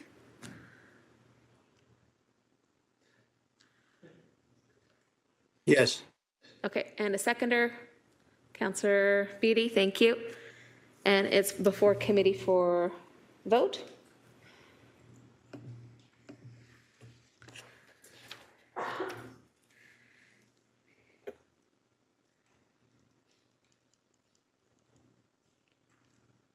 That carries unanimously. Thank you. On to 14.5, encampment litigation update, LS report 20023E citywide. May I please have a mover and seconder to approve the following? Moved by Councillor Crutch, seconded by Councillor Taddison. That A, the direction provided to staff in closed session be approved and remain confidential, and B, that report LS 20023E respecting the encampment litigation update be received and remain confidential. It's before committee to vote.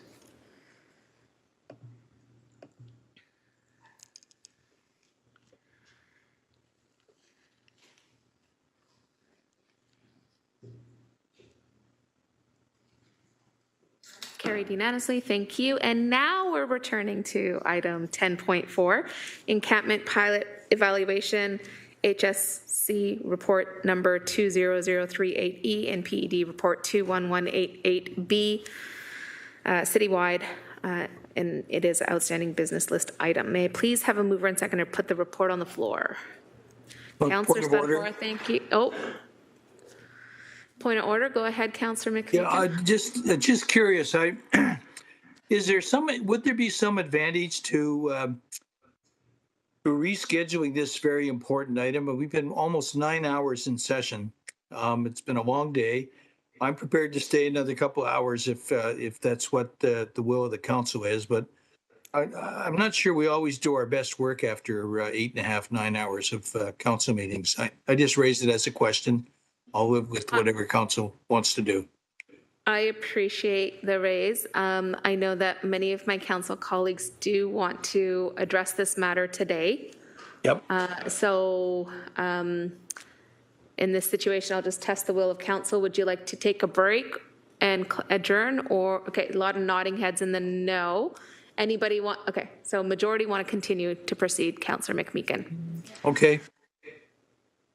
It was a point of order, so it was a question for the chair. It's resolved. Can we move on? Thank you. Okay, so mover and seconder for the report. I think we had a mover in Councillor Spatafora. Did we have a seconder?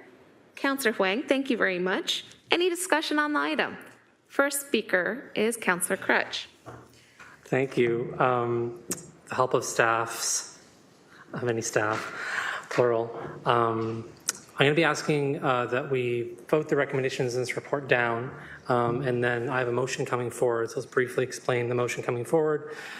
Based on the delegations we heard last time, based on the fact that there is a sort of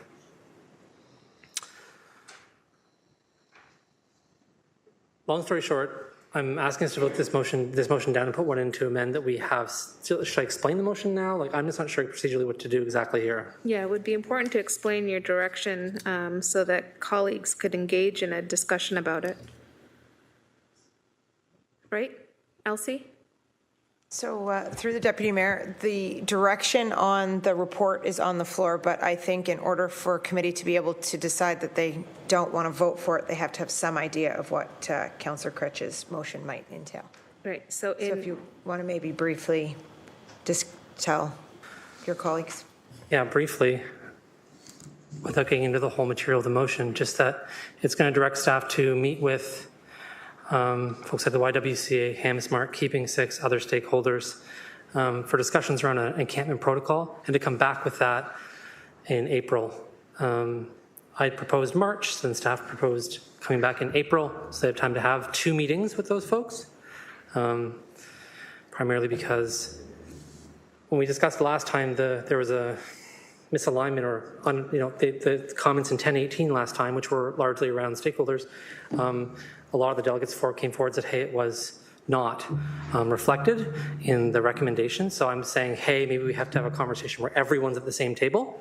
All these folks are at the same table to have a conversation with staff about it and come back with a recommendation. That's generally speaking why I'm asking us to vote down these recommendations and have staff come back with different recommendations based on that discussion in April. Is that clear enough? Okay. That's all. Okay. I don't see anybody else on the speakers list. So first up is Councillor Danko, then Councillor A. Wilson. Thank you.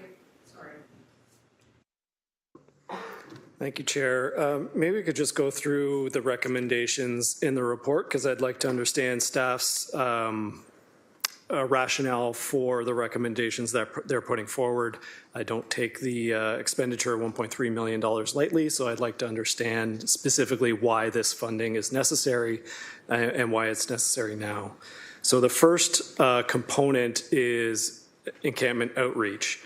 So through you to staff, what outreach activities will be enabled by this recommendation, and also why is it necessary for that funding?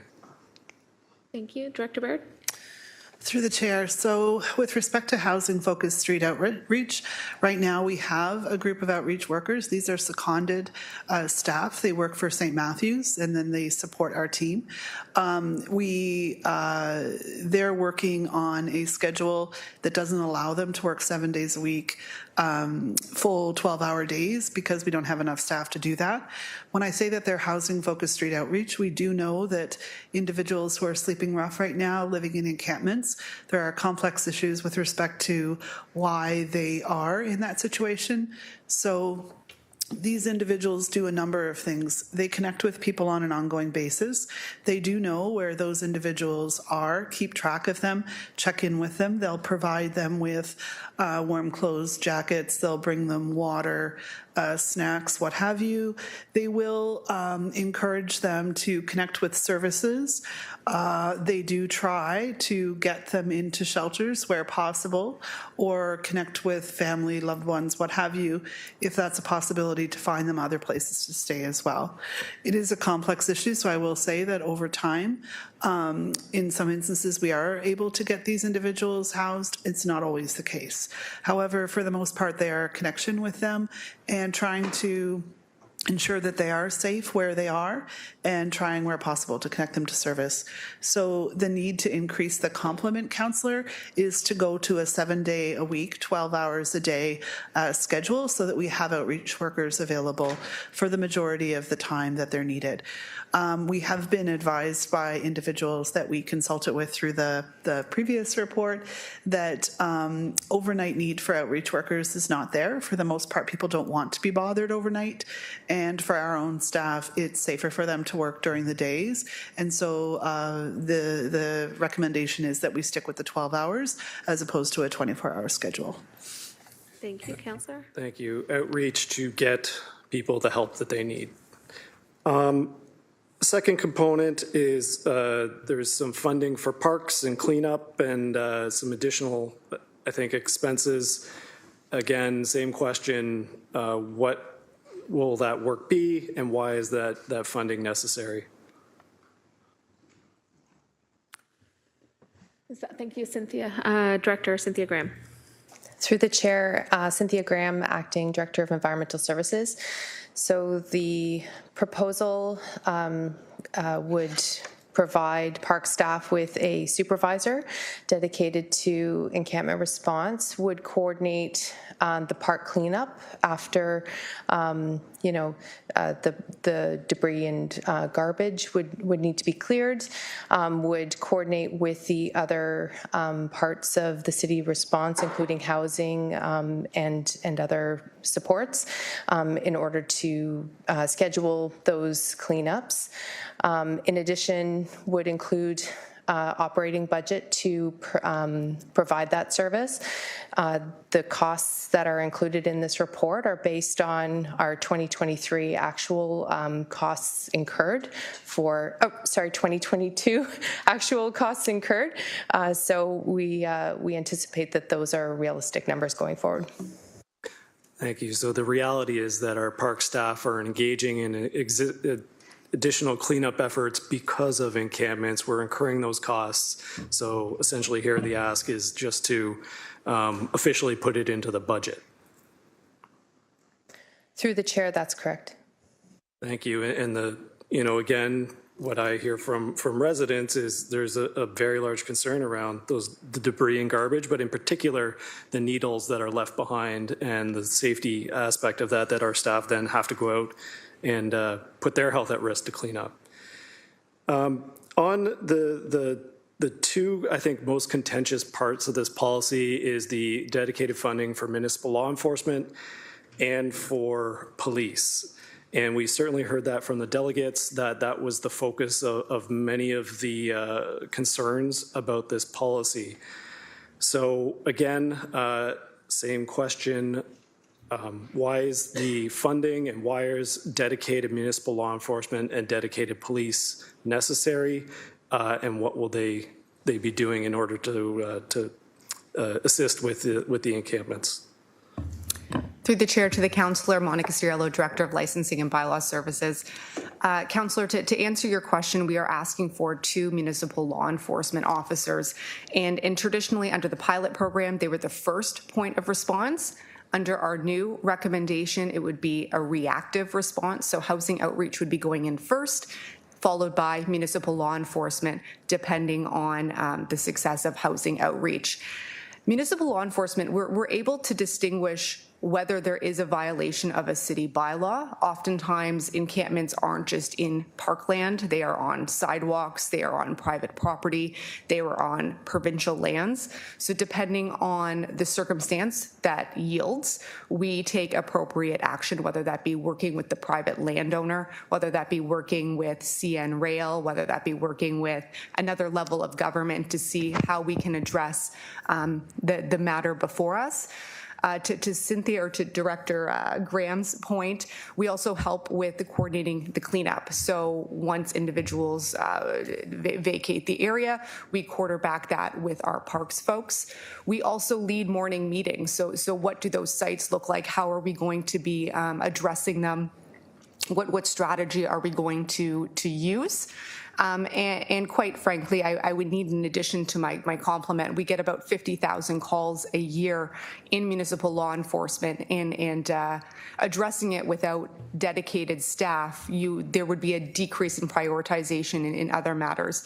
I think over the last 10 months, we received about 1,000 calls for encampment or encampment-related complaints that we responded to. So it is a significant it's a significant amount of investigations that would be required. So an increase by at least 2 is what we are asking. And then just to touch on the police component, I'm not speaking on behalf of the police department, but the addition of the 2 officers there would be for safety of staff. We have policies in place that state that staff can't enter unsafe work environments, and parks or other areas may be deemed to be those work environments, and staff cannot enter there without the presence of police. Having a dedicated team of 2 officers opposed to paid duty would make a difference, because they would be on site and available for when staff would be going in, opposed to, and again, I'm not speaking on behalf of the police, but I would anticipate it would not be a priority for them to respond when staff would be going on, perhaps at short notice. Thank you. A follow-up to police, again, just this was a key point of contention with a number of delegates. Their purpose is not to clear out encampments or to do sweeps or to proactively enforce the bylaws. Their purpose is to make sure that our staff are safe in their interactions. Are there any specific examples of that? Through the chair to the councillor, in the proposal that we are bringing forward for this recommendation, yes, the police's role would be to support staff and staff safety. There have been circumstances where they have been required to be there. I must admit, I can't think of a location off the top of John and Rebecca is a site where staff are not going in without the presence of police, and so that would be an example of when they would be required. And have there been instances where our staff have been assaulted or put at risk? I'm not sure if you can answer this because it may be confidential, but where it would have been beneficial to have police presence or support. Through the chair, absolutely. I'll speak to it at a high level because there have been a variety of situations which required us to put such a policy in place to require the police to come with us. We've had staff that have been physically assaulted. We've had them verbally assaulted. We've had them threatened. They have been there have been times when animals have been used against staff, and in a variety of other circumstances. So we have a policy that's put in place. As management, as an employer, we have an obligation to ensure that the work that our staff is doing is in a safe environment, and we're able to obtain that by having the presence of the police. Thank you. And just a couple closing comments. You know, I understand the consideration about how our city approaches encampments. I listened very carefully to the delegates at our last meeting. We've done extensive consultation through Appendix A, the report that was already done. But, I think what's before us here, I don't like the idea of $1.3 million being dedicated to this from the funding. But I think from what I'm hearing from staff, it's necessary. And not only is it necessary, it enables us to effectively, as best we can, mitigate and deal with the reality of the situation of encampments on the ground throughout our city in every ward. I understand the concerns about that MLE police would be, proactively enforcing bylaw, throwing people out. From what I heard, that's not the case. That's not the intention. And in terms of support for this, I fully support staff's recommendations, in particular, to make sure that our staff have the tools and the resources that they need, that they're safe and they're supported in the tasks that we are giving them to do as a city in order to assist those most in need in our community. So I fully support what's on the table here. I do not support an alternative. We've had plenty of time for consultation. We've had a whole meeting of delegations. So I think I'll leave it at that. Thank you. Thank you. Next up, we have Councillor A. Wilson, followed by the Mayor, then Councillor M. Wilson, then myself on the list so far. Thank you. I'm just going to echo Councillor Crutch's comments that I'm in favor of voting down the report as is and coming back. And I'll just speak a little bit further. I think one of the things that we need to do moving forward is we just need a process that we're proud of, a process that we can stand behind, and I don't think that's what we have right now. We're continuing a pilot. That pilot came as a result of a protocol. We've done a lot of back and forthing on this, and I think it's time to draw a line under the sand and say, how do we want to move forward? Let's have an approach that we know that our frontline service providers, we know that harm reduction advocates, we know that folks who are living in camps support, and let's move forward with a whole system approach. We still have to do that work anyway. That work is still forthcoming, even if we extend a pilot. And so I think it's just time to have the conversation we actually need to have. And if there are some resources that are needed to bridge that in the interim, I think we can have that conversation. But I think voting down the recommendations as they stand is the best way to get us into that conversation, just given the context. So I'll keep it short there. Thank you. Next up, we have the Mayor.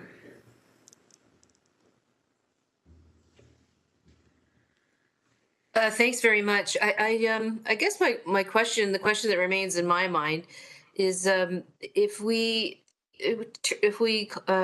turn down these recommendations and go back to further consultation, then there's nothing happening. And my understanding from what I heard from Councillor Crutch is that the response back in his motion would be for April of this year. Well, this recommendation, if I'm not mistaken, extends the protocol for the exact same time frame to April of 2023. So I just don't understand why the interim measure to get us to the further work that Councillor Crutch has identified in his motion that he's going to be putting forward, and I would like to say I don't know that the motion he's putting forward needs to be put forward after turning down these recommendations, but actually as a further requirement that these recommendations get addressed.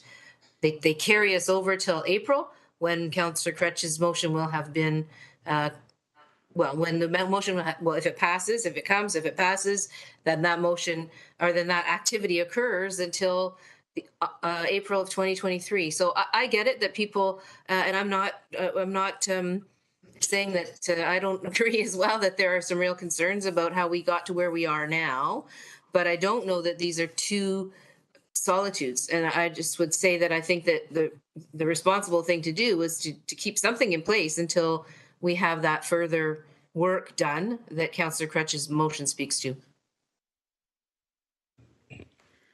Thank you. Okay, next on the speakers list is Councillor Maureen Wilson. Thank you, Chair Nan. If I could ask through you to staff, because I just want to make sure that I'm understanding the results of the pilot. So if I am going to, a table that is on page 12 of 23. Thank you. I'll just give everybody a second to get there if they're so inclined. Am I correct in interpreting this table in the following way? 1, 2, 3, see, about the 7th cell down, the approximate number of unique individuals unsheltered and regularly living in encampments throughout the city. So the pilot has a number per cell per month. And am I correct in stating if I add up those cells horizontally, I will get the total number of people, which I took to be 292 as the number of individual touches made during the pilot. Through the chair. Thank you. Director Baird? Through the chair. Apologies, Councillor. So no, it doesn't quite read like that. Okay. So each month is a discrete month. So we could have the same individuals in January, the same individuals in February. Basically, the month restarts. That's how staff have been capturing these. I can tell you at this point in time, we do have somewhere probably in the neighborhood of 45 to 47 individuals who continue to sleep rough. And so these are monthly counts, but it could very well be the same individual continuing through. Thank you. So if you could help me then, through the chair to Director Baird, in measuring the outcome of the pilot, if I go to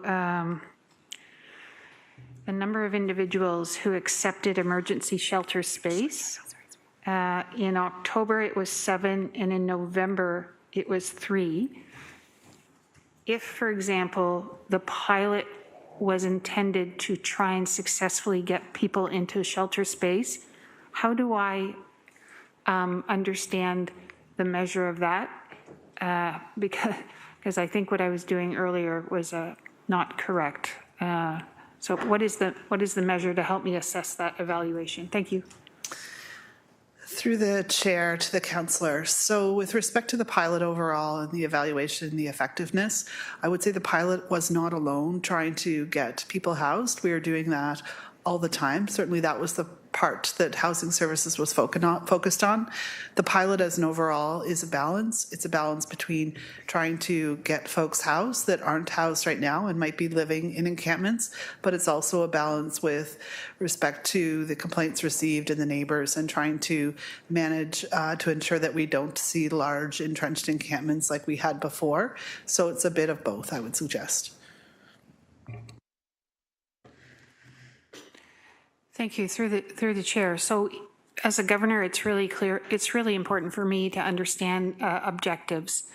And when I thought I read the objectives on page 3 or 4 of the report, I want to make sure I understand that the pilot is upholding the objectives.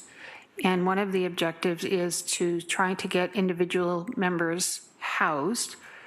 And I'm therefore still faltering a little bit on the measure of that success. So is it 7 out of what number, for example? Or if I may, housed directly from encampments, by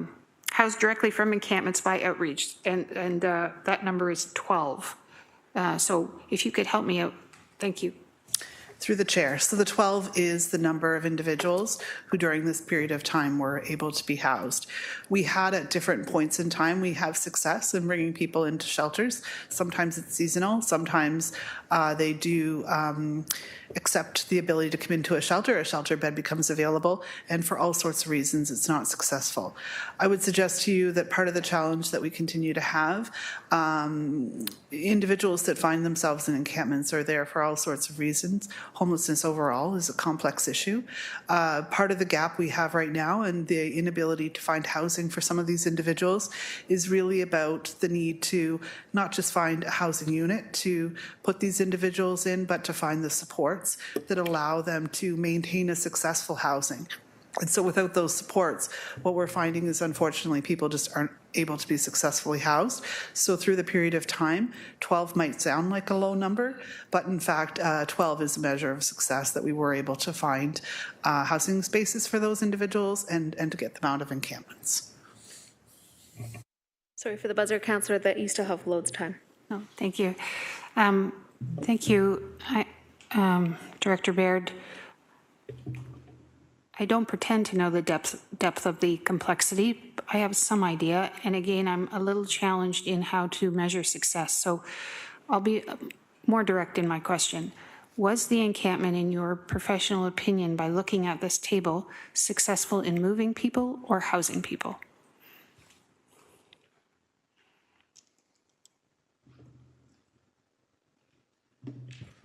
Through the chair. So that's a difficult question.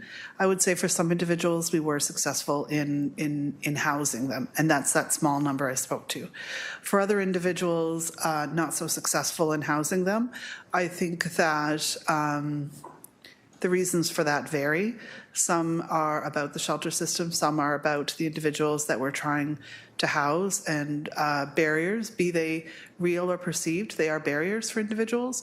And so being able to house people, I would say that this pilot, we were successful in housing a small number of individuals. Overall, we have not been able to house those that are in encampments.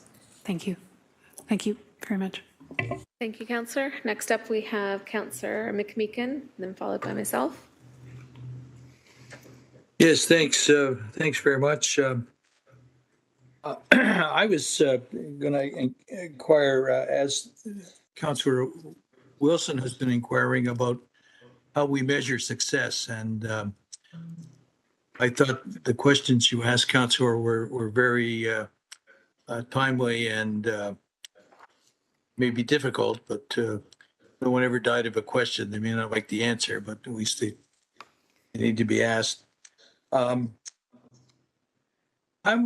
want to just say I appreciated the statement when we last spoke about this, that we want to, and your team wants to move from managing homelessness to eliminating it, and I really like that.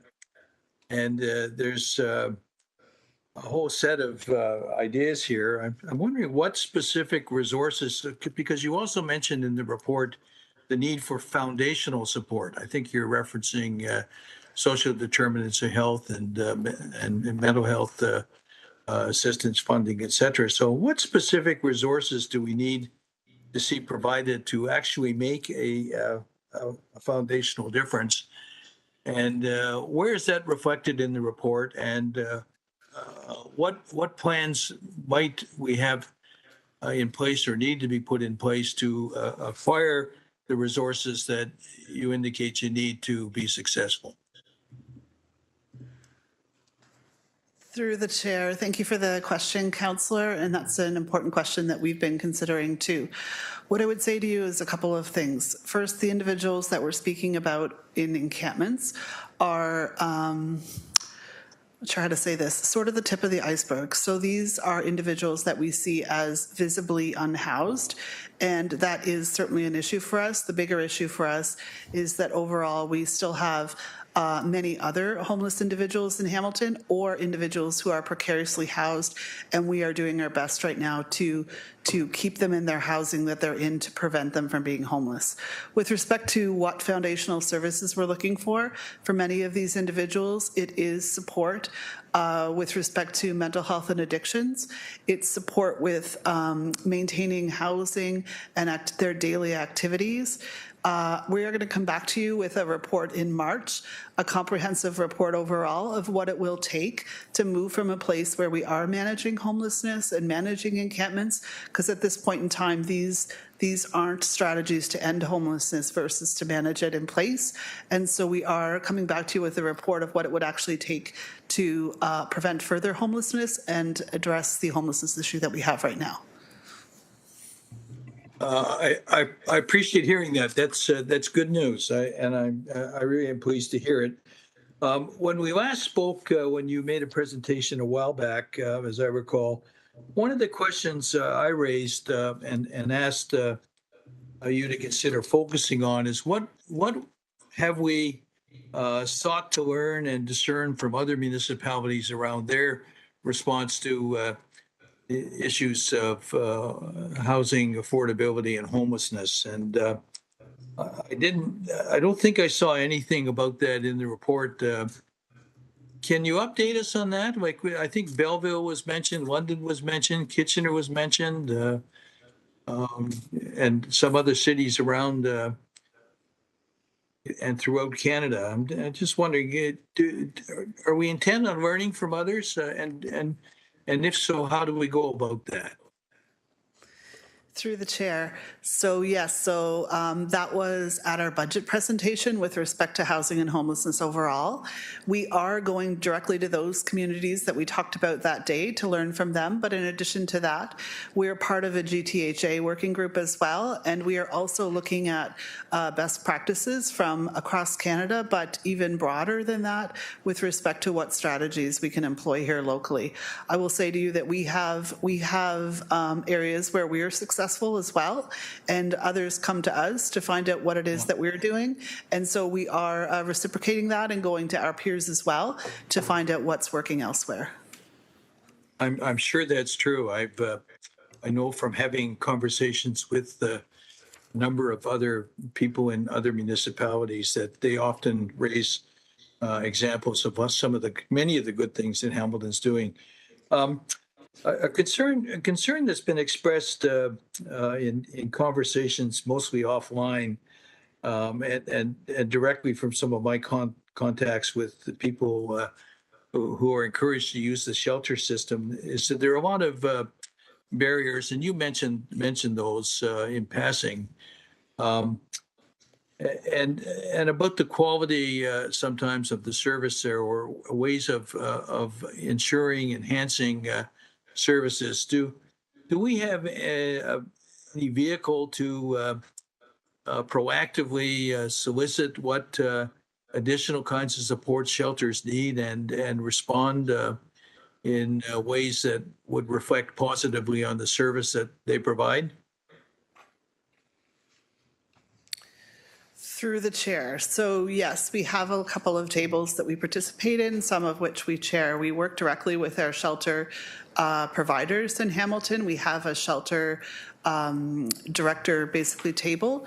Right now, this group is working toward updating the shelter guidelines. So that's their operational guidelines that they operate under. Some of the feedback we received through the encampment sessions is informing that discussion. Some, again, is about best practices. I would say for our shelters locally, they are striving to change how they operate and to put different measures in place. In some cases, they're limited with respect to the physical plant that they operate from. In others, I would say they're pressured, not unlike us, from a perspective of staffing.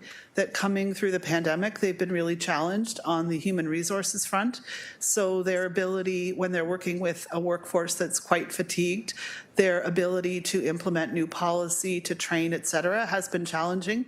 But they are certainly committed to seeing improvement, changing how they operate, and they really are dedicated to meeting the needs of the clients that they serve. Thank you. This work is an immense challenge. You know that better than anyone around the Horseshoe, I suspect. There is a reference in your report, repeated reference to integrated supports. I think I know what that means, but in the context of what you describe as your six-step process, can you tell us about the work that's going on around the process itself, what the steps are, and how that integrated support is going to move us forward? Through the chair to the councillor, I will certainly start and pass this over to Director Baird if I miss anything. The six-step process is the steps that we followed in the pilot program. So that's the original complaint comes in through MLE. MLE assesses what is happening, where it's located, what can be done. We then pass it off to Housing Outreach. Housing Outreach attends the site. MLE re-attends the site, following which, if no compliance is achieved, HPS may be engaged for a trespass, and then cleanup is the next step. However, under the coordinated encampment response we are proposing in this report, MLE is not the first step. We are a secondary support role, and Housing Outreach would be the first step for engaging those in encampments. Okay, thank you. Listen, I've learned over the years that there's often a very big difference, a huge gap between a great idea and an implementable great idea. And I guess our challenge and your challenge as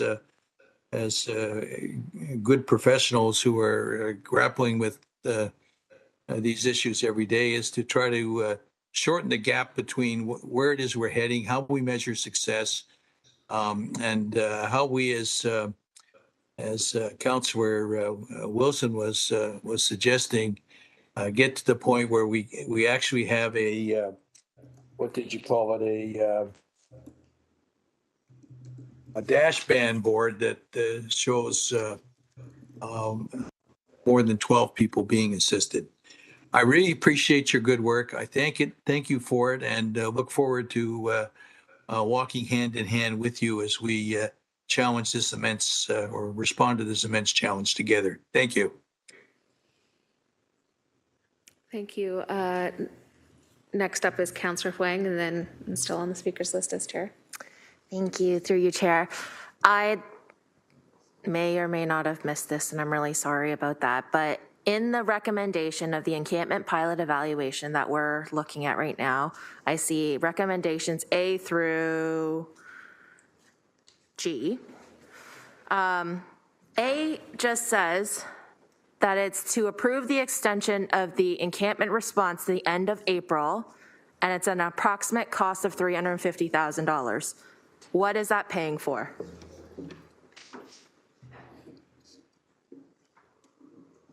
Through the chair to the councillor, I'm going to ask if GM Thorne is still on the line and can perhaps assist with that. Yes, if you can hear me okay. Jason Thorne, General Manager of Planning and Economic Development. So given that some of the staffing was already in place through the pilot project, but under the budget process, if there was new operating funds, those would not be approved until the end of the operating budget. That leaves us with a 3 or 4 month gap. So the idea of the recommended funds was that we would effective now undertake the sort of the new approach that Monica just described. That would have staffing implications, and so we would need to be able to confirm those staff in their roles now. So the recommendation A would basically cover that 4 month gap between now and when the operating budget would be approved for the 2023 operating budget. So in effect, we'd be trying to sort of fund the same general resources and approach, but fund the first couple of months through the, I'll call it almost bridge financing, until the operating budget is approved. Okay, so through you, Chair, then that means B through G, which is essentially $1.1 million, I think, is essentially the brand new program. So I'm trying to tease out, are there two separate financial asks here? Because the A just talks about just doing what we're doing currently to bridge finance, and then B through G is essentially the brand new program. Do I have that correct? Through the chair, not quite. So I think if council goes with the staff recommendation, we'd be looking to start to do the new approach right away. But the new approach does rely on those additional staff resources. And until the operating budget is approved, we wouldn't have the operating budget for them. And so we would need to have the staffing resources in place now. So I think if I can say it this way, from a process standpoint, the new process would be what is put in place. As Monica mentioned, it's sort of the housing-led process. So the process would be that right away and then would carry through. The funding, though, we've identified separate just because we have a bit of a gap there between today and when the operating budget gets approved. Chair, I'm still kind of struggling with this because I can understand that we're asking for this in the operating budget, but we're essentially carving this out separately. But again, there's a timing issue because there's also this April budget timeframe. So I think that where I'm struggling with this is, why are we bundling it all together? It strikes me that it might make sense to have A, be completely separated out just so that we can continue with the resources that we have. But I'm of the opinion that maybe we should be having deeper conversations with the HandSmart, Keeping Six, to inform a new, but I want to be mindful that I don't want the gap in services. So this is kind of my challenge with this right now, Chair. So I think, again, I want to just be clear that this is actually a whole proposal coming forward, but really in my brain, I think it's two timing-wise proposals actually. Yeah. I don't know if I have So that what correct. I can clarify based on the recommendations that are before us, you've got it right, Councillor, that A is a funding gapping program, I guess, a gapping financial program of $350,000 for the existing encampment process. Okay. As outlined in the pilot as it is today. Right. B through G, G ends off with saying that the entirety, so B through G, would be referred to the operating budget process and put on the budget GIC deliberations for February 7th. Right. So it would become a staff business case item to the 2023 operating budget. So we wouldn't be approving B through G today in terms of committing our finances to it. We would be saying that it would come forward as an operating budget item on February 7th. Did I get that right? And just to the Deputy Mayor, it wouldn't be February 7th anymore because the report was supposed to originally be on January 18th. So by the time GIC is ratified at Council on the 8th, it'll have to go to the next one, which is the 21st of February. So just to clarify, it would be to a budget GIC meeting. Correct, yes. But then again, sorry, Chair, so does it make sense for us to carve these two separate from B to G? It's totally an option and available to you as a councillor in deliberating this report. I'm not there yet. I don't know yet. I think I still need to mull on this, so okay. I'll leave those as my question. Thank you. Thank you for clarifying. If I could pass the chair over to former Deputy Mayor Danko. Councillor Mann, first time. Thank you. So just picking up on the chart on page 12 of 23. So 12 individuals were housed through the encampment pilot, not the encampment protocol. So just to be really clear about our language, this is an evaluation of the encampment pilot, which was an enforcement-led initiative that was in operation for 10 months. That resulted in 12 individuals being housed. My question through you to staff is, how many individuals were housed through the former encampment protocol?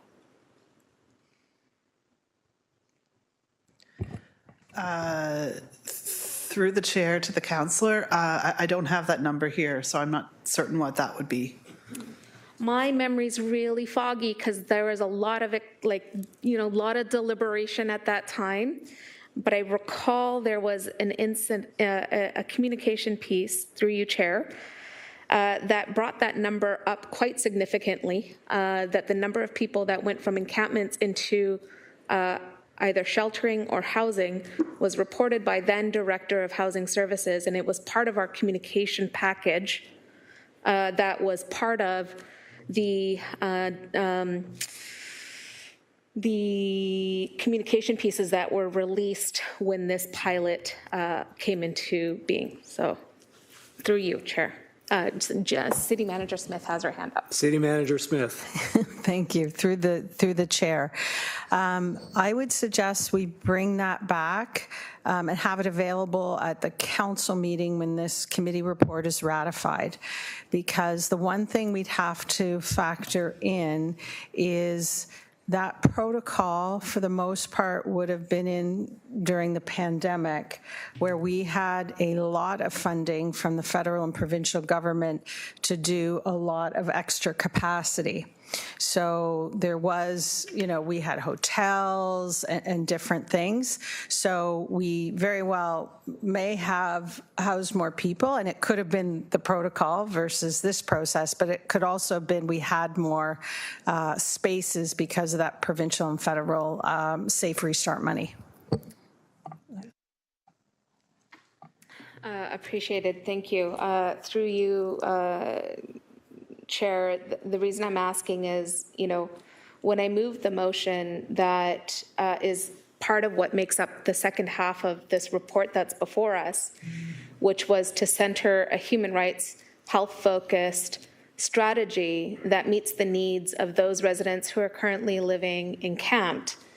It was to deliberate as a council and a corporation a process and strategy that would enable our success to have folks become housed more permanently with the wraparound supports that they need. That has been my sole motivating governing goal on the issue of encampments, and I'm standing here today struggling with the recommendations that are before us because I don't see them resulting in the direction I had majority of council support last term of council. It places me in complete opposition because the recommendations that are before us is about enforcement. They are not about housing people and providing the supports that they need. And we've been hearing countlessly over and over again with recommendations coming from those who are day in, day out, providing those outreach services, that things like access to washrooms would be a health support. Things like access to health supports would be really important. Things like access to water. And I know that that work is happening by some of the outreach staff that the city hires through St. Matthews, but the emphasis is lost here in this pilot and the recommendation that's for this council to deliberate into our 2023 operating budget. And I can't, in any good conscience, support what's here before us because it is absolutely not delivering the governing goal that my motion aimed to achieve. Recognizing the second half says there is a path forward to get us there, but I don't see how increasing the number of enforcement officers or police officers actually does that. Because in my mind, when I think about $1.3 million dedicated towards achieving the initial goal, it wouldn't look like this. So I can't support the recommendations that are before me, and I appreciate all the hard work of staff. The pilot that was evaluated here was a pilot that, in my opinion, was brought forward in bad faith because there was a protocol that was achieving some results, that was moving people, albeit with additional resources from the federal and provincial government, to keep people housed during an emergency pandemic. This pilot, in its former iteration that is being evaluated here, was paid for through COVID-19 reserve dollars. And so now to ask us as a council to absorb operating costs to a pilot that has never sought to achieve the outcomes that we are aiming to is, again, out of sync. So I'm headed towards not wanting to support these recommendations before us at all. And it's not out of any disrespect to staff. I totally, completely appreciate that you are delivering what you've been asked to deliver in some regards. And then the second piece that I have struggled with is Councillor Huang's point, which is items B through G are actually operating, it's an operating ask. So I'm not going to be able to approve the recommendations that are here. Thank you, Chair. I'll take back the chair, and on the speakers list, first time we have Councillor Jackson, second time we have, from the bottom up, Councillor Kretsch, then Councillor Maureen Wilson, and then Mayor Horvath. I'm up, Deputy Mayor? Yes. Thank you. Thanks, Deputy Mayor Nan. Just very quickly, through you to staff, either Director Sorello or Director Baird, part of this pilot was to try our very best to maintain our open spaces and parks in as a pristine condition as possible for everyday families, children, and families to gather events to enjoy. Through you, Deputy Mayor Nan, to whoever wants to answer that, one of the directors, please. Through the chair to the councillor, yes, we were, yes. Okay. Sometimes less is better. Thank you. In terms of response, thank you, Director Cirillo. So just very briefly, I'm where Councillor Danko is. I'm not here to suddenly thwart and discontinue this pilot. I've had two minds all along about the encampments. I'm very much sincerely wanting to house the unhoused, but also I'm very strongly for preservation of open spaces, parklands, and respecting the overnight bylaws, and for everyday families to enjoy, and not to be worried for possibly any unsafe conditions that may occur. So I will continue to support the report before us, and I thank staff for all they've done. Thank you, Deputy Mayor. Thank you. And second time speaker, first up is Councillor Crutch. I think those were comments, so I'm just going to make comments now. I don't have any questions of staff. The delegates that came forward last time asked us to trust them, to trust that they knew what the experiences were like for those they were working with, and unanimously they asked us not to approve a single one of these recommendations. I've spent a fair amount of time in these encampment situations myself personally before I was elected to office. I'm asking you to trust me. These recommendations are not going to do what we think they're going to do. I completely support what Councillor Nan said. GM Thorne said this is a new approach. Look, when there was an old approach, these delegates came forward and said, don't do this. And based on my reading of the report, this pilot failed to provide what it was set up to do. It failed. And the delegates knew that before we ever hit the ground running. They said, do not do this. Now here we are again with a new approach, and the same people are back saying, do not do this thing. And so for me, that's a huge part of our learning here. And we have to reflect on that, I think, as governors understand, okay, look, like maybe we're going the wrong direction here. We have to do things a little bit differently. I also recall many of my colleagues, citing the importance of hearing from delegates in the kinds of decisions that they made, right? The short-term rental thing is a great example of that. We had staff saying, hey, don't take the cap away. And then a bunch of the majority said, look, we're going to remove this cap because we heard delegates say they want it removed. I'm asking you to apply the same principle here, if that's what you believe. Apply that principle here. Listen to what the delegates had to say. They were passionate, they were experienced, they were professionals from the housing industry. So I think it's really important we balance that, and we say that, and we speak to those things here. If we don't do this from a totally different framework and frame of mind, we're going to repeat the same mistakes we've already repeated. I'll also say that I find it really problematic for us to understand a concept here where through a recommendation in a report, we're making a hiring decision about the police. Like, that's just fundamentally not our job. If we're sending a message to this report that the only way to get responses to keep staff safe, to Councillor Danko's point, if that's the goal here, right, is to specifically hire through a report, specific officers to do that, that sends a troubling message to me. What I want to know is, if our city staff call the police, are they going to come? Like, that's the question that tells me right away that there's a problem about, right? We don't need to be doing it this way. And I think it's wholly inappropriate for us to have anything to do with police hiring through a recommendation to this council when there's a huge discussion coming forward about the police budget that we all are very well aware of. This is somehow an add-on to that discussion. So that's where I stand on this. This is why I stand there. I'm asking us to trust the delegates, and I'm asking you to trust me. This is not going to get us where we want to go. If we want to have a new approach, it needs to be informed by the very motion I'm trying to put forward next, and we need to start there. Thank you. Thank you. Next up is Councillor Maureen Wilson. Nope, sorry, first time. Thank you. It's a very clear arrow pointing at Councillor Cassar's name that I ignored. Thank you, Chair.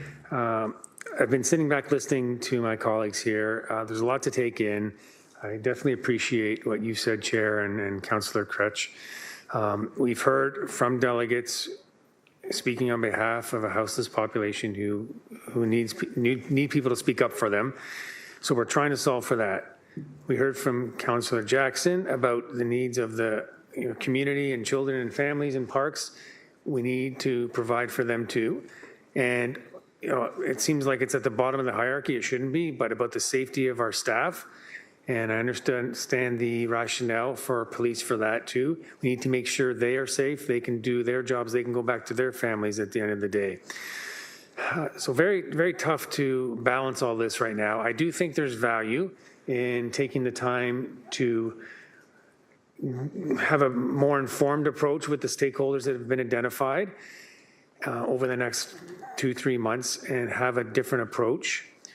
My question, long-winded preamble, so if this is not approved today to staff, then what is going to continue to happen operationally between now and April and the subsequent implementation of whatever might come next? Thank you. Thank you. So over to staff. If the recommendations in this report were not to go forward, what would happen between now and some future? Through the chair to the councillor, from a bylaw perspective, and then I will pass it over to Director Baird. My team has about 30 different bylaws on the books that we enforce. Parks bylaw is not deemed to be a priority outside of this pilot program, meaning that we will respond reactively, but it will be in staff. It will depend on staffing. It will depend on a variety of factors that may be before us. So we would not be able to commit to a time frame that we would respond to these complaints on, but we would certainly be there. Again, I do emphasize we receive about 50,000 calls a year, and Parks bylaw is not the first one that we are responding to. Thank you, Director and Councillor. It is also itemized under alternatives for consideration on page 19 and 20 of the report that's before us in terms of that, but continue, staff. Through the chair, if I can just add on, just to make sure it's all clear. So you can expect a report coming in the near future where we get direction from council on how you want us to prioritize, because bylaw has all the different bylaws and lots of complaints. So we get some direction from council about how you'd like us to prioritize, and that is coming. I'll let Director Cirillo say that. If I'm remembering correctly, we still have a direction from council about enforcing the bylaw within 72 hours. And I'll get Director Cirillo to confirm that. And as part of the alternative we've mentioned, my understanding is we would not be able to meet that service level around bylaw enforcement that previous council, but is on the books for us at this time. Through the chair, I'm just going to jump into one more thing. Yes, absolutely correct from the city manager. There will be a report coming forward, and priorities can vary at that point. The other thing I want to flag is under the pilot, we did have, with additional staff, we have the ability to vary hours as well. Right now, it would be your 8:30 to 4:30. It would be Monday to Friday. Director Baird. Through the chair. So from housing services perspective, there's a couple of pieces. I would say, first of all, we obviously, we're in a place now we wouldn't extend the hours of operation for the outreach workers, but we have outreach workers that work for us, and they'll continue their current role, so that work would continue. During the pilot, we had coordinating this work across our departments, including with parks. We had both a director and a coordinator that helped with the coordination, the managing the media, taking in all the complaints and sort of putting them to the right areas, managing those morning meetings. That piece is now missing. So the outreach workers for us, because both of those positions are no longer continuing, without the project manager or manager that's in the report, what's happening right now is existing managers within housing, within the homeless serving sector, are trying to manage that work as well. And so the coordination is not probably what it was before. And part of that role is responding to media, responding to complaints, responding to council offices, and then, of course, supporting our staff that are out in the field.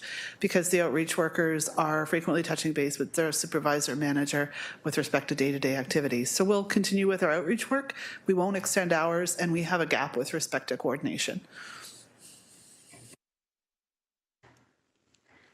Okay, thank you. Helpful answer. So second question, just to go down the same lines that Councillor Wang was talking, if there's a sort of intermediate step here, is the $350,000 then until April, does that allow us then to continue the resource as is being currently done until such time as maybe there's some other response available? Through you, Madam Deputy Mayor, Mike Zagarek, General Manager, Finance Corporate Services. Yes, recommendation A essentially is bridge funding so that the program can continue until March 31st, assuming Council would deliberate on a permanent program, and if approved through the approval of the 2023 budget, the funding and the resources then would be approved and staff could proceed with a permanent program. Thank you. And sorry, through you, Madam Deputy Mayor, if Council chooses to amend the program or not proceed with the program, then that decision would form part of the 2023 budget deliberations. Okay. And Director Graham is also seeking to respond. Through you, Chair, actually to your previous question about what will continue to be pressures for us, park staff will continue to be requested to assist with cleanup and even just garbage collection, even if the encampment isn't necessarily cleared. And so those pressures, those operating costs will be incurred without an actual dedicated budget to it. The coordination will be done through the superintendent of the district in which the encampment falls into, and so will be added to their existing workloads. Thank you. Councillor? It's very helpful. I do think there is value in making sure we continue service at least in the interim for a whole number of reasons we just heard. So I do think it's worth putting forth the idea to split A from the rest of it, and take what Councillor Kretsch had suggested and get more input and find potentially an alternative way forward beyond April. Councillor Kazar, can I just inquire for clarity? If this is something that you're proposing, separating out the recommendations, yes, and entertaining recommendation A as a solo recommendation, leaving room for other councillors to add on anything else thereafter, can you clarify where the $350,000 would come from? Or do you need assistance from staff to clarify? Yes, I do. Yeah, because currently there's no project ID associated to the $350,000, the way that I read the recommendation, unless it's implied that it's going to come through 2023 operating budget, which then is like, we're going to incur costs doing A, and then if approved by budget committee and then ratified by council, then there's a chargeback? Sorry. So through you, Madam Deputy Mayor, I would have to review FCS 20038D. So the recommendation makes reference to an earlier report. So I would have to review that earlier report as to what was identified as a funding source through that report. And we could have that information for council. Thank you. Thank you, Councillor. Next up, we have second-time speakers, Councillor Maureen Wilson, followed by the Mayor, and then Councillor A. Wilson. You're withdrawing? Okay, next up is the Mayor. Thanks, Deputy Mayor Nan. You know, I really think that sometimes we have to be incremental in the work that we do, and I know that that's not what people like, but that's the reality of the work that the magnitude of the work that we have to do on the housing front and the supporting front in terms of people who need supports, the transitional housing piece, all of that are things that I think all of us are quite committed to. Certainly a lot of the people that have spoken already tonight, I think are on that page. We need real solutions. We need the housing. We need the supports. We need the services. We need the programs. We need all of those things, but they're not coming by the end of April. I'm sorry. They're not coming by the end of March. Yes, we need to focus on them. We need to find the ways to make those services available. We need to have a more humane approach. We absolutely do. I agree with all of that.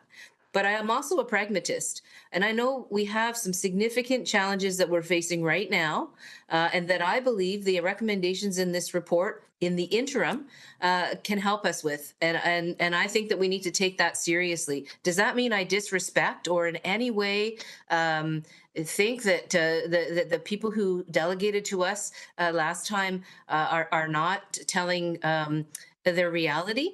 I don't. Yes, they are telling their reality, and they are experiencing things that most of us will never have to experience at all. Whether that's in a service perspective as an advocate or a provider of service, or whether that's as a person who's experiencing, living on the streets and living rough. So I just want to be clear that my understanding of where we are is finding pathways to get to a place where this conversation becomes moot, where we don't have to have these kinds of conversations because we have all of those services in place. So I don't have the history of some of the folks around the table, with all due respect, in terms of the on the ground issues that you've been engaged in. But what I do have is a governance role here as the mayor of the city. And what I believe we need to do, frankly, is move forward. I don't for 1 minute think that if this conversation happens, if a motion comes forward, a conversation happens to further refine the work that needs to be done in community, I don't for a minute think that we won't be coming back to council with motions or with recommendations or changes that need to be made in our approach. I think that we all need to stay open-minded about that. But I do believe that we have to start somewhere, and putting money in the budget to get us to where we can start tackling these things, I just think is extremely responsible thing to do, instead of simply leaving things as they are. I just actually have a question. Is it the case at the city of Hamilton that if we're within budget, like we're in a budget year, and council has approved a particular direction, so let's just assume it's this direction. Let's just assume it's all of these recommendations. We're going to say, okay, we're going to approve these. Is there anything that prevents during the year some of these things from changing? Is the fact that we make a decision today set in concrete, in stone, or whatever, that doesn't allow us to adjust the approach as we learn more and do more and achieve more in terms of permanent solutions going forward? I would say the answer is no. I would say that, in fact, we do have the opportunity to continuously get better, to continuously change, but most importantly, to actually start achieving the real solutions that will help us to make sure that nobody is unhoused in our community. I get it that this is a tough one, but I think that we need to move forward with recommendations that are responsible in terms of the short term, knowing that in the medium term, if something's not working, we can be making adjustments, and also knowing that the medium term also brings with it responsibility to make the permanent solutions happen. But I cannot leave this meeting today with so many unknowns and a lack of commitment financially. Yep, that might mean more staffing. That might mean more supports for people. That might mean we're still doing things in some ways that aren't exactly where they need to be. I'm prepared to do that, knowing that we have a commitment around the table to have more permanent solutions brought forward, and to be willing to adjust going forward, to have that better dialogue on an ongoing basis, not just once in a budget cycle during a delegation. I believe that we can do things differently, absolutely, but not just. But I don't think the sum of that is happening in a budget committee meeting or at a GIC committee meeting. It's an ongoing process, an ongoing dialogue, and an ongoing collaboration that we're going to need to have and be prepared to be flexible around. But I am going to support the staff recommendation. And, you know, when I came to this part of the meeting not knowing where I was going to go, but I am going to support the report in its whole, because I think it's the responsible thing to do overall. And it puts markers in not only the budget, but it puts markers, it puts money in the budget, but it puts markers forward that says that we can do things better, and we're committed to doing things better, and it creates an opportunity for us to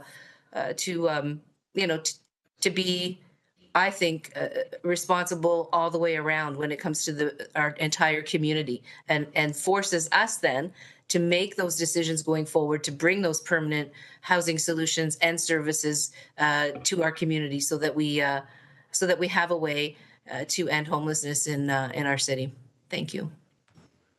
Thank you, Mayor. First-time speaker, Councillor Francis, followed by second-time speaker, Councillor A. Wilson. Thank you, Chair. I'd like to call the question if I could. With respect, Councillor Francis, we only have one more person on the speakers list. Just given that we've given an opportunity for everyone. Can I call the question? Am I allowed to procedurally? What question?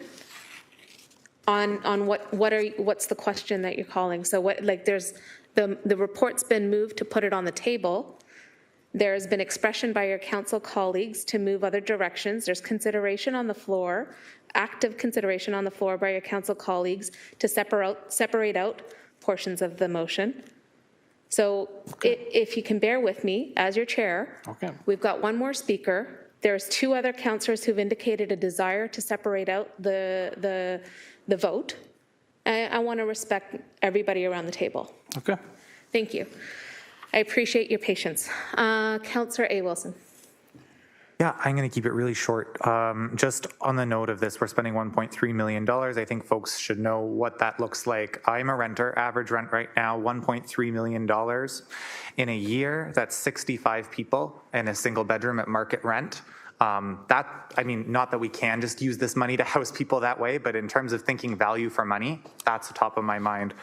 Basic income at $2,000, what CERB was set to, that's 54 individuals at a basic income of $2,000 for $1.3 million. I completely hear and agree we have to make responsible decisions. That's weighing on my mind when I think about what responsible means at this juncture right now. So that's it from me. Thanks so much. Thank you. So I just want to circle back to both Councillor Huang and Councillor Kassar, who earlier indicated a desire to separate out the directions that are before us in this report. I also need to clarify procedurally with Elsie McCrae that we moved to put the report on the floor, but that nobody moved the recommendations. Correct. So through the Deputy Mayor, we can, if someone wants to move to do A separately, we can vote on A separately and then vote on the remainder of the recommendations in the report. Okay, and there was also right off the bat, Councillor Crutch, who also indicated what he wanted to do. So at this point, what sequence should I go in? So if there's a will of committee to separate out A, we could do that. Then we would vote on the balance of the report, and then Councillor Crutch could potentially put his motion forward irregardless of what happens otherwise. Okay, great. Councillor Huang. Yes. Okay, so Elsie McCrae, I think that I would like to separate out A from the report. I did a Google search on where it's coming from. Looking at HSC 20038D and PED 21188, which is what I was trying to, I found that it says that the pilot would be funded first from COVID-19 government funds, then COVID-19 reserve, then departmental budget surplus, and finally by the tax stabilization reserve. Yes, okay. So that's how where this 350 would likely come from. So the wording. And just before, because it's to your back, General Manager Zagaric with the shiny yellow shirt. Through you, Madam Deputy Mayor, I did send Legislative Coordinator McRae some amended wording in that the previous motion, some of those funding streams are no longer available to us. So we have proposed some amendments to recommendation A. Great. Thank you, GM Zagirik. Okay, so request to separate out A is before council. It doesn't need a seconder? Yes, it does. Okay, and that was Councillor Cassar. And it's been moved and seconded, and Councillor Wilson would like to speak to it. However, I'm also going to request that we see the A as amended as information specified by General Manager Zagirik before we vote. Thank you. Councillor Wilson. Thank you, Chair. I think I put my hand up prematurely. I was going to ask if we could separate out, beg your pardon, E. Thanks. E is the Public Works Department operating budget increase by $200,000 annually. And I don't have a funding source, so I'd look to some, that would have to be an operating budget decision then, right? Yeah, so let's just finish with Councillor Huang's and seconded by Councillor Cassar's motion, and then we'll come back to you.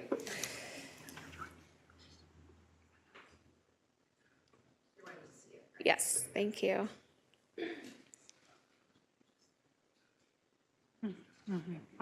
Okay, so that A would be approved by and funded by.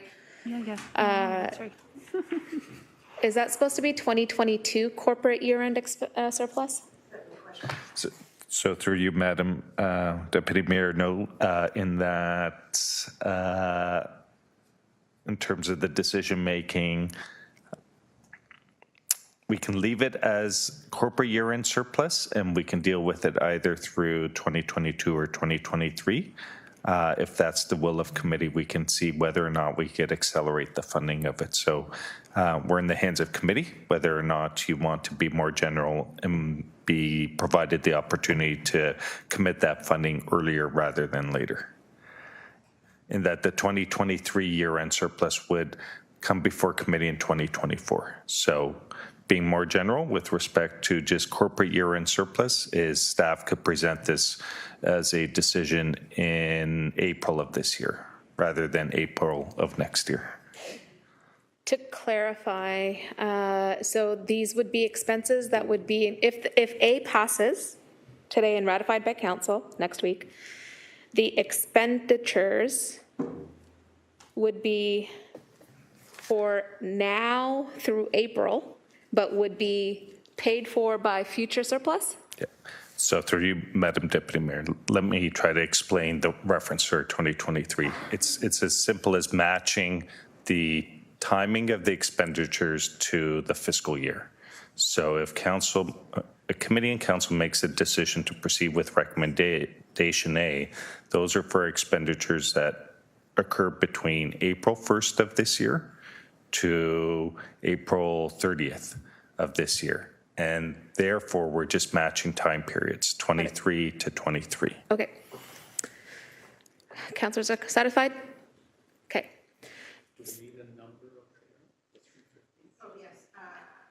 Well, yeah, so I think the motion, the separation was A, so that council approved the extension of the encampment response pilot to the end of April 2023 to be structured and funded as outlined in this report referenced at an approximate cost of $350,000.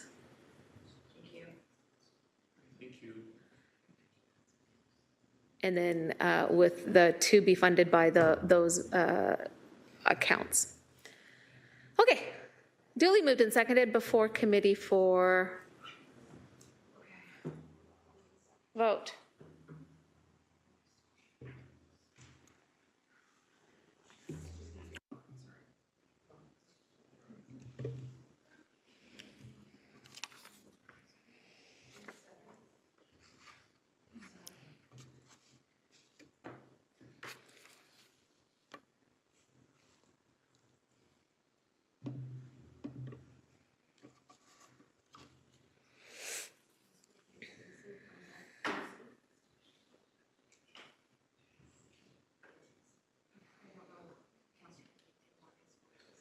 Councillor McMeekin, can...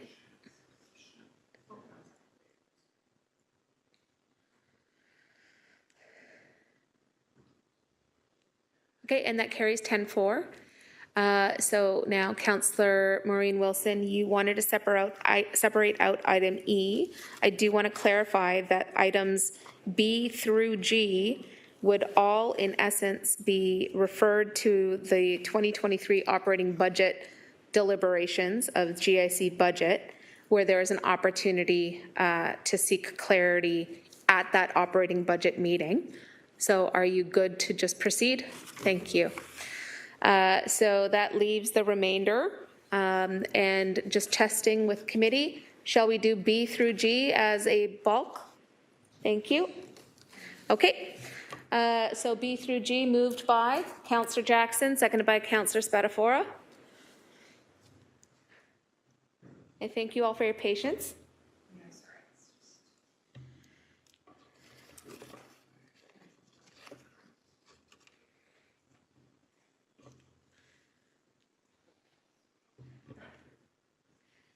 Vote in the affirmative by Councillor McMeekin.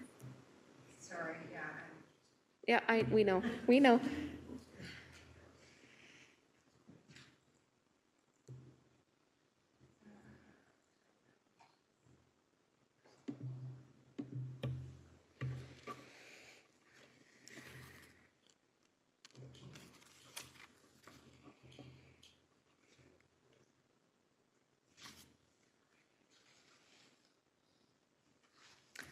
Oh.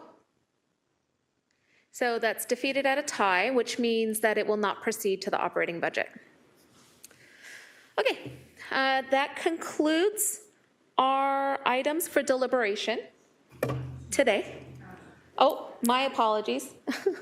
There was, Councillor Crutch did indicate his desire to put forward another motion.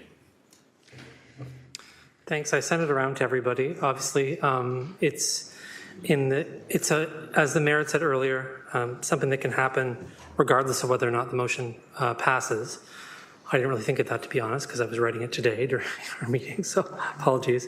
Does everyone have the language in front of them, and can the clerk put it up? I'm sorry, I've been talking all day. I just can't read that all out. I'll read it for you. A, that staff be directed to convene a minimum of 2 meetings to discuss the encampment protocol with members of the Indigenous community and the following organizations: YWCA and other drop-in providers, HamSmart, Keeping Six, and other stakeholders who serve the housing and health needs of those living encamped. B, that these meetings be held to develop a new encampment protocol rooted in an approach that upholds the human rights of residents living encamped and reflects the concerns shared by delegates who presented on January 18th, 2023, and with a report back no later than April 20th, 2023, with recommendations to the General Issues Committee. Moved by Councillor Crutch, and I will happily second it.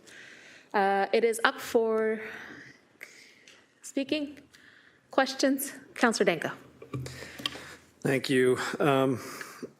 Just further to my comments earlier, you know, I listened very carefully to the delegations. I genuinely appreciate the perspectives that everyone from our community brings to the table, but I also, you know, need to be heedful of the residents of Ward 8 that I've heard from, and their positions are pretty clear. So we've already done extensive outreach, consultation, review. Our staff have already provided their best recommendations based on that. I don't see that there's going to be anything different by continuing down that path. And just because that we don't agree with the advocacy that we hear doesn't mean that we didn't hear it. Just because that we may not take the action that you specifically are advocating for doesn't mean that we don't, you know, respect that position. So I don't see anything changing here. So I'm not going to support this motion. Thank you. Thank you, Councillor. Next up, we have Mayor Horvath. Thanks. I just have a question to the staff. assuming something comes out of this consultation that happens, that perhaps we'll get some kind of further recommendations or further, I don't know, path forward in terms of this issue. Where does the money come from if we don't put any money in the budget?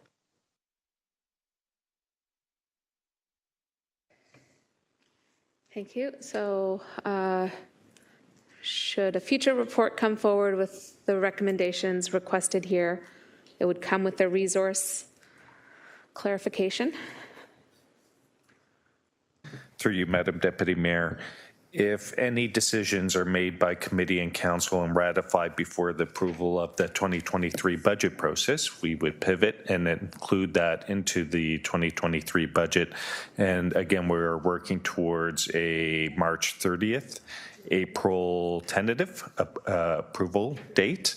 If committee and council were to approve a program in year, similar to recommendation A, is we would identify an interim funding source and then refer the annual impact to the 2024 budget. Mayor, does that satisfy your question? I just have one further question, and that is item B of the motion that's before us now has an April 20th, 2023 GIC recommendation to committee. Can I ask the mover of the motion why that date particularly? Yeah, sorry, apologize. I proposed March 22nd, so like sooner, but then staff said they would like more time, so they proposed that date actually of April 20th. So I don't have the answer. I just was like, if you want more time, sounds fine to me. Okay, I don't, I actually don't disagree with the intent of the motion, but I think it's irresponsible for us to not put money in the budget now. I think putting money in the budget now actually shows how committed we are to this. And I would have preferred a motion that said that the recommendations of staff as per this report would be in place until such time as this consultation took place and further amendments were brought forward to fine tune our response to the homelessness situation. And it's because of that that I'm not going to support it. Thank you. Thank you, Mayor. Speakers list has grown. Next up is Councillor Spadafora, followed by Councillor McMeekin. Thank you, Chair. Just trying to get some clarity. So item A that we approved takes us to the end of April. Mm-hmm. Is that correct? Okay. So with the new motion on the floor, if we don't have something come forward by the end of April, if we can't come to an agreement, whatever comes forward gets defeated. What's happening May 1st? We're only funding this until the end of April. Correct. So there's no more funding for this after the end of April. So end of April comes, maybe we have something, maybe we don't, maybe we defeat what comes. It's now May 1st. What funding or what is in place for encampments as of May 1st? Can someone, staff, anybody? It would go back to the answer that General Manager Zagarek offered, which is whatever recommendations come out of the report in April, if this motion is approved, would be brought forward for Council's consideration and would be funded as per itemized by General Manager Zagarek. Yeah, and I'm happy to defer to, if you want to hear from staff. I think maybe I'm not being clear. So we've funded and continued this program till the end of April, and that's what we voted on. Then we defeated the recommendation. So we're hoping that recommendations are going to come forward prior to the end of April through a staff report that council is going to have to approve. If council doesn't like the recommendations, if staff doesn't get them here in time, if the recommendations don't make us feel like we're moving in the direction that we've all just talked about, that it's actually going to solve and be like an actual material change for these individuals, what happens on May 1st? City Manager Smith. Through the chair, bear with me.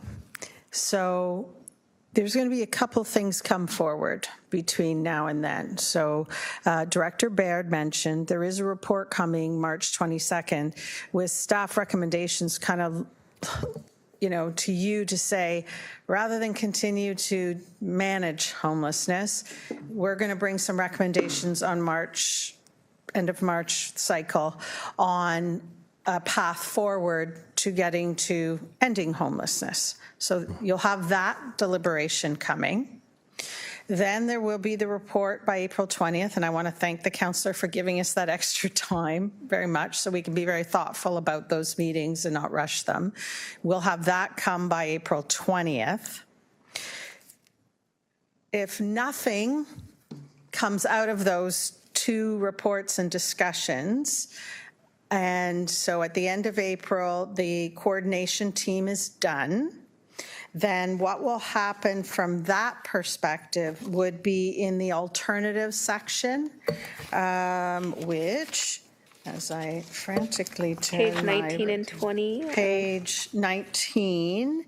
And that's where the Housing Street outreach, subject to anything else changing, would go back to that, Monday to Friday till 8, weekends only till 5. Bylaw will have you'll also have had that report on prioritizing all the different bylaw complaints. You'll have a bit of a say on where you put this in terms of other priorities. We likely won't meet the 72 hours enforcement. And then, as it says here, parks, if we get complaints to come to garbage, it'll get cleaned up. It might be a budget pressure at the end of the year, but they'll be cleaned up. I think I've captured anything, and I'm looking at the bench. Okay. And I appreciate the answer, City Manager, through you, Chair. And I'm just trying to, I know maybe around the table or maybe at the bench we're thinking, well, that's probably not going to happen because we have these reports. We just turned down a staff recommendation that you brought forward. So the possibility of turning whatever you bring back here is reality. And I just want to know that May 1st, 2nd, May 3rd, there is the possibility that if my residents are going to go to a park, there's a possibility they won't be clean. There's a possibility that there may be people in the parks. There could be safety concerns.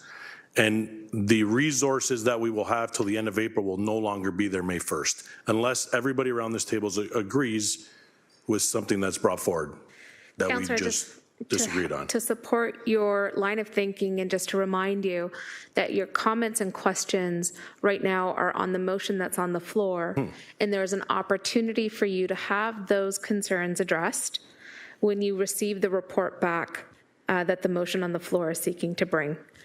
Should that motion fail, there are other report options and opportunities for you as a member of council to seek to create amendments, gain support, work with colleagues and staff to make sure that the needs that holistically we've been dealing with and addressing as a municipality are tended to. So I'm just trying to alleviate any concern on your part that come May 1st, the world is going to collapse as it relates to encampments. There's actually steps and opportunities to continue this work. I'm also trying to hold the interest around the table to move us towards adjournment. So, Councillor Spetafor, if you have no more clarifying questions, do you have any comments on the motion? I appreciate that, Chair. And I'm glad you picked me to be the one to shut down. So I'm not shutting you thank down. You. I asked you if you have any comments. Yeah. Okay, you're done. I'm sorry for hurting you. Councillor McMeekin.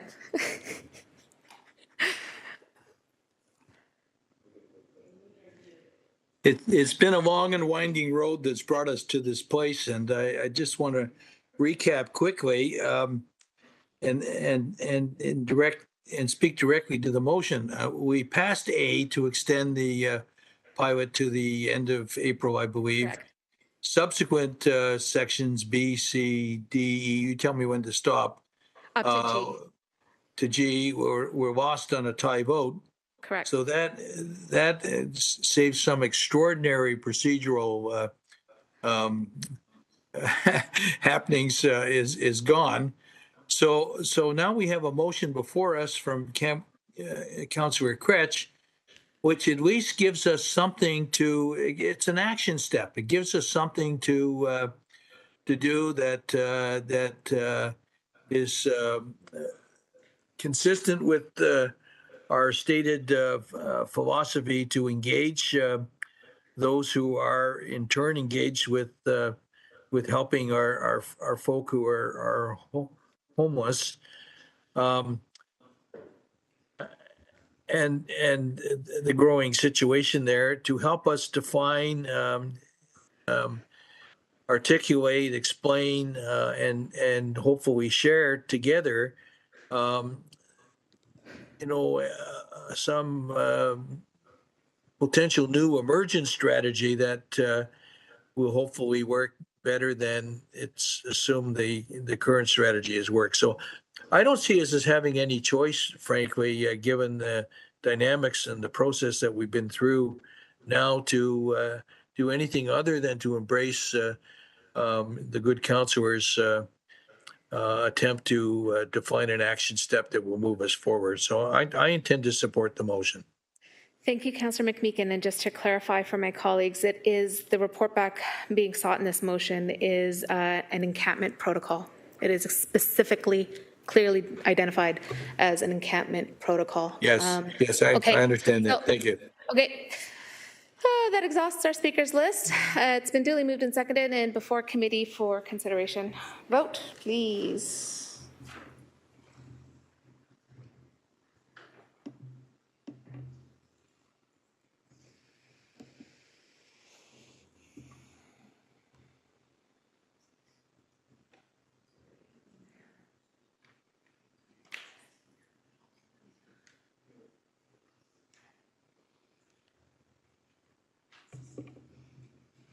That carries 9-5. Thank you. And committee members, we are at item 15. May I please have a motion to adjourn? Moved by Councillor Huang, seconded by Councillor Taddison.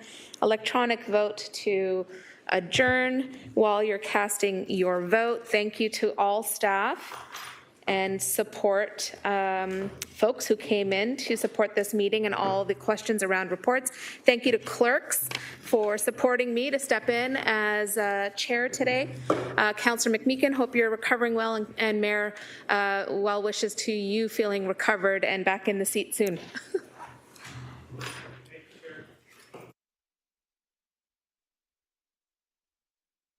Thank you.